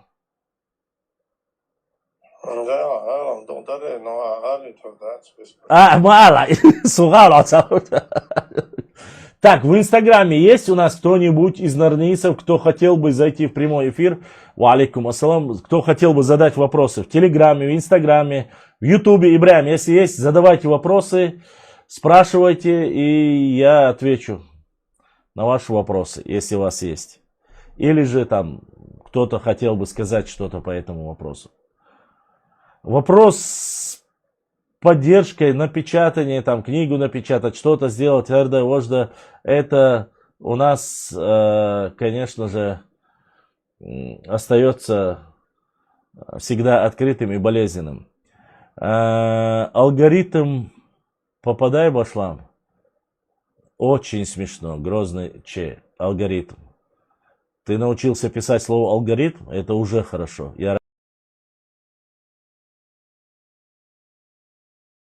Играл, вспоминать надо. Ты прошелся по всем темам, а сейчас, допустим, удовольствие, что он заново. Шейх Мансур, Байсангур, Зелимхан, границы, 90-е годы. Насчет Зелимхана. Пикассо, дай микрофон, вистрил вала, дзурзукети. У вас шумы слышно, а то если быстро пройтись по Зелимхану, Абургу, знаменитый Абургу, благородный Абургу, и Масар, и признать Динаду, и признать Садешва, и действительно Саду. Че он захарил так что даже враги, это Зелимхан, и враги считают, признать Динду, и Российские империи, ну, признать Динду, и то, что он был благородный облег. Atun i حكم atun قبي وقع قبي بورد إيش دكتور إيش خبرش. أنا وشيت تلسك أوبست مثلا إيش تلسك أوبست ما يجيش إيش أوكل إيش أوكل إيش كذا أنا أدور دورت إيش خبرتو допустим كيزلا تلسك أوبست آخر دور English очень стало методы, географические методы, English сейчас чуть отклонюсь, что он говорит, хамманет, вот очень интересно. English и Галгай Богдати. Это как Дагестан, географические названия и населенные пункты. Вы общество Галгай, Тайпа, Вишду, Стайпи, Масит Семья, Района. Грузии общество, и методы Российской империи, Юга Яншхена. إيش جوزي وآخر بوي قلقي أو شغلي صحينا قلقي تخيلش يعني تام قوي ما قوي بوساش خوفا مين خيلش ساش قوي أو سمع خيلش يو جوزي بوآخرش جوزي российский империя юга يعني автоматически стали так скажем гражданами Российской империи, а граждане Российской империи صحينا. Когда они были, Соборди, когда, с каких это пор ингуши были под Грузией? Второй половине 18 века.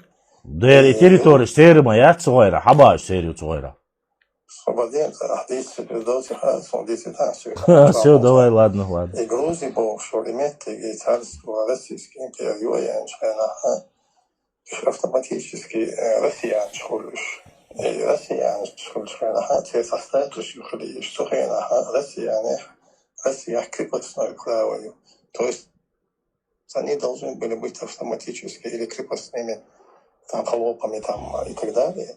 Он чуть из Грузии, Россию, я чуть автоматом Грузию бахнул больше. Они стали российские. Вы Россию бахнули, он свой Грузию бахнул, Россию бахнул. И Галгай был, что ли, мусить семья из Грузии бахнула. Та и Российская империя бахнул автоматом россиян, что им нужен какой-то статус дать. или نقطة حقيقية بيشبه نقطة حقيقية نقطة بصل بنحو إيش كيف لا يزج مش خلاص في حقيقة وريات لا خداش случайно делал шуна делал когда ах шуна вот шуна сан ходишь что махай делал سقيتا بوشو قيم دي تاهنس идоцек мама я саефирю даю че зузукети мои тюмш хасон адуч ла юмш мадица солча чтобы получить им нужно было определиться или они идут к чеченцам, к своему народу, на Басулдине Бахгизуш, или идут как россияне, ну, в каком-то статусе, или крепостные холопы, и крепостная холоп Сахила, они выбрали еще одно сословие, было случаевое сословие Хила Цухана, казакиш. И казаки, казак, обязательно раз, хахил алад, от казак, калмык хила, казак, якут хила, и годные самели служил. И они пошли в русскую крепость Владикавказ, Назрань, и стали служивым сословием, что назрановская милиция, из казаки школовища. Все.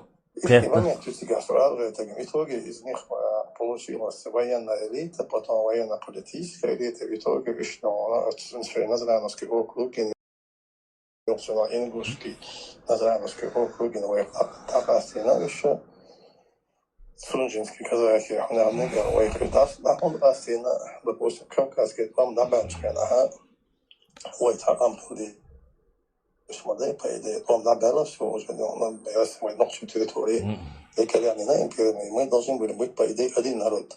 Как вот чеченцы Ингуши объединили, нас нужно было объединить тогда в 1860 году. В 1860 году мы объединили, там были свежие раны, так скажем. И назрано все было вчера, герой, что он царский был, а ночью герой наиб. То есть тут как бы конфронтация могла быть. И их нужно было как отделить от клавом отдельным. Лучше опять речь будет, чтобы конфликты не были. Свежие были раны, так скажем. Через полосу видел, казачий, это моздок, он прям и свой голай аж был успетый, он что стрелой, и через полосу сайна, чем Сунжинский казачий округ, физически достаточно выехал. Так, то есть назранулся, правда, говорят, моя теория, еще хакиев, лучше бачим, они хотят иметь своих героев, свою историю, честно сказать, мы не против того, чтобы они имели своих героев. Пускай имеют, пускай своей республикой занимаются.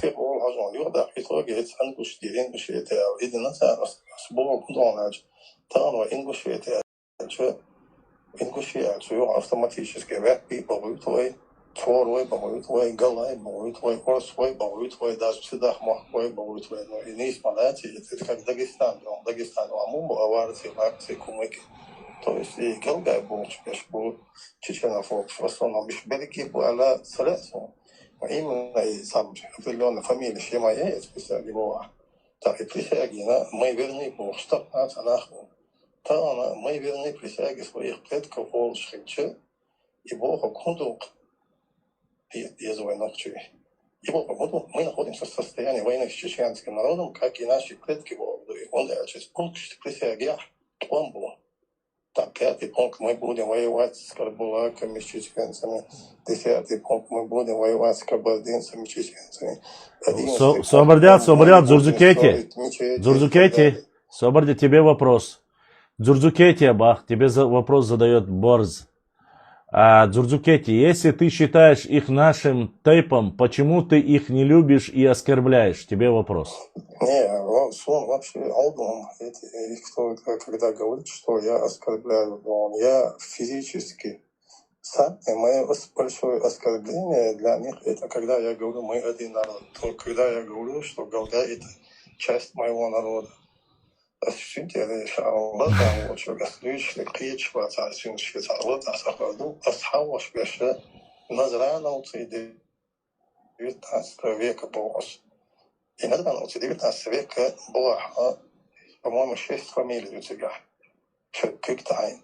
То есть и Галга, и 6 фамилий Йосик Хельмабы, и 6 фамилий Абоч, Бешбук, Царься, проблемят. Остальше вояком да дубов. Самое большое мое больше не любовь к ним оскорбление, это когда я говорю, что Галгай это часть чеченского народа, это отдельное чеченское общество, так как и другие, Вепи, Сорвой, Галай, Чеберлой, Ахой, Швотлой и так далее. И саму не любовь, больше их не любовь. Борз, я задал вопрос, ты ответ услышал. Он по очереди. Мы верны присяге наших предков Божьих. Это Борзу надо вопрос задать. И мы верны присяге наших предков Божьих. Вопрос дал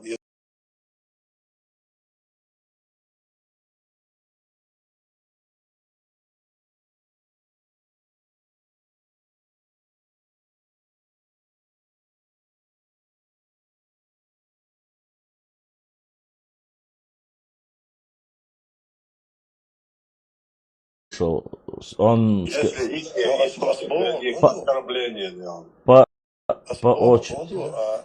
Особого году Сомалати мы верны присяги наших предков Богшвик.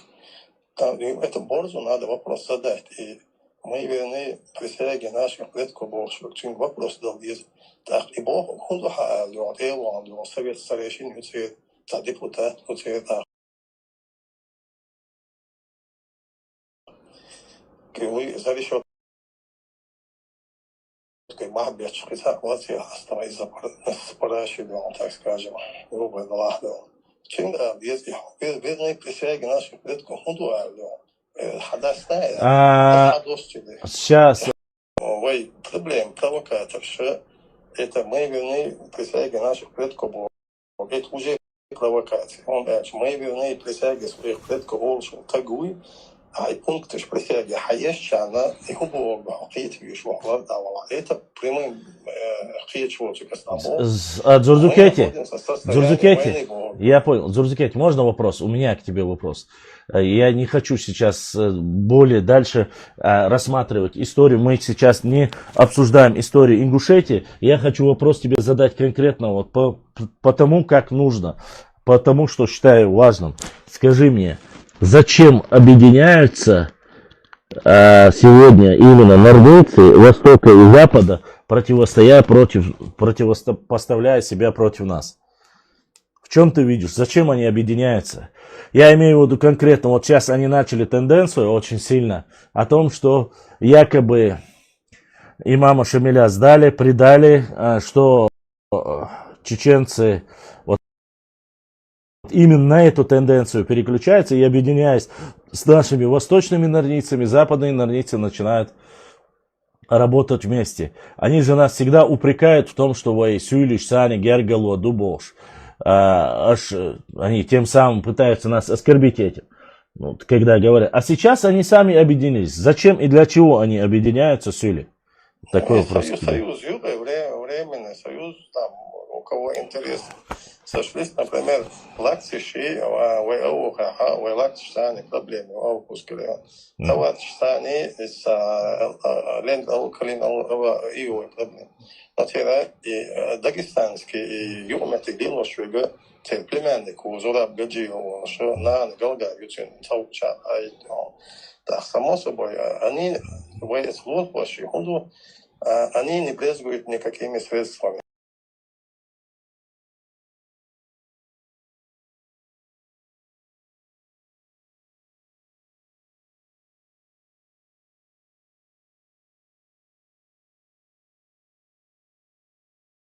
По очереди, чтобы все высказались. Дополнить можно? Да, только желательно, а то мастерга хатта жвап давурда, сейчас второй час, чтобы по очереди, что сейчас даже далит баунус. Да. Вкратце я скажу. Да. То, что касается чеченцев друг друга предавали, не предавали, но это элементы гражданской войны. Это во всех народах, во всех времена это были. Кто-то кого-то предавал, кто-то кого-то убивал, кто-то кого-то использовал для достижения меркантильных интересов или мести. Ну, не будем углубляться. То, что происходило в нашем обществе, это никого не касается, как и нас не должно.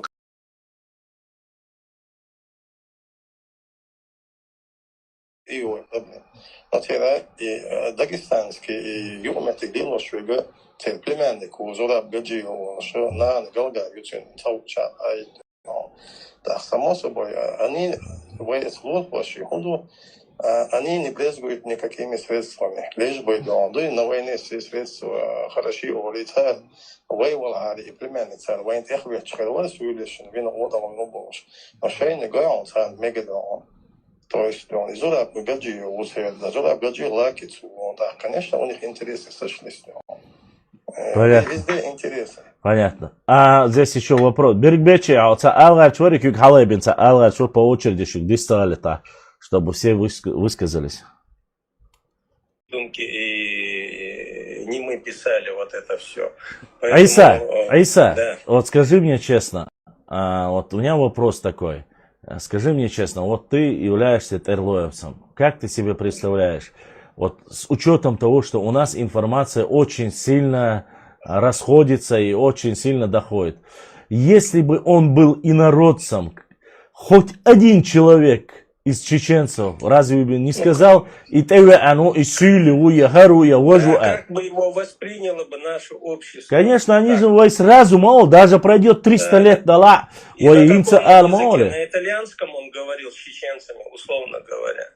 Приехал он. Он на каком языке говорил с нами? Или на тюркском он говорил?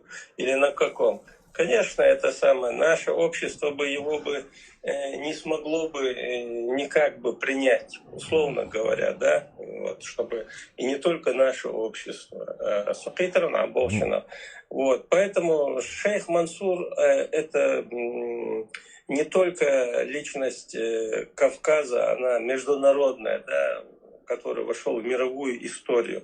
Мы же многие вещи не знаем, как и к нему относились, и как о нем отзывались правители, да, многих стран. Элементарно там не допускали ее до Екатерины, да, императрицы. Мы же это так поверхностно только знаем. А то, что там происходило, и какие он вел переговоры, какие он вел переписки, этого мы не знаем. Давай не будем... Ну, все указано, кто он есть и что он есть, да, то есть шейх Мансур.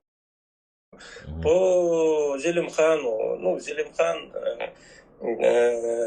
Харачоевский, да, центральные газеты «Империя» печатали некролог на его погибель, да, то есть с восхищением, что первые слова «погиб Зелимхан», «убит Эл», вот такая вот заголовок был в начале статьи.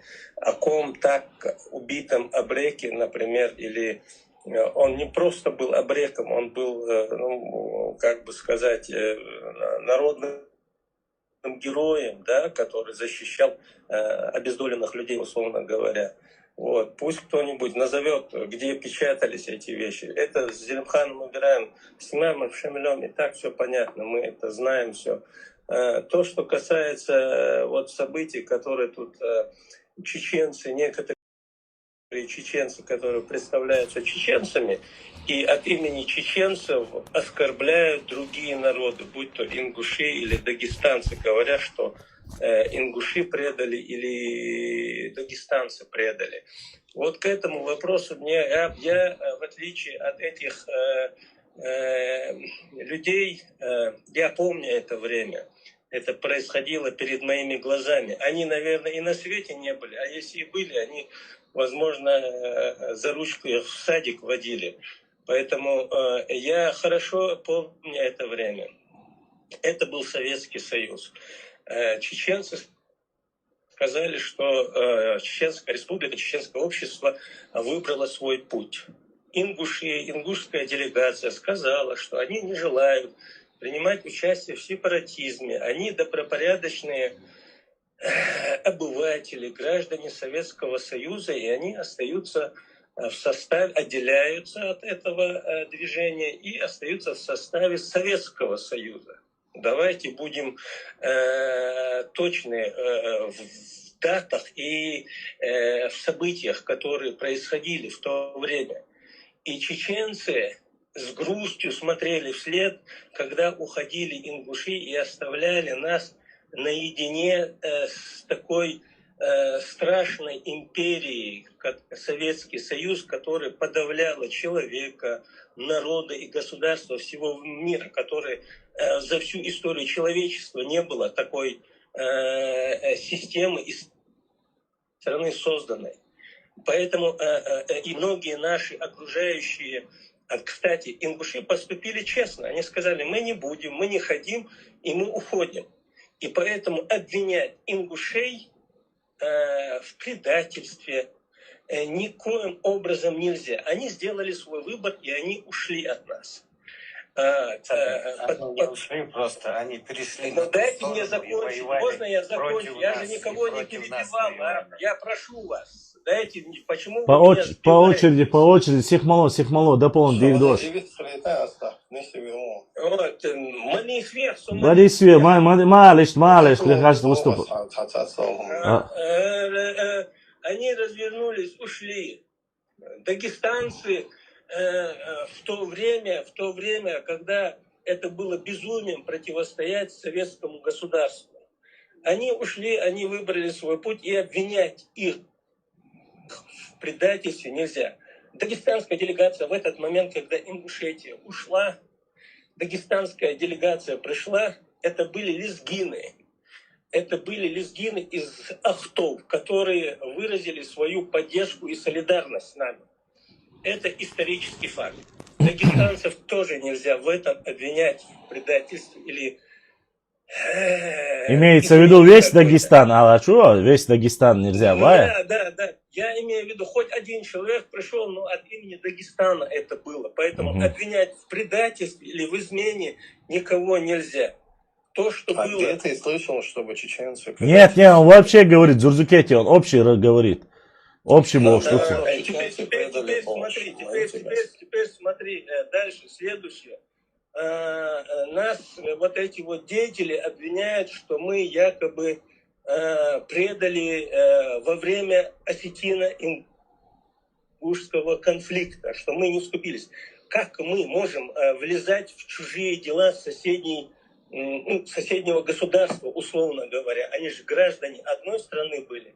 И их взаимоотношения мы ни морально, ни политически, никаким образом не имели права вмешиваться. Да, мы могли сочувствовать. Айса, минуту. Айса. Да, сейчас я это... Собордайся, я у меня сейчас камера, Инстаграм, Ютубе, Телеграме мы продолжаем, у меня камера уже садится. Да, сейчас мы продолжим. Уважаемые друзья, продолжение эфира смотрите на YouTube-канале bashlam.39 live или на Telegram-канале.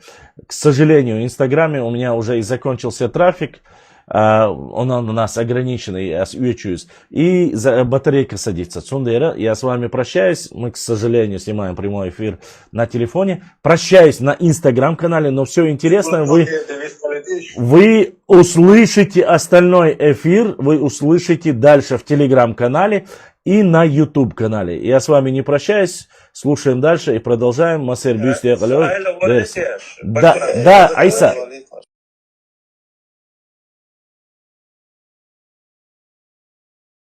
Слово можно? Алло. Я закончу, дайте мне закончить. Сейчас выскажется. Айса закончит, выскажется тоже. То, что касается Дудаев предал Аушева, там высказывание было. Как мог Дудаев предать Аушева, когда Аушев вообще стал президентом после осетино-ингушских событий? Никаких договоренностей с Аушевым до этого не могло быть, потому что Аушев был никем, он был гражданином, как обычно. Поэтому как можно судить о том, кто кого предал? Это раз. И последнее. Там высказывалось, что вот осетинов там поздравляют на осетинском. Мы что, у кого-то должны спрашивать, с кем нам дружить или с кем нам, кого нам поздравлять и кого нам говорить? Почему нам кто-то должен указывать, с кем мы должны или не должны общаться? Совершенно. Все. Так, Валик, Аман. Маршал. Вообще только... Нормально, лучше быстрее, да. Да, просто хотел, вот Исас Бохштерга, из-за там сразу надо понимать, о чем он говорит, из-за чего тонкий момент Юшун, реально. Я его послушал, и действительно в нем есть очень много того, что он говорит, это правильно он говорит. Правда Бог даст, ну правильно, вывод Чича в любом случае, контекст это как аллегория.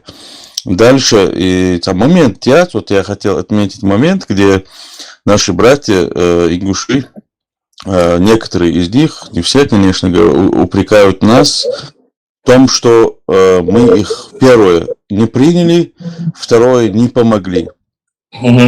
Я считаю, что этими вопросами, двумя вопросами, эти люди, мягко выражаясь,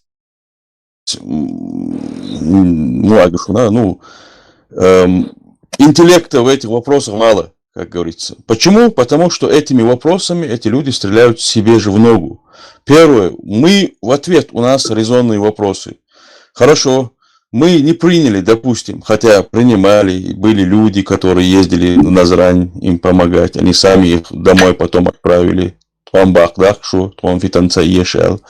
Вопрос, если, вот почему они, эти беженцы, на первый вопрос ответ, то есть, встречный вопрос, вернее, почему они были вынуждены, минуя Назрань, Карабулак, Троицкая, Сурхахи, не знаю, Малгобекский район, Шайл, Сунжинский район, минуя 300 тысяч на тот момент ингушей, ездить в Чечню. Значит, они на вас не надеялись? Получается так? То же самое и по второму вопросу. Почему 300 тысяч ингушей ничем не помогли? Что произошло? Хухилир, Адениршу. В чем была ваша проблема? Почему вы сегодня в своем своих ошибках, Мадардийцич, мягко выражаясь, обвиняете чеченский народ, который был в преддверии колоссальных событий, судьбоносных событий для себя? Вот вам шун дейлах и ацарит, Камел, да? Как у вас получается? Так, цигам, есть свидетельство, что туда люди ездили целыми вот этими эшелонами, Мадардитыч, в Назрань ездили на этот митинг, давайте, худештушу, телеч дуй, дац дуй, ага, шушайц, Мадардитыч, уважаемый Аушев, Руслан, сам этих людей домой отправил. Дали чего проиграть, дедуай, туам халбуайн, туам бах, дахшуя. Есть же свидетели, инза дин нах буцугайнах, юмшхош. Сунда, опять же, повторюсь, братьям ингушам, не стоит именно вот эту тему вообще затрагивать. Она для них, они останутся в ущербе. Для них же это, они сами себе в ногу стреляют. Сами подумайте, на тот момент, какое количество людей, 300 тысяч хилашаш мубари, царь Цухайна, если эти беженцы, дал гештуэл, дал дегал больцик, кэл нарша, духумиск на бусул на байанцик. Ну, если эти люди вынуждены были миновать всю Ингушетию и ехать именно сюда, так получается, что вы им ничем не помогли. Ну или второй вопрос, их целенаправленно вели к этой точке линии. Ну, я не знаю, это уже политика, это надо уже думать над этим. Людей, которые Дзудзукети, а их обездоленные, они уже лишенные всего, измученные, их вместо того, чтобы первую точку, которую они смогли еле перебраться на стороне Ингушетии, вместо того, чтобы их там успокоить, обогреть, они их, чтобы решать свои политические грязные цели, погнали дальше. Абсолютно царь. Ни жалости к ним, ни сочувствия не было. Их использовали как материал для своих политических целей и погнали их дальше на территорию Например, я как чеченцу, мне бы было стыдно обвинять, вот, например, если чеченцы идут, беженцы, с Дагестана, вот представьте момент на себе, если с Дагестана или, я не знаю, там, с любого другого региона чеченцев погнали сюда, мне бы было стыдно обвинять Ингушетию, почему они их не принимают, когда они должны миновать всю Чечню и ехать в Ингушетию. Вот сами вот этот момент подумайте, реально. Асмадар Дитишон, да, все он сказал, в принципе, правильно, только и не исходит из моментов. Действительно, еще при Советском Союзе в 1989 году, второй съезд Дина, там были такие лозунги: требуем восстановления ингушской автономии в границах на момент 1934 года. Или второй вариант: мы хотим, чтобы нас объединили, если пригнали. И 1934 год Богогуду, и пригнали он Хайо, Хау Богогуду. Но если нет варианта пригнали Хайо, Второй вариант. Мы просим объединить нас с осетинами в единой Осетино-Ингушскую республику. И еще требован еще цель. В 1989 году при Советском Союзе. Его бог шел митинг в цигах. Опять же, Советский Союз. Весной в 91 году, по-моему, в марте месяце, я видел, что я завгаю у цигах выступать здесь, как глава Чечено-Ингушетии. اتمتاح تريز требования еще сразу что Махмед что один хеле васам сету схиту что мы требуем восстановления ингушской автономии в границах момента 2004 года Богцар. Ельцин действительно обещает на его дальше. Ельцин выборной предвыборной кампании он ездил на Кавказ, Грозный, Назрани, Вона и Цигаха, дигдуша что автономию луриарлцу. Вот за это они ухватились. Раз Советский Союз юрчайнаха действительно шейн обещает ему Ельцин с Российцами отъезжана шейн халуривала очень аягабила ночь где он тронцала наборно действительно это действительно цара хукума бахарна цара претензият но претензии тигаха истихият свой شو إيش نبغنا هو مخ ضراح يدعون دودا مخ وراح تشين ريسبوبليكا العيلة إنه تشين ريسبوبليكا موجة بيقي سونجنسك ريان تشين ريسبوبليكا يوعبو بوخشي والبرلامنت وتوخي عندهم كي خدش مدعي ويقعدون تيقع ريفرندوم ينتهي в 91 году, по-моему, референдум Ячхайна, в декабре, по-моему, Кихаду, парламент Чеченской республики, что они не против, чтобы, аж был, Галгай, Бушаш, Бог, без Ингуши, чтобы они провели референдум, и Кихаду, Вега. Но сейчас быстро события менялись, сейчас сразу 92 года додволо Ингушской республики, нету Ингушской республики, я ушел воевать, чтобы претензии предъявлял, предали, не предали. Есть Чеченская республика. Но теперь чрезвычайный комитет Юбох, Сахумду, чрезвычайный комитет, ушел воевать, опять же, сега Богатырев и компанию. И Кихат Торнадо, Чукисна, идет там несколько фамилий, Сейнаров, Богатырев и компании сега. Уж будет мутить, Ельцин, Шейни, пригнал Халури мяч. Но сега в 92 году уже Советский Союз, его хайвах, осетинчи, грузинчи, Туамбубыч. То есть, да, более стратегическая Россия вопрос до решать и Грузия еще держать, Южная Осетия, Хаяки, это более важный вопрос. Если поставить Южную Осетию и пригнать район, там Москва сделает ставку на Южную Осетию. Ну, Хохан обещает, но кажется, мудреца дадишь до Чеченской республики, хош, не там, не здесь, на воздухе висит, дешбо. Пригнан район Хайла, вариант, он даже пригнан район Хайла, осетинчик, Юразорбо. И тут нужно им, у них вопрос стал, как быть. И они нашли вопрос, надо, и все равно Чечня, Юрьязва Ешью, в 99 году, в Кадарской зоне, это Анадин, исламское государство, года будет Ардуан-Абана, и Цигацерия Туамболич и Уточмобер, аналогичную ситуацию. Они создают конфликт в Пригном районе. Но Пригный район, чтобы вы понимали, это Северная Осетия, это Ингушетия, Чечня, это субъект Российской Федерации, полноценной Северной Осетии. То есть это полноценная территория под юрисдикцией Российской Федерации. Так, то есть название чара, учули в конце октября, 29-30 октября, и военный формирование. И военный формирование остригадуч, да, со стороны Чукуэсандио канала Кихат, 2 ноября, чрезвычайный комитет Богатырев, Буабо, Стара, указание Шейчан, Ехаболчан, что Москва на чрезвычайное положение объявительно, организованно уходит все военные формирования обратно оттуда. То есть, вот это чубарита нахбуиш, кади нахтара, чуах герздиттана, само собой йоготуарна да садитна и герз. Он тух, что им нужно было, чтобы дать Москве повод объявить чрезвычайное положение, военные комендантские часы и так далее. И чрезвычайное положение. Они еще армию ариакиеш. Армию хонди окшивайн хамай. Сега и конфликт волела, и конфликт нохчах хайвахинюе.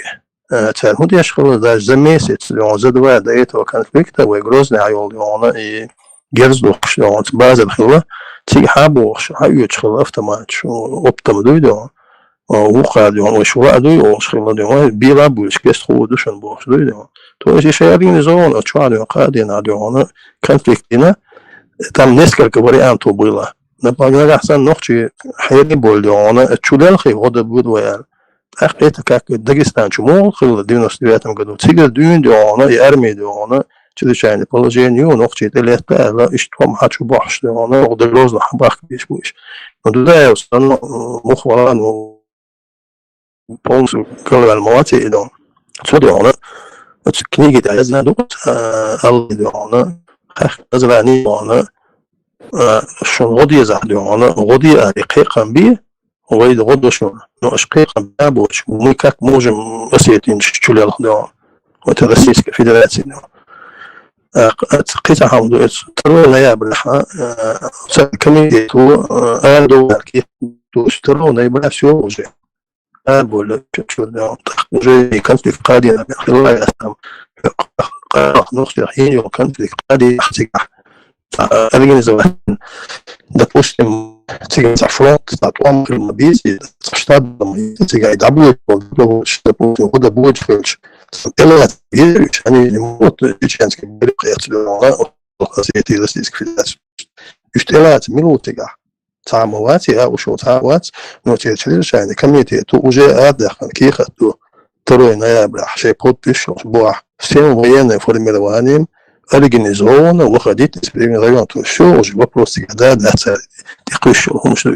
идем дальше, любой конфликт, и беженцы, мелкая сирдиона, юрбиги биш пушья и тренажчу, чтобы мародерство не было и так далее.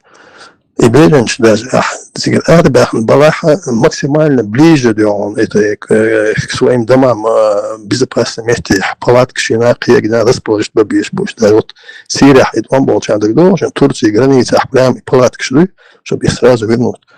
А Хуза Ахмудия, что предыдущий мало чего. Эти беженцы, в итоге, все переселенцы, хулище, за 100 километров, они сидели, назран человек боль. Он рядом, карбулак, человек боль. Бахка, шип, прямо цель. На самом деле, и Давиден Кюца, Хабошек, это, по-моему, первое село Ачхаймартановского уже района, конец Северного. Вообще, план Ухила, Северноводский район, то есть Сунжинский район, прямо Северноводский, Северноводский, конечный, уже до Давиденка иду, и Давиденк был, царь, учил Давиденк. То есть, прямо на границу, восточную границу Сунжинского района. Но вот смотрите, он аудул мабати, но психологический момент использует беженцев, чтобы скрыть истинные свои планы. Но Юсуп Тасланбеков видел, что он один ходил, считал самосознание ладахила, что надо Северноводский нах тазим аудул цахила, от цигах царсатинаш беженц бат, царсатинаш эскарду. Вот что индис видео, что мы его цигах, что генетика беженц, что он цигах. Сатирик, وهي نقطة الوضعنا لما هو ميليتانير شغال بوليوس بسنبيك وش كان فيدراتي بايد حلقة وش بوش يعني كان فيدراتي جوعية بالمحلي نقطة كأكسي ده إذا ما هي نسام ديل سبيتالين ده بركلات كده أبخازي دي слово ما تيجي عندك إيدو تويست بس ما تحتاج يصير مشكلة إذا جالس دوشتون بيخلي عليه تان جنرالي ده مثلا يا زينادو وناس بولا установка определить границу по линии Северноводска, но если чеченцы нас начали быть вооруженные стычками, у нас второй вариант был уже дальше идти на Грозный. То есть у них вообще задача была в Чеченской республике вопрос нужно было решить. Сега длинные провокации, организованные там без морали, цинично, и на самом деле это был и мирный нах будет, он уменьшил, думаю, что он торговые материалы в основном пригнаны районе, я так понял, в основном рэпи чорных хилчахтер был. И тебе и карбуак, я хабакнешь в основном чего иштига буду. И что им делать? Целенаправленные, это богатырев царь, он провокации, из-за они принесли в жертву часть своего населения для достижения своих конечных целей и мотивировали государя, я зинаду и политика без морали. И царинок четко сговоры с Москвой. Самое ты вот по-русски говорил, когда самый важный момент начался, чтобы все услышали, чтобы все поняли, ты взял и на чеченский перешел. И теперь самое главное, ты для всех непонятно рассказал, короче. Не, вы наша задача главное поднять, повысить самосознание. Самосознание для всех, очень много людей смотрят. И мы верны присяге своих предков Бог. С ними бесполезно душам делать. Наша задача, все поняли, здесь и другие, и дагестанцы смотрят, и русские смотрят, и кабардинцы смотрят, чтобы им тоже понятно было, что происходило. Не только для нас. Спланированная провокация, авантюра. Цель авантюры была и физически, и Республика Ингушетия объявить ее, она висит на воздухе, так, время идет, так, сега момент моей Конституцию Российской Федерации в декабре 1992 году нужно было принять Конституцию. Конституцию было, потом уже федеративный договор, два субъекта. В Москве уже время тоже не было времени. Нужно было определяться, или идет Чечня, Буяю, или идет Республика Ингушетия, какие-то границы нужно было обозначить. Это надо было до декабря месяца сделать. Сирбела Диндуи. Октябрь, ноябрь 92-й, тогда уже эскадала до сильного случая дохватина, типа граница до временной, да, еще стоявшая лестница, и все так. Мадины, Республики Ингушетия, и все, решили свой вопрос. Если можно, сейчас давайте отойдем от конфликта. У нас, как говорится, тут в основном о своей истории важные моменты надо затронуть, нежели чем... Руслан, один вопрос я бы задал бы, пока ты не начал.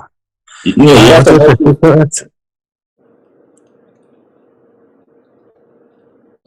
выстроились? Выстроил. Вот эта ситуация, вот с этим мальчиком, Хизером, да, Лейхартом, Пайдаволлес, вот эта ситуация была, когда вот эти двое чеченцев парней, вот этот Ильясов и Саидов, по-моему, не помню, Ильяс. Ну, в общем, эти двое чеченцев, когда первые, они нашли его, они давали интервью, да, хоть коротко, скромно, но они дали, сказали, что мы по запаху нашли, потом остальных позвали. И когда это началось, вот когда они это сказали, когда они взяли, тут же запустили. Нельзя называть нацию того, кто нашел. Вот, нельзя называть, не говорите, что чеченцы нашли, все нашли, короче, в этом. И тут же запустили фейковый ложный ролик, что дагестанец, который его нашел, мальчика, умер от разрыва сердца. Потом это не прошло, дагестанцы на это не подписались, они вышли открыто и сказали, нет, здесь никто не умер, это провокация, короче, не слушайте, они выступили, вы, наверное, видели. Выступили, это не прошло. Потом они взяли два ролика, снимали какого-то ингуша со спины, снимали они все время, сзади ему снимали его, сзади снимали. Вот он нашел, вот этот ингуш, наш брат, нашел, короче, и дагестанец не разрешили говорить, что нашел, даже умерший. Что ингуш наш брат нашел, тоже решили говорить, и никто не возмущался.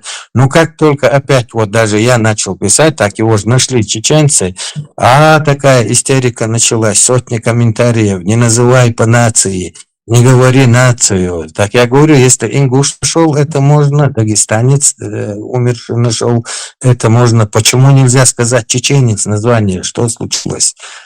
Нет, нельзя чеченец говорить, короче, дагестанец, ингуш можно. И, в общем, вот вопрос. В конце-то концов, кто это нашел, их первыми? Нашли его два чеченских парня с Гудермесского района. Они нашли, но, опять же, здесь идет речь в первую очередь о чем? Те провокационные действия фитнашей и нарнийцев, которые были, они бы не имели бы какой-либо силы, если бы там сказали, что нашли чеченцы. Поэтому противостояние было. А нам вину они вменяли только нам, Болгуду, нашим ребятам, что там были тысячи, и остальные тоже искали. Никто не отрицает, искали все. Мы почему говорили, ой, бог ты, куда? Если нашли, то этих ребят, чтобы поддержать, наоборот, это Хаусел это наша общая боль, мы вместе, мы одна семья. Нашли чеченцы, это хорошо, нашли бы другие, это тоже неплохо. Но для укрепления нас, нашего братства, и показать, чтобы в следующий раз стремились многие найти Сундера, Алирова, что нет, меняет, приписать хотите окрас себе, да при чем тут приписывать? Ну вот, а дагестанец, который якобы умер, это можно было называть. Потом можно было называть этого ингуша, это натуральной подставой, какой-то черт получается, что он знает, что это не он. А потом они не дают называть нацию чеченец вообще. Потом, короче, когда начал кто-то писать там, что очень много продуктов привезли, техники привезли чеченцы, они категорически отказались ночить маяк и тут же начали делать ролики. Какой-то Аздоев, ингуш сварил кусок мяса во дворе, пригласил их или отдал им. Потом какой-то ингуш на газели возил их больше и подчеркивая все время ингуш, и хоть на газели возил, хоть кусок мяса сварил. Все время подчеркивают, что ингуш это сделал, ингушский брат сделал, наш ингуш герой, больше вот так вот. И ни разу не дали нигде упомянуть чеченцев, потому что, нет, нацию нельзя называть больше. Это что за провокация была вообще, что так это было? Это, Тимур и Цигава, весь этот вопрос стоит в том, что еще ингуши народ дали. Вот признать нет, вам так его надо думать между собой бог-то. Так вот ситуация, ну гугайтан, вот ситуация, ну дагайтан, гуду тысяча миллион, тебан, шейхом, дон, шейцам, киечтебан, вот чебу, вот буах тысяча миллион. Да, я понимаю, я хотел Башлама спросить. Башлам, почему можешь пригласить в эфир этих двух чеченцев и задать им 2-3 вопроса, 4 вопроса? Я всегда рад любому человеку, если как с ними связаться? Вот как связаться? Может, если ты в эфире скажешь, тебе дадут их координаты, или им скажут, что вышли на тебя, как-то встретиться один, хотя бы им задать 3-4 вопроса. И хотят задать, чтобы ты им задал вопросы, чтобы они зашли в эфир, или ты поехал к ним и задал вопросы. Если они не против, то я с удовольствием, конечно же, им задам этот вопрос и, конечно же, приглашу их. Но опять же, я хочу, чтобы понять, ладно, понятное дело, во время этого процесса то, что происходило там, чеченцы, ингуши, дагестанцы, мне было смешно другое, когда все это закончилось, нашли, похоронили, пошла, какая волна пошла, приехала делегация из Грузии, приехали Грузия сделали это. Я опять же не против, сам грузин, который пришел к нам в эфир в прошлый раз, вы слышали, нет, не знаю, вот Хивсур, когда говорит, он говорит, мы это слушали, говорит, ну, зачем, говорит, такие вещи делать, мы далеко от вас живем, да, хорошие отношения, да, для нас, чеченцы и ингуши один народ, но то, чтобы преподносить это, как будто бы сейчас, говорит, все это от нас зависит, показать, что это мы сделали, я этого не понимаю больше, Гюжи, вот сейчас, многие говорят о самом процессе, многие говорят, как кто нашел, но никто не говорит, после того, как захоронили одни ленты тех же провокаторов, показывают, грузины приехали, грузины это сделали, грузины на Тези приехали, грузины тоже. Честно сказать, как будто бы весь обзор этот переключился. Что они этим хотели показать? Сега, трагические ситуации, но моментально царь бин был бег бог были Грузии был, мы отдельный древний народ, и то есть эта ситуация на практике показала, что действительно мы та же самая чечены, ингуши, мы единый народ. Очень охир был, да, сразу, и гуржишь-то переключить царь вариант. Айса, я тебе отвечу, мне тогда не дали ответить, перебили. Айса, никто, если республика берет, вот мы уходим, мы не хотим с вами быть, если они уходят, конечно, претензий никакой нету, но если они уходят, идут в стан врага и поворачиваются в твою сторону оружие и стреляют, и убивают тебя в этой же армии, Это уже не просто так они ушли по своему желанию. Это уже другой вопрос. Это не имеет отношения к нам. Послушай. Они перешли в стан врага. Хаджа, ты сейчас уводишь этот разговор совершенно в другую плоскость. Я имел совершенно иные вещи. Я говорил о том, что сделали чеченцы, или то, что не сделали чеченцы. Чеченцы никого не обманули, никого не предали, ни с кем непорядочно не поступили. Айса, я не закончил. Еще ты говоришь, что мы не должны были помогать, нам не мог нас упрекать, если бы мы не помогали бы. Но Чечня помогла больше всего и сразу, моментально помогла. И политически, и медициной, и оружием, и людьми. То, что я говорю, ты не знаешь, ты не понимаешь меня. Ты меня обвиняешь в том, что я не говорил и не имел в виду. Ты даже не слышишь то, что я говорю. Ты хочешь меня огульно обвинить в чем-то. Нет, чуть по-другому. Интернет, почему тебя обвинить? Нет, я говорю, что ты не прав. Тимур, Иса с Бога ничто, но Иса Аджал не было бы никаких претензий по 1934 году, как они и говорили, когда ты сказал в Советском Союзе. По 1934 году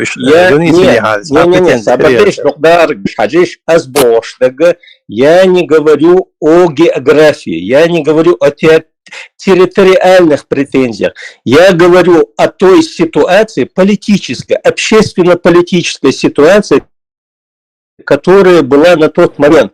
Я не говорю о том, кому что принадлежит и кто на что имеет право. Это не о территориях. Я говорю о том, что была определенная политическая ситуация, при которой политическое руководство Чеченской Республики на тот момент не могла вмешиваться во внутренние дела соседнего региона. Вот и все. Мы не могли. То есть на уровне народной дипломатии или помощи добровольцев это другой вопрос. Я говорю, официальные структуры не могли, не имели права, потому что это была другая территория. Тогда это было бы нарушение. Вмешательство во внутренние дела другого государства. Мы сепаратистами были. Я это имею в виду. И в этом плане нас никто не может обвинять в том, что мы, наше руководство, или Дудаев, или кто-то там еще, или парламент официально не вмешалось в эту ситуацию. Понимаешь, это равносильно сегодня, чтобы, например, вмешаться в соседнюю страну какая-то, например, в азербайджано-армянскую территорию, сейчас Чеченская Республика поедет и начнет там официально качать какие-то права. Условно. Айса, ты совершенно прав. Ты совершенно прав. Северная Осетия, моя конфликт. Просто отбешь, момент. Этот конфликт 2 ноября уже чрезвычайный комитет приказ Арада, все уже чрезвычайное положение объявлено. Эрдоган уже 2 ноября даяли.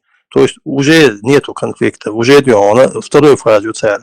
Но в этих претензий хриацер и недопонимание хриацер и до 92 года и конфликты и провокации но эскалдады Свердловские границы уже это оккупация чеченские районы. Это уже последствия, это другой вопрос. Нас обвиняют, что мы не мешались, не помогли. Это не обоснованные претензии в наш адрес. Не более того. По 1934 году Ельцин еще республики не халидали по 1934 году. А проблема есть. Вот. Фунядин ногчи вауши придавать бешбуй, галгай придавать бешбуй, гердуй, важдуй. Никто никого не предавал. Каждый сделал свой выбор, и каждый остался при своих интересах. Башлам Сацахандар, я вот на твой вопрос про шейха Мансура хотел добавить, эта публика, которая обвиняет там нас или шейха Мансура, или вот смотри, ладно, оставим мы официальные источники. Есть рассказ Хаджи Мурат, Лев Николаевич Толстой. И вот там спутники Хаджи Мурада в Тифлисе, Они между собой, это Толстой описывает этот разговор, когда они спорят, кем был имам Шамиль, там, святой, не святой, и один говорит, не Шамиль святой, шейх Мансур был святой. Люди выходили и целовали его черкески, ну там так написано, полы его черкески, люди прощали друг другу кровь, говорит, они были как святые жили, прощали друг другу обиды, не пили, не курили. Вот кем был шейх Мансур, который проповедовал это все. Люди совершенно были другие, поэтому вот эти люди, которые пытаются что-то наговорить на нашего Мансура, на нашего шейха Мансура, пусть прочитают Толстого. Хорошо, что он описал эту ситуацию.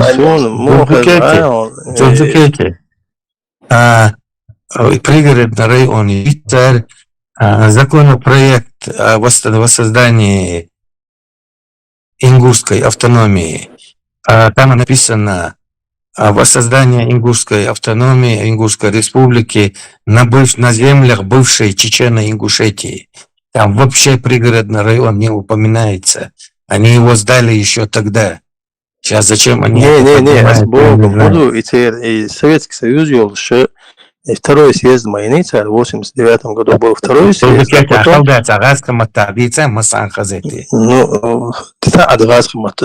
82 году они провели второй съезд, где вот эти были лозунги, требования о восстановлении ингушской автономии в границах на момент 1934 года. А в границе на момент 1934 года Богуду это пригородный район Ингушской области Чуахелю. 1934 год Богуду, в 1934 году образовали Чечено-Ингушскую республику путем объединения Ингушской области и Чеченской области. То есть в составе Ингушской области на 1934 год был этот пригородный район, а в составе Чеченской области был Суджинский район. В законопроекте о воссоздании... Я понимаю, 1934 год, я знаю, они всегда это говорили. В законопроекте о воссоздании ингушской автономии полностью отсутствует пригородный район. Присутствует это уже в каком году? Свобода Дугдаш.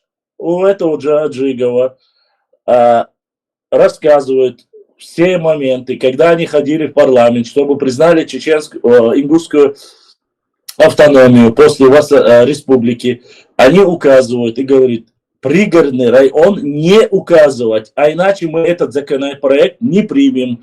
На основании земель восстановление Ингушской республики имеет право быть только на основании земель Чечено-Ингушской автономной области. Не более. А пригородный район уже в то время не входил в Чечено-Ингушскую автономную область. И осетины разрешили сделать Ингушскую республику, новую имеется в виду, 90-е годы, только на основании того, что они будут земли использовать или Чечни, или Ингушетии, но никак иначе. Это официально документ. Это в каком году? Ешник, что это? Это законопроект 93 год. Восстановление. Да, уже 93 год. Если они уже 94 год, уже они в 93 году уже от этого отказались, от того, что ты говоришь, конечно, они уже отказались. Конечно. Зачем им пригородный район, если они получили тут шикарный Сунжинский район? Еще Псидахский, Молгобекский район. Зачем им этот пригородный район? Для них даже выгодно этот пригородный район оставлять в консервированном, так скажем, законсервированном состоянии на балансе бюджета Осетии. И они им разрешают там жить, они там живут, их содержит бюджет Осетии. Они же это даже не скрывают, что для них это выгодно. И нам сегодня выгодно пригородный район держать на балансе Осетии. Осетины, у них демографическая проблема, а у нас проблемы демографической нету, то есть мы размножаемся, осетины не размножаются. Мы типа со временем китайской этой ползучей этой экспансии все равно заберем борт у них на первом плане стоит граница с нами. Вот и Сунжинский район, и чтобы ее застолбить, они ее прямо по границе населенный пункт шеш, мусорный завод шеш, специально Амелла и Аудио, застолбить еще. Они четко свою задачу делают. А пригородный район, это еще шмаяться. Ими так не проблема. Поэтому пригородный район вот в этом законопроекте в 93-м году Ермакционис. Да. Они продали, они сами продали, и сейчас зачем это раскачивают, я не знаю, сейчас зачем. Тимур, они не продали, знаешь, там какая ситуация? Просто-напросто им не позволяли воссоздать республику с пригородным районом.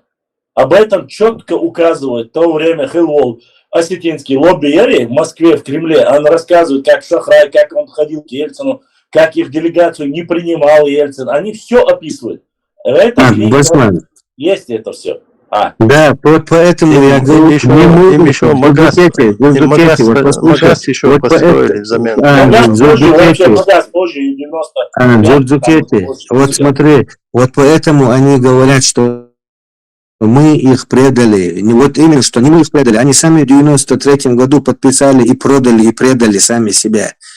Мы ничего не подписывали. Тимур, царь еще истерик, и истерик специально еще. Это знаете как? Это тоже психологический момент. Они там четко все работают. Там психологический момент используется, там провокации. Зимбер дует, Зимбери ахкампи атхаякчу, соск багар хаякчу, дурах идён, ё обратно ай соск багматалс. Чунде это специально есть истерик шо. Вем психологически дати, вен рабама байдон, это старан та видео гин хрюкшон, сюетан армах дён, хил дён, та сюли гант, вор харсан дикант, ваат, шон сюли хунца безбух. Нох шташи личный ум дуйдён, из дён, до Печень док, это полдон нахуй, Обама бой, так царь истерит дешевле ждёна, царь бешдёна, от айш войны мадевы, ара мадевы оледён, хетён, но войны хамдуэ, войм царам дуэ не хилазаш, но цыга бешдёна, отдельно хамдарет чмобай тут не сходится, дён. Чем царь специально истерик швили ждён. Мне больше волнует, честно сказать, другой вопрос. Мне самое смешное другое. Смешное то, что они в этой книге рассказывают, что в 90-х годах разговаривали и говорили, говорили, я об этом говорил, что якобы Богатырев еще в этих годах указывает, что якобы осетинские сепаратисты указывают, они говорят это в кавычках, да, сепаратисты имеются в виду, указывают на то, что вам взамен пригородного якобы дали Наурский Шилковской район. И они сами указывают в этих документах, говорят, что это не так. Ингуши доказывают. И говорят, не дали, нету, мы бы не согласились. Это понятно, все. Этот момент я понял. Но самое интересное, что сегодня, в 2026 году, они все в основном в один голос, и Серяжный, и Абади, все говорят об одном. Утверждают те же самые утверждения, которые якобы были сделаны сепаратистов, они сегодня перекидывают на себя и говорят, что взамен, оказывается, Сунжинского уже и Малгобекского района надо было разделить Наурский и Шилковской район. Это сами они отрицают и говорят, что это неправда, что и проходит 10-20 лет, они говорят, а взамен, оказывается, дали эти земли пригородному и Ауховскому. Башлан. Почему дали Шилковской, Наурской? Там вообще-то был... там вообще-то не только Шилковской и Наурской дали в 1944 году, там и Ногайский район дали, Кизлярский район дали, Тарумовский район дали. А за что тогда в 1957 году Дагестану передали Кизлярский, Ногайский, Тарумовский? Обмен чего тогда? Палью царевичами. Нет, это, понятно, дагестанцы, это я понял. Но эти утверждения, самое интересное, что они говорят осетинам, нет, это не так, нам взамен не дали Наурский на Теречный, в 90-х годах они говорят. Все окей, заканчивается, проходит буквально 10-15 лет, они говорят то же самое, уже от себя, не от осетин, а от себя говорят. Если вы просите Сунжинский, Малгобекский обратно, а это было дано взамен когда мы были вместе, да, Шелковской и Наурский район был, шлешь, мы боишь, и до вас болштег. Это же надо на какой-то... Тига, Хитама, да, Чечено-Ингушской республики незаконно свергнутую, надо восстановить Чечено-Ингушскую республику. Вот и все. Да. Тогда заработает и закон о реабилитации репрессированного народа. Он дальше. Закон о реабилитации репрессированного народа не будет работать, пока не восстановят Чечено-Ингушскую республику, потому что и Пригна район из состава Чечено-Ингушской республики Дайелью. То есть пока закон о реабилитации репрессированного народа Чеченов Шведа Йолчана Дахканду, по-моему, в 90-м или 91-м годах. То есть, чтобы работал этот закон о реабилитации репрессированного народа, нужно восстановить Чечено-Ингушскую республику и, опираясь на закон о реабилитации репрессированного народа, вернуть и Пригну район. Вот вопрос разрешается, та проблема. Нет, но там не так просто все. Подожди, если ты говоришь о Пригорном... Нет, я вообще говорю. Да, я понял. Закон о реабилитации тут же нужно. Мы же закон о реабилитации применяем в адрес Ауховского района, правильно? Нет, Ауховский район надо восстановить в составе Дагестана, как и был на 44 год, и все. Да, то есть закон о реабилитации действует не только насчет пригородного района, он же относится точно так же и Ауховского, потому что ауховцы больше на сегодняшний день, не хочу сейчас говорить больше или меньше, но... Ауховский район, и Чечено-Ингушская сохранить не и Ешмаир, по-моему, в 91-м или 2-м году Дагестанский парламент уже закон принять, уже давно борешь. Просто Чечено-Ингушская, Юга, Цаховой, Востхайла, они все уже это спустили, это забыли. Там не только Чечено-Ингушетия, там, когда уже пришел Джохар Дудаев, я как раз публиковал, и во времена Джохара Дудаева, когда Чечня еще была сильна, еще до начала войны, да, они когда сильные, они хотели восстановить. Они приняли закон о реабилитации, восстановлении Ауховского района. Да. Приняли они закон, они начали, но потом началась война, и тут дагестанцы решили переиграть, и, конечно же, немножко... Короче, твам диком яц, твам баца без ногчиш, твам цабеша, шехаздеона. Нет, в составе Российской Федерации. Что бы мы сегодня ни говорили, никто ни в коем случае, мы знаем прекрасно, закон, как говорится, не имеет обратной силы, никто сегодня не призывает ни к военным действиям, ни к чему правовому. Мы сегодня обсуждаем историю, мы обсуждаем исторические моменты и какие были. Сегодня почему многие, когда начинают жестко, подождите, мне всегда проще и вам рекомендую всегда ссылаться на определенные источники. Книги, документы. Почему? Потому что завтра не будет никаких... Я поднял книгу, показал, послушайте, в 25-м году на вашей книге написано так. Написано. Вы сами утверждаете на этой книге, что пригородный район, взамен пригородного не даны Шилковской, Наурский. Так. И поочередно. Кылмадать. Если, опять же, я говорю, эти все вопросы... Пикассо, опять то же самое. Если мы эти вопросы не поднимаем, если они оставляют, понимая всю абсурдность этих вопросов, мне их снова и снова поднимать никакого резона нет. И нету надобности в этом. Но они сами снова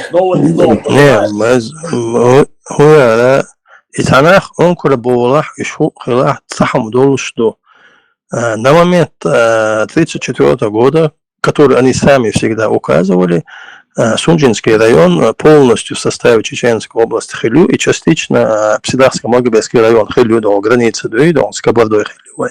И так до Шозло и Псидах до он и нах он курхита царита и ночью юстью.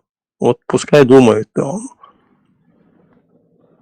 Башлан, вы идите куда, не надо на нас наговаривать, не надо нас оскорблять в том, в чем мы не виноваты, и в том, что мы не совершали. Я понимаю, Мы об этом сегодня говорим.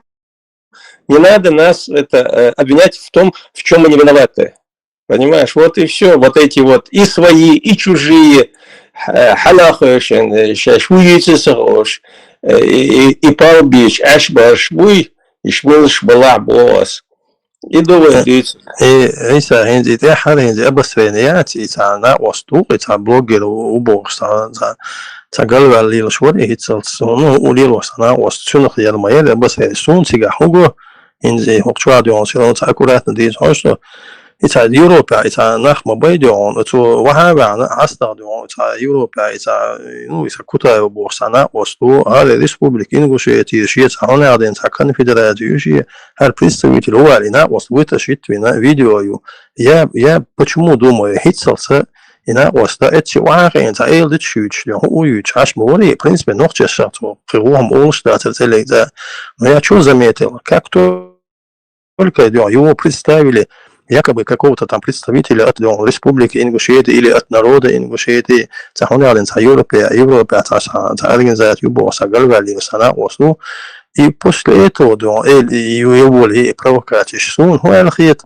Этого человека все серьезно его никто не принимал. Все его знали какого-то дурачка блогера, который там улил, что там бюроденевич, лил шворы.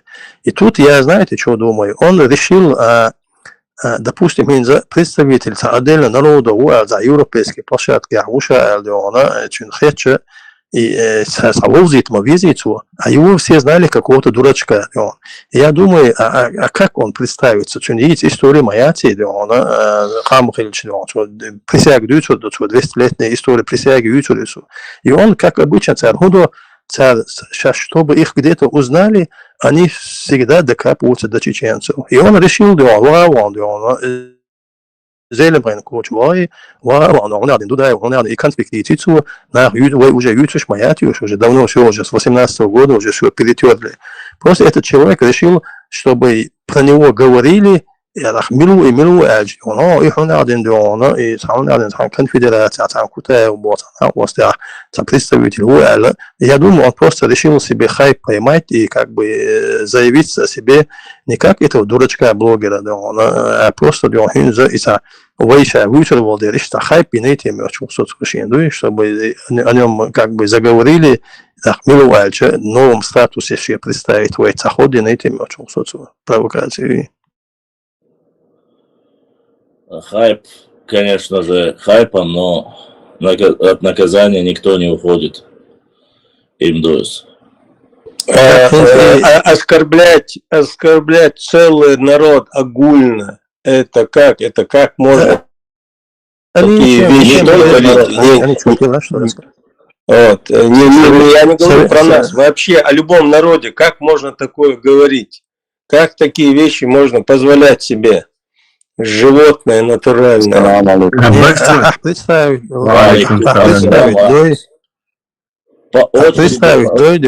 любой коми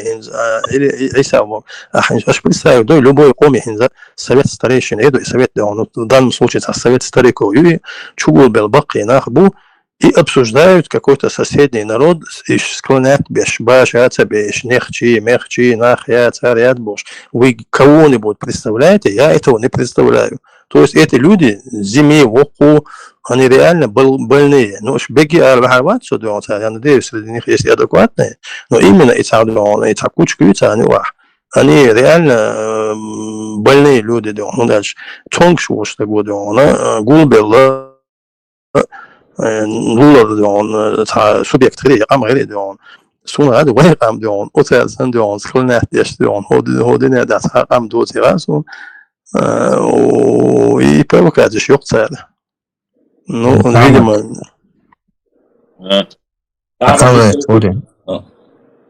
Izturēju svētdienas, daļu моего YouTube чая. Да, YouTube чаю. Ассаламу алейкум, мы сегодня без доколшим.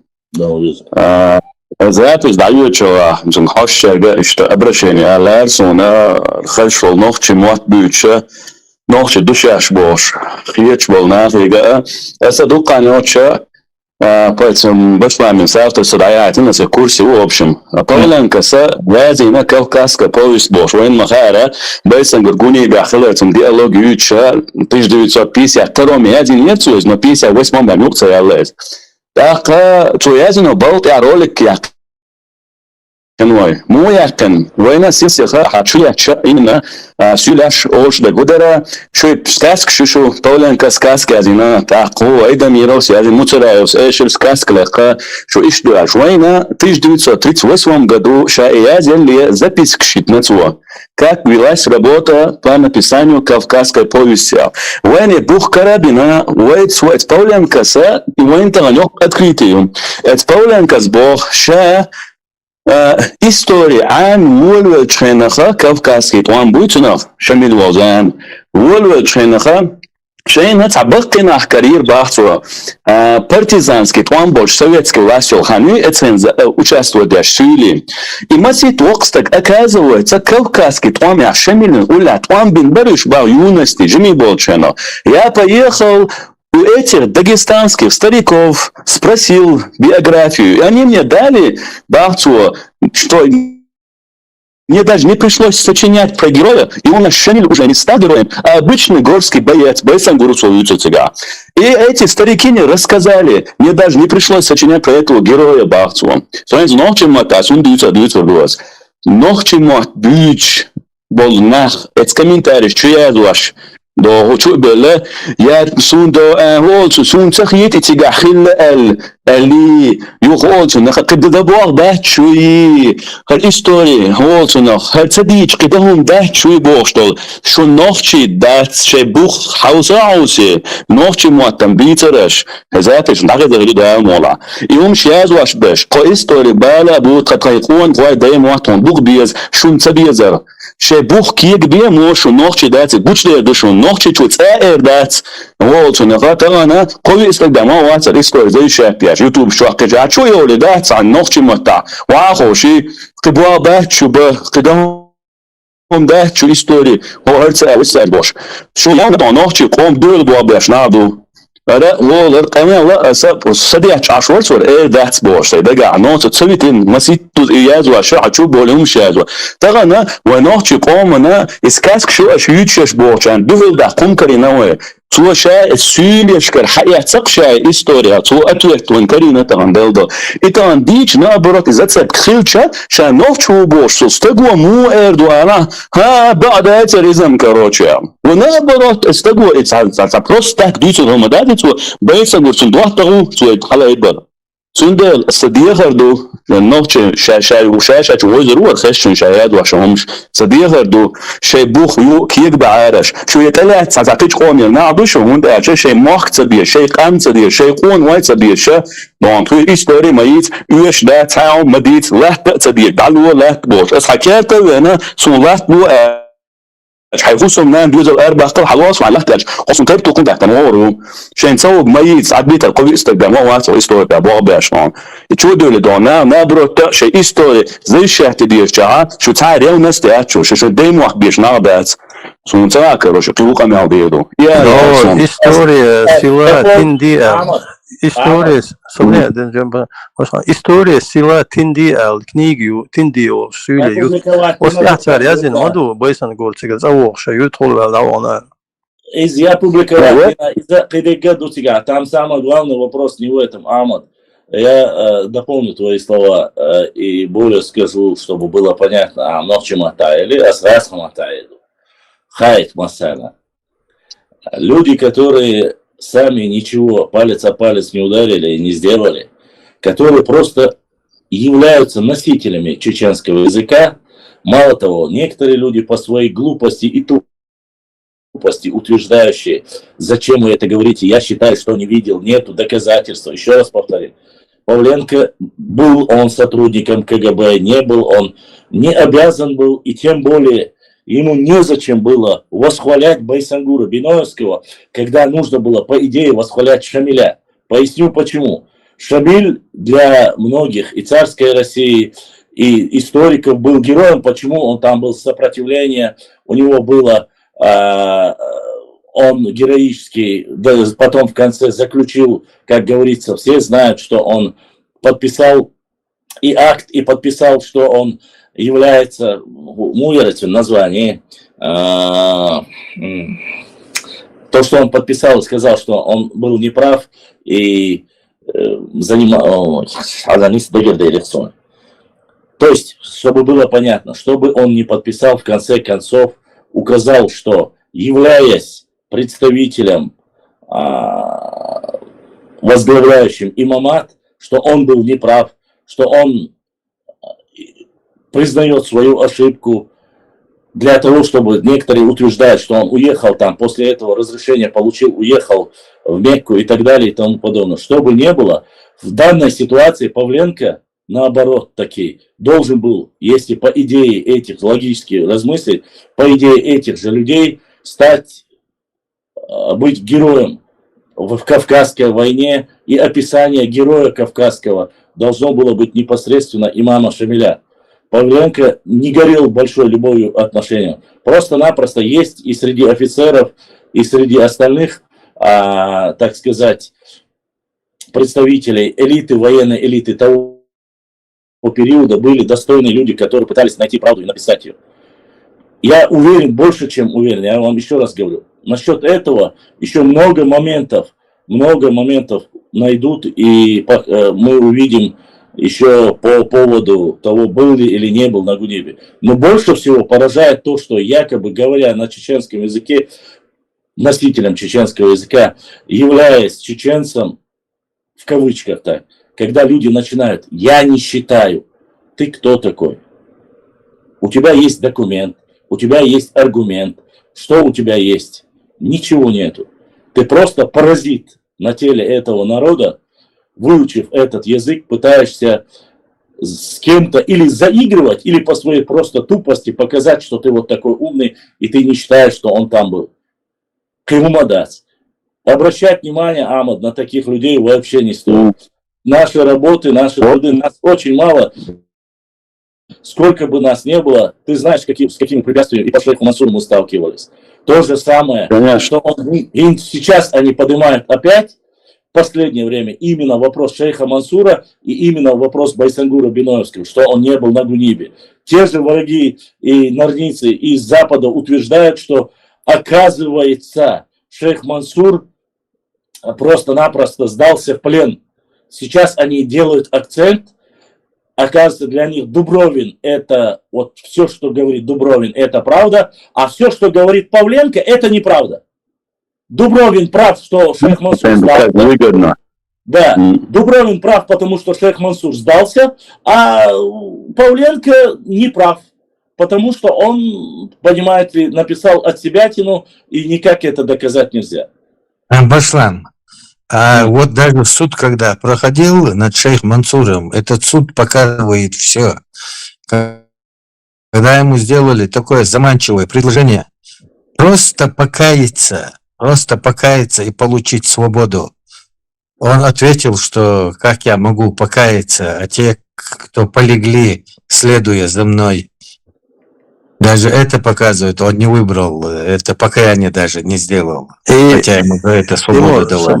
Сюжет амалетиш дистиллисон и шейх Мансур Ватиканный итальянец Бога и Мичел Хейдональд Сун Хухезна и все равно есть бусуба омшуха Махди Веру Шумадай Дюч.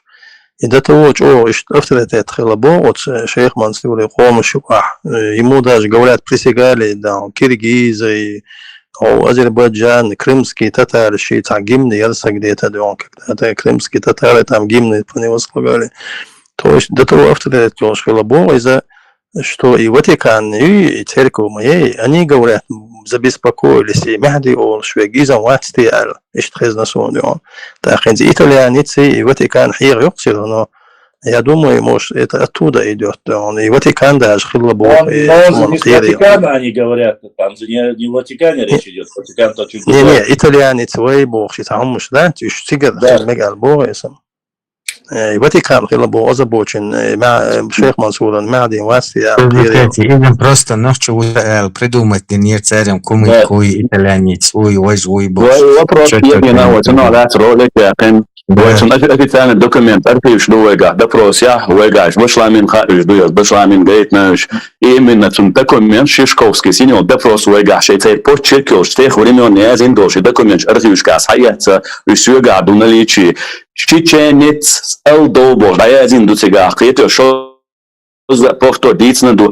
Это итальянский авантюрист Джованни Баттиста Боштега. И за 18-19 веке итальянский писатель Язин сказк был, Язин Элек даже раз, кащаш писатель, будет царабо, тот же Холцунах, где-то в Италии появился итальянский фантаст Бог, фантазер Бог, дух, который пишет сказки.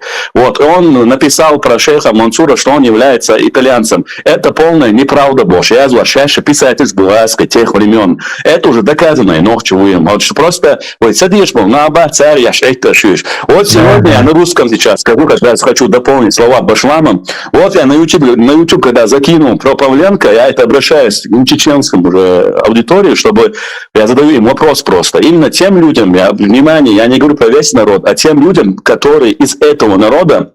Вот я закидываю про Павленко, когда кидали, типа, это сказки ваши, Павленко сказки и так далее. Я говорю, вот Павленко говорит, что он брал эту информацию у дагестанских стариков. И один из представителей, в общем сказать, народа мне пишет, мол, вот такие, как ты, вас много, вы очередным бросом вы пытаетесь оскорбить имама Шамиля, он пишет. Я задаю тебе вопрос. Либо ты тупой, я не знаю, у тебя что-то головой не в порядке. Значит, если я скажу, что Байсангур был гунибе, это автоматически унижение Шамиля, что ли? Вот этот вопрос мне очень интересно. Что у вас в голове происходит, когда вы такие факты, я не знаю, друг против друга ставите? То есть для вас унижение и позор, если Байсангур оказался гунибе. Не только для вас, но для вашего имама, как вы выражаете, что я задеваю таким образом Шамиля. Представляете? Имам Дагестана никакого отношения не имеет. Имамата Чечни и Дагестана, то есть со столицей там Чечни, это чеченцев имам, его Диквала. Ну, смотри,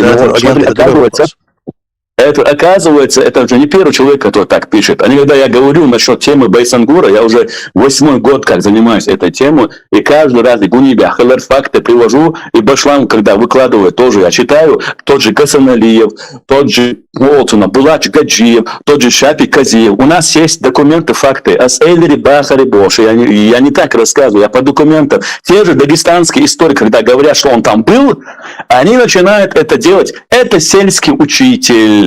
Когда ты читаешь их биографии, ты видишь, что это профессор исторических наук, а другой вообще Булач Гаджиев, номер 1 историк в Дагестане. Но как только речь заходит, что они были за то, что Байсангур был гунибе, они вдруг становятся, извините меня, дворниками, а не историками.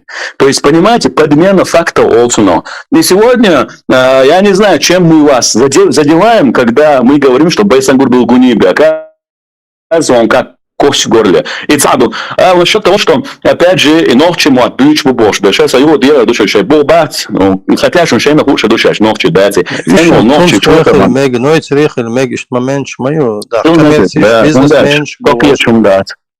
И по имаму Шамилю. Не, и коммерсант будет, вообще бьет воюющего политику, и это да, еще буду, кто армия лиг гучвали, армия хилаша, он диксуили убо, что личный он что. Он сялан, вот именно, доксидован, сялан, по имаму Шамилю, да, имамата, и вот имамата горцев Чечни и Дагестана, Дагестана Бога. И горцы Бога, Андой, Дидой и Рамнышлюиш. Сам Дагестан, он во время Кавказской войны Прикаспийский край, картную 19 века, если карта прямо за Сураком уже Прикаспийский край обозначит территорию. Сега Хунзахское ханство, Кумыкские шаухальства, они вассалы Российской империи, дагестанские милиции, имам Шамиль Лехпралёхш, в итоге Гунебя и Халятиги, дагестанские милиции, то есть он имам Чечни и Дагестана, имамат шел имамуй, он никакого отношения к Дагестану не имеет. Это чеченский имам, чеченский Харзнавуй, но царный Байсангур сега хунца то ушхеру, если доказывается, что Байсангур был в Гунибе, и он ушел оттуда, это подтверждает факт, что имам Шамиль предал свой путь, так скажем, мягко говоря. И так, все равно этнический товарищ Бог Шмавай, и можем просто герой. Хотя у них нет героев, кроме у них нету героев, еварских ханвоцей, кумыкиша ухавоцей, церковиц героев. Если бы воевал, то Шамиль тоже мог бы уйти Бога, кто еще. Да, если они присутствие Байсангура доказывается, если они это принимают, задается вопрос, Байсангур-то ушел, а почему имам не ушел? То есть, получается, имам мог уйти с Байсангуром, но он в итоге предал, да, он идет сега, сложная математика моя сега.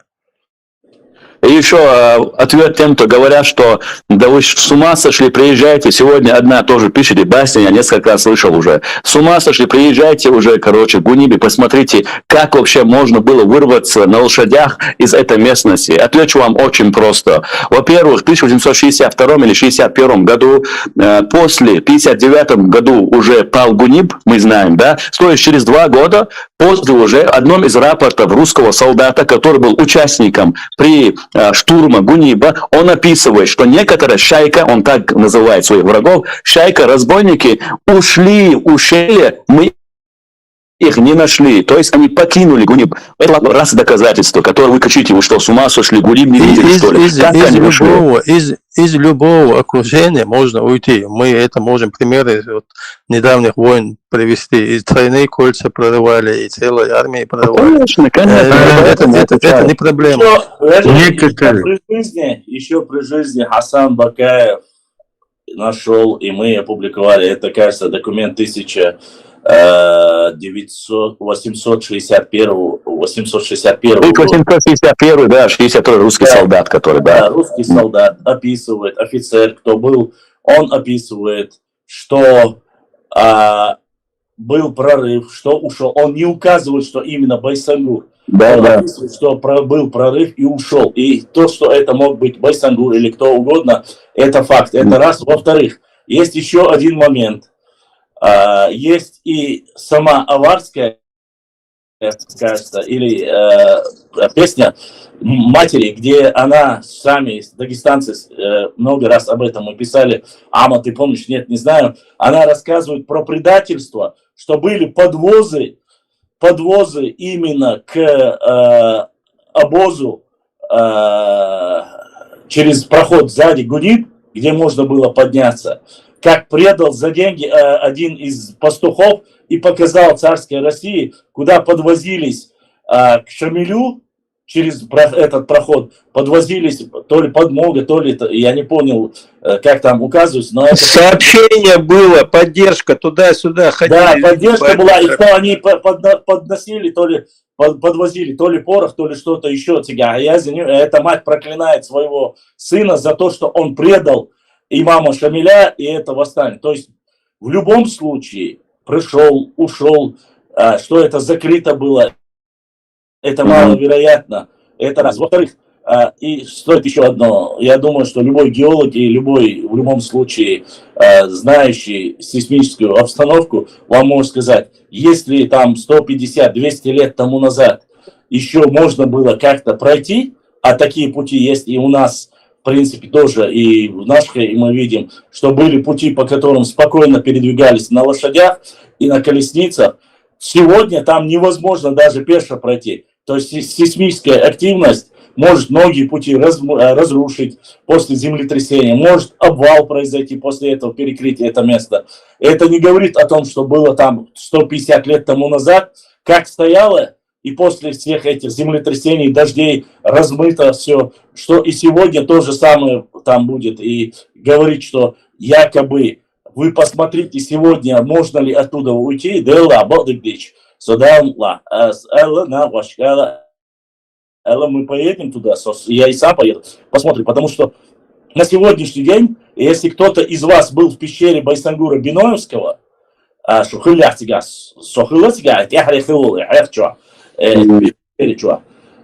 если сегодня кому-нибудь из чеченцев скажет, что Байсангур Биноевский с этой пещеры мог на лошади спокойно ускакать, вы увидите сегодняшнюю тропу, которая в этом месте есть. Вы никогда в жизни скажете, здесь даже пешком человек не пройдет, не то что на лошади. Просто это невозможно, настолько острые вообще, иметь просто да. Байсангур Биноевский оттуда вообще, нас хрюц волнуа, лекер урсля, вадов, что ясите, цар раскаш дайги нани и чунчик анти лекер урсах урсахарду ар и момент ёчхана он когда поскакал эти обич обрубить диндол эти обвалить на эти говору лаза яша ишт карвану байсагу хи атаган хатиги дауан ока говорит ястаг тем более сакват боч говорит давиркин остаг поргат кахкин эти завал руач ал жизни тешарватига. Башлам, освобождаешь любой там, да, лобовой атака есть, продаваться, дешь моду, там же... Понятно, конечно. Еще бег мацабулиш, это то, чухахки, ладон, юрастар, мосит, продаваться, давон, уж бы, это любой войне прорыв, ешь, мою, если освобождаешь, гимра, имам Шамиль Смудина, так, продаваться, когда Рейз Махмад Вина, имам Шамиль Гимрах продавался, почему в Гунибе он Байсангул не мог продаваться? Удавала царь Джурзукети, ты посмотри, Ахульга, место, где они говорят, что Шамиль спрыгнул место царь Хагойчо, он не прорывался, Джурзукети, он не прорывался, он прыгнул и упал. Амад, царь Дашкахек, Эрваль, хочу демонизировать вину, кой Мазлах Ушаев, что демонизировать вину, цунахля, что дук информацию новую, что дук ее. Хоть знаю, цаны, это известный личность, что герой, что царь Бог бешу, хуму дуйха цуна хушки новый, кроме того, что он был злодей. Вот, кроме того, что он был злодеем, это вот каздацом. Ама там она целик задиона чика НКВД Ингушетии руководство Милхила Хизн уехал я хазаем начала сун в 2018 году бен хиендат в Чечне Ингушетии руководство все было горе соседи Эрдук это он Албагачев начальник НКВД командир полка НКВД Хулуфаев начальник НКВД Галанчевского района Бузуртанов, он один судья, он Яндиев, то есть он целик сзади, он и ЧК НКВД, руководство, хаваш, целые десятки, сотни, он Хербуй, Шабагарбич, Хиздат, Вайн, Цаннигер, и вы, Цапен Вочвол, НКВДшники, злодей, мулик хит с нами запустить, чтобы отвести внимание от своих. Ну, вот, после того, он сразу читал, что масала, и кавказский, там, махила, шахаят, он список хату, хилус, камни, что часами, камни, на стацюляш, дина, киетри, галгачун, дина, هنا, например, спискают, حالا نقول عين كورة زعوال وباع, например, هنا كوكاسكي استرهيت ولشنها ورشميلم شتوش تحقق مدوش شو شاول نايب ديما ولا он список хавает до я хотел сдал оружие положил оружие а то она и он сдать на те царь он на царе положить оружие прокламация Борятинского блок худутия и документ сурахатия ночишк и он царюшься а тебя явно хотел условишь мою ночикам шиг обращение о царской администрации нагасана аштаган герз вахбиллах وقم قصد يعشى من انقطاع общем جالس اشواح الله اوغا شو تشيشي هو تنخا 838 خليو غني تشري نقطة كديوار ولا تزديوار غني شو يوني دالوشون شجا شو شريعة ليل دوتشنشك شو بقينا مخلي شو سويت ستاريشن ليل دوتشنشك شو قاني غريشة دوتشن شيء ادمنستراتيتين او يدينسن شو كوبو اشتون بهلو ما يحارة كاسكرة شو لاح تلبيع دولشنا كده شيء افتنون نسيوش شيء بتشاطوش داخل دوشو اشو قيقم بو الشا ما يبشا уже цац болчар гева бо герз вабил ин цац связывал что то их шалинский пианино уста сделаю поправку. Прокламации Борятинского нигде не указано, я тебе говорю, поскольку я знаком прекрасно с этим, сложить оружие такого пункта нет. Башлам, можно я... Собордял, Айса. Там говорится четко о том, чтобы не поддерживали имама Шамиля. Оружие оставить, оружие не убирают, наибство оставить, их оставляют там за наибами, где они были. О том, чтобы сложить оружие, речь идет только после Собордиса, только во время гражданской войны. ближе уже после того, только тогда начинаются разговоры о разоружении. Во времена Борятинского о разоружении нету никаких... На 4 условиях остановить боевые действия. Первое. Право на веру, право хранения оружия, не ходить в армию и не платить налоги. На 4 условиях, чтобы остановить боевые действия. Ну,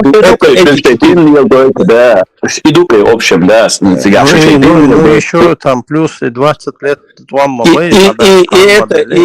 и эти условия разве могут предлагаться завоеванному или покоренному или подчиненному народу? Все атрибуты нашего, все было сохранено. Только единственное в одной политической системе, скажем, в одном государстве, или я не знаю, как там это было все дальше. Ну, la prima noapte de amiază, ce rispetto un dar o ieșuso, o țunăga, se camel da bia zua și înțeți noche motorul șerga doi we țați bo și duc canio știu hexalinski, o is quan masana naib șamila khla uiz mala Чечни после Ахмада Авторинского даваты на уиз Кюгл водяш артиллерия хлцун дугайский историк короче, когда отзывший что там говори бош. Соале ца шак Ушло у Хекшалинский, я ему ша письма ждала, что это ночью чунца, чун датуни хадо, шакер ту хадо, шпидатель бош, ночью тело чуаш, что толек бош, камьёжна, что додаш, маицы, умш, маицы, шент, история, бу аж киегинцевич, то она тысячи страниц ешь отдать. Сам момент واقعي ما أرخيوش كي جاء بتسمع متى توهيك واش وموتوش دو نوتش بدأت بنتوه سو دو نوتش بدأت بنبوميت هم سمع متى توهيك موتوه ألا بدأت الله شو الله توهيك شو متى تعال استجو قولوا الله именно وين قريبل توام بيشل بالناخنا чеченский эдухой خيتي توام بيشل بالناخنا شملك письмо даются с халатон вот наха армейский короче вот же хотя бы кварбу касту дуе из набро до того преданный делу ему мата хлыстагует в свое время сунда цаа ночи сдать себе на то. Шейн цацаук цаючса, кадас элька, дас эл история иштуршас, вейдейш хаден дол камел бог, там дайснитин мадати, асайдас драконина бах эльш, на история цахол. Если несколько стариков, которые подтверждают одну и ту же историю, даже друг друга не видели, вейдейш бог, сейчас системе тяга, много людей свидетельствует, не один человек. Цунде мабия, ночи кон, хвая, тальhe кона, хилчак, лососой, эрш батусо, куршловат, но сосатансат, случай, муахта бат, цунтейпен, нет, история юршенаха, до того, что Твамбин чакрал на вас будет скрыты до конца Твамбин, шейцонг, что нет кавеллез, то та ночь сдать себе на и вы до самоства жить, что мы за элчо энково довол элчо и список хакускуем, хорошо как мы дошь, диама было шоуле.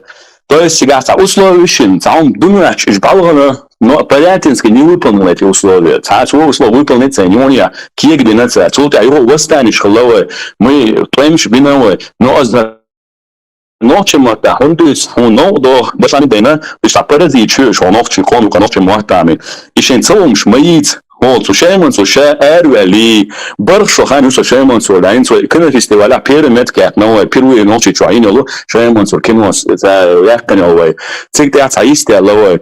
برشراحة اتناو استغلات اتكونوا تنالات بوابي اشوصا يقيل بات حيثو حاوي اذا مشاعر والي صنجيرز متوانيش ازدات سدوال سوالي ما يتهم شينا خي شين تسوق تاني تجرب شي سوقية شوا تان رول تنخا غاز قشياقين كنو يشاي منصور الحق وسالت يوقع بديني كريبسي انا باو اتيوقع لين ستانكو برودوسر تون زاني велсо со кино акшор шей منصورات ابقولي момент использовать использовать на своем фильме в момент чуаешен шей منصور в бессознательном положении эрвак шгой чуцарис хамос бубош болтан она по истории в тех времен, царское время, Холцунаха, изжил царь из признать Бяшрыч, Гаспич, да, действительно, Шейх Мансур в бессознательном положении, Эрвекин, Охара признать, да, Хамагайт не царь, картин. И кое-что, ночи муат амин, сабай, ночи что и эрадат.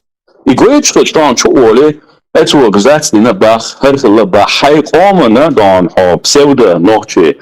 шмаиц и юч, по-моему, за поддержки сати колдон, короче, дуйти бокала бош, это она тиш было цать болчера, это свой ишну бабош. У этого был хон бяшбу, у эйна муэрдо, это забожил хулк шен лучо, ташет шту, шерт шен лучо, кушлиош. Иштхали царя контроль. О, тайкамлар диду, тайком историю, сюда хуйшло, чуран кон, хуй мухла бюцербу. Иштхуик мадиц бош, монахи бахуй. Той дай муак мадиц бош, то сам датесин аутшласпо. Что такая пяхина, дуи, что нехчи, дуи, харюй бош. Бас тайкум шуючу, что тала, тайят тон бош. Алу шерабат, то шуду. И камял яше, шуду. Цунгайла, хорс, камял абер дуаш.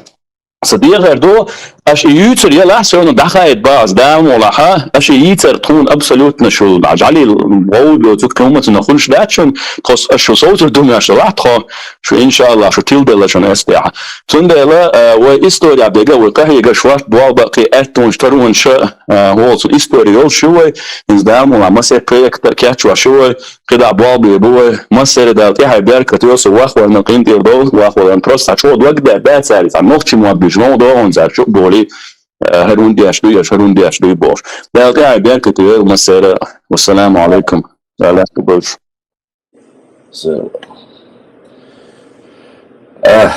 Нарезал Амад. Он как раз мы сейчас подходим, так сказать, к логическому концу наших разговоров. Есть такая одна пословица: пока есть среди нас такие люди, которые говорят на нашем языке такие вещи, нам и враги не нужны. Поэтому мы должны осознавать и понимать: каждый вой, каждый ваш плач, каждое ваше возражение или чтобы сбить нас с пути, это только укрепляет. Почему? Потому что мы знаем, если говорят за твоей спиной, значит ты идешь по правильному пути. Нормальный человек, тот, кто бы то ни был, будет опираться на какие-то исторические факты, какие-то исторические документы. Переходить на личности, переходить и говорить, это было так или было иначе, к сожалению, у нас есть такая тенденция, я вам рассказывал об этом. Поехали мы в Харкерой, Харкердауна, и один человек мне говорит, я там сказал в Москве одному человеку, очень такому действующему сотруднику, Хакимош, я ему сказал про чеченцев, Бахцу, про наших историков, про тебя, Цу Эльбах. Этот сотрудник мне сказал, и ночи Вахцон, про меня речь идет.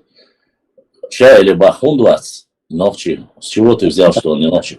А он, говорит, носит красные кроссовки, сюли улицу, он дает, что даются к багдадцу. Все. Тупее ничего в своей жизни я не слышал ни от кого. То есть, если у тебя красная борода, то ты катерский казак. Если у тебя красные кроссовки, то ты сюли. Если ты темный, то ты араб-монгол. Если ты такой, то третье, десятое. Извините, с каких это пор стало показателем, как говорится, одежда, борода стала показателем твоей национальной идентичности. Такие люди, к сожалению... красный кроссовок, Ой, ты можешь, ларвола, давала, Адидас, кроссовок, поэтому, ой, что бы мы ни делали, что бы мы ни опирались, как бы мы ни пытались целенаправленно работать, изучать историю, всегда будем натыкаться на такие пороги. Не всегда бывает просто. Нам очень сложно, потому что с внешними врагами мы еще можем разобраться. Но те, когда тебе говорят на твоем родном языке, ты порой задумываешься,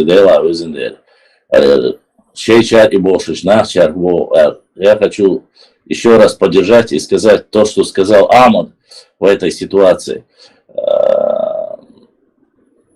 Не то, что проверится ДНК, вообще Ахтундар, может быть, этим людям стоит задуматься, если вы так не любите нашу родину, не любите нашу историю, руководство региона, Москва, говорит, изучайте, ищите свою историю, делайте выводы, все остальное власть не запрещает, руководство не запрещает, но когда тебе твои же люди начинают говорить о таких вещах, ты порой возникает вопрос. И он скажет, ой, гам ютич маяти, ой, история, да собордешься. Ой, ютич, очхена, хахо, да халмабу. Духал беш, и мат бич беш, да халмабу. Просто смените родину, езжайте к себе, к своим героям национальным. Оставьте нас в покое. Мы бы потихоньку сами разобрались. Какой герой у нас не выбери, когда, я помню, был случай по Байсангуру Биноевскому, когда Байсангур Биноевский, Тахигу, Сакигу, Дулдершхан, уже сейчас как Арцабельшхана, Амадин, Дегдоца, Асуны. В конце концов они начали говорить, что Байсангур Биноевский вообще не чеченец, что он дагестанец, там, Мунядина. Об этом на Ютубе заявили, там, Цаюр Тери дагестанский. Бойскар Бену, Выжрищен, Вещи Бейшан, Техайна, сразу Хахкин был Дагестане, да, Бона, Цаюртар, Камялдин, Бакина, Хакарина, Хамакариня, просим прощения, мы не так сказали, мы имели в виду, что у нас родственные отношения между собой. Сразу сзади. Вот такие вещи происходят у нас, к сожалению. Есть кто-то хочет хайпануть, кто-то хочет сделать все, что угодно. Вот только бы не допустить ту истину, которую мы пытаемся найти. Да, еще раз я вам говорю, с каждым днем все больше и больше. Я уверен, что даже в архивах есть эти моменты, но надо искать. И, как сказал один из представителей нашего старшего поколения, Цуэлет Башлам, ты читал когда-нибудь Аль-Карахи до изменения? Амад Хэшуя, Чуавала, Амад Арвала Звала. Я говорю, нет, а что, есть изменения, Ашхана? Есть очень большие изменения. Если вы прочитаете книгу Аль-Карахи, который до 1900, там, последнего версии изменения 70-х, 80-х годов, то книга Аль-Карахи 40-х, 30-х годов, которые в переводе сделали первую на русский язык, она говорит совсем о других вещах. Это вам в конце нашего эфира я хочу намекнуть. Да, эти книги есть, но они очень большая редкость. Их редактировали. Не забывайте, друзья. Редактировали даже Аль-Карахи редактировали. И Чохского редактировали. Изначально, когда они были сделаны в переводе, они были одной версии, а потом они стали немножко другими. Почему я верю в это? Почему я понимаю, что это так? Да очень просто. Была ситуация с Юсупом Дадаевым, который написал, что в 2008 году написал в своей книге, что Байсангур Биноевский был на Гунибе. После этого нам всем известные нацики прижали его, заплатили ему деньги, он убрал уже из этого второй версии целую главу, где Байсангур Биноевский был на Гунибе. Первое издание и второе издание уже отличаются друг от друга. О чем это говорит? Изменил ли бы он сам это? Нет, конечно. Ныне он покойно, сейчас дал дуалу, будем надеяться, что Всевышний лучше знает. Если был, не был, нам-то от этого ни тепло, ни холодно. Главное нам знать правду. На этом мы сегодняшний эфир заканчиваем. Шумасальна дерес хил. Если шукаюма даться хатта хум даться ха. Вайдади аздот как раз уйла масхан хульшивайн. Дам ваха оушки тардуй кана эфире хаусар дуй. عيسى أسلجكو يا ذي ناون حاجة قدر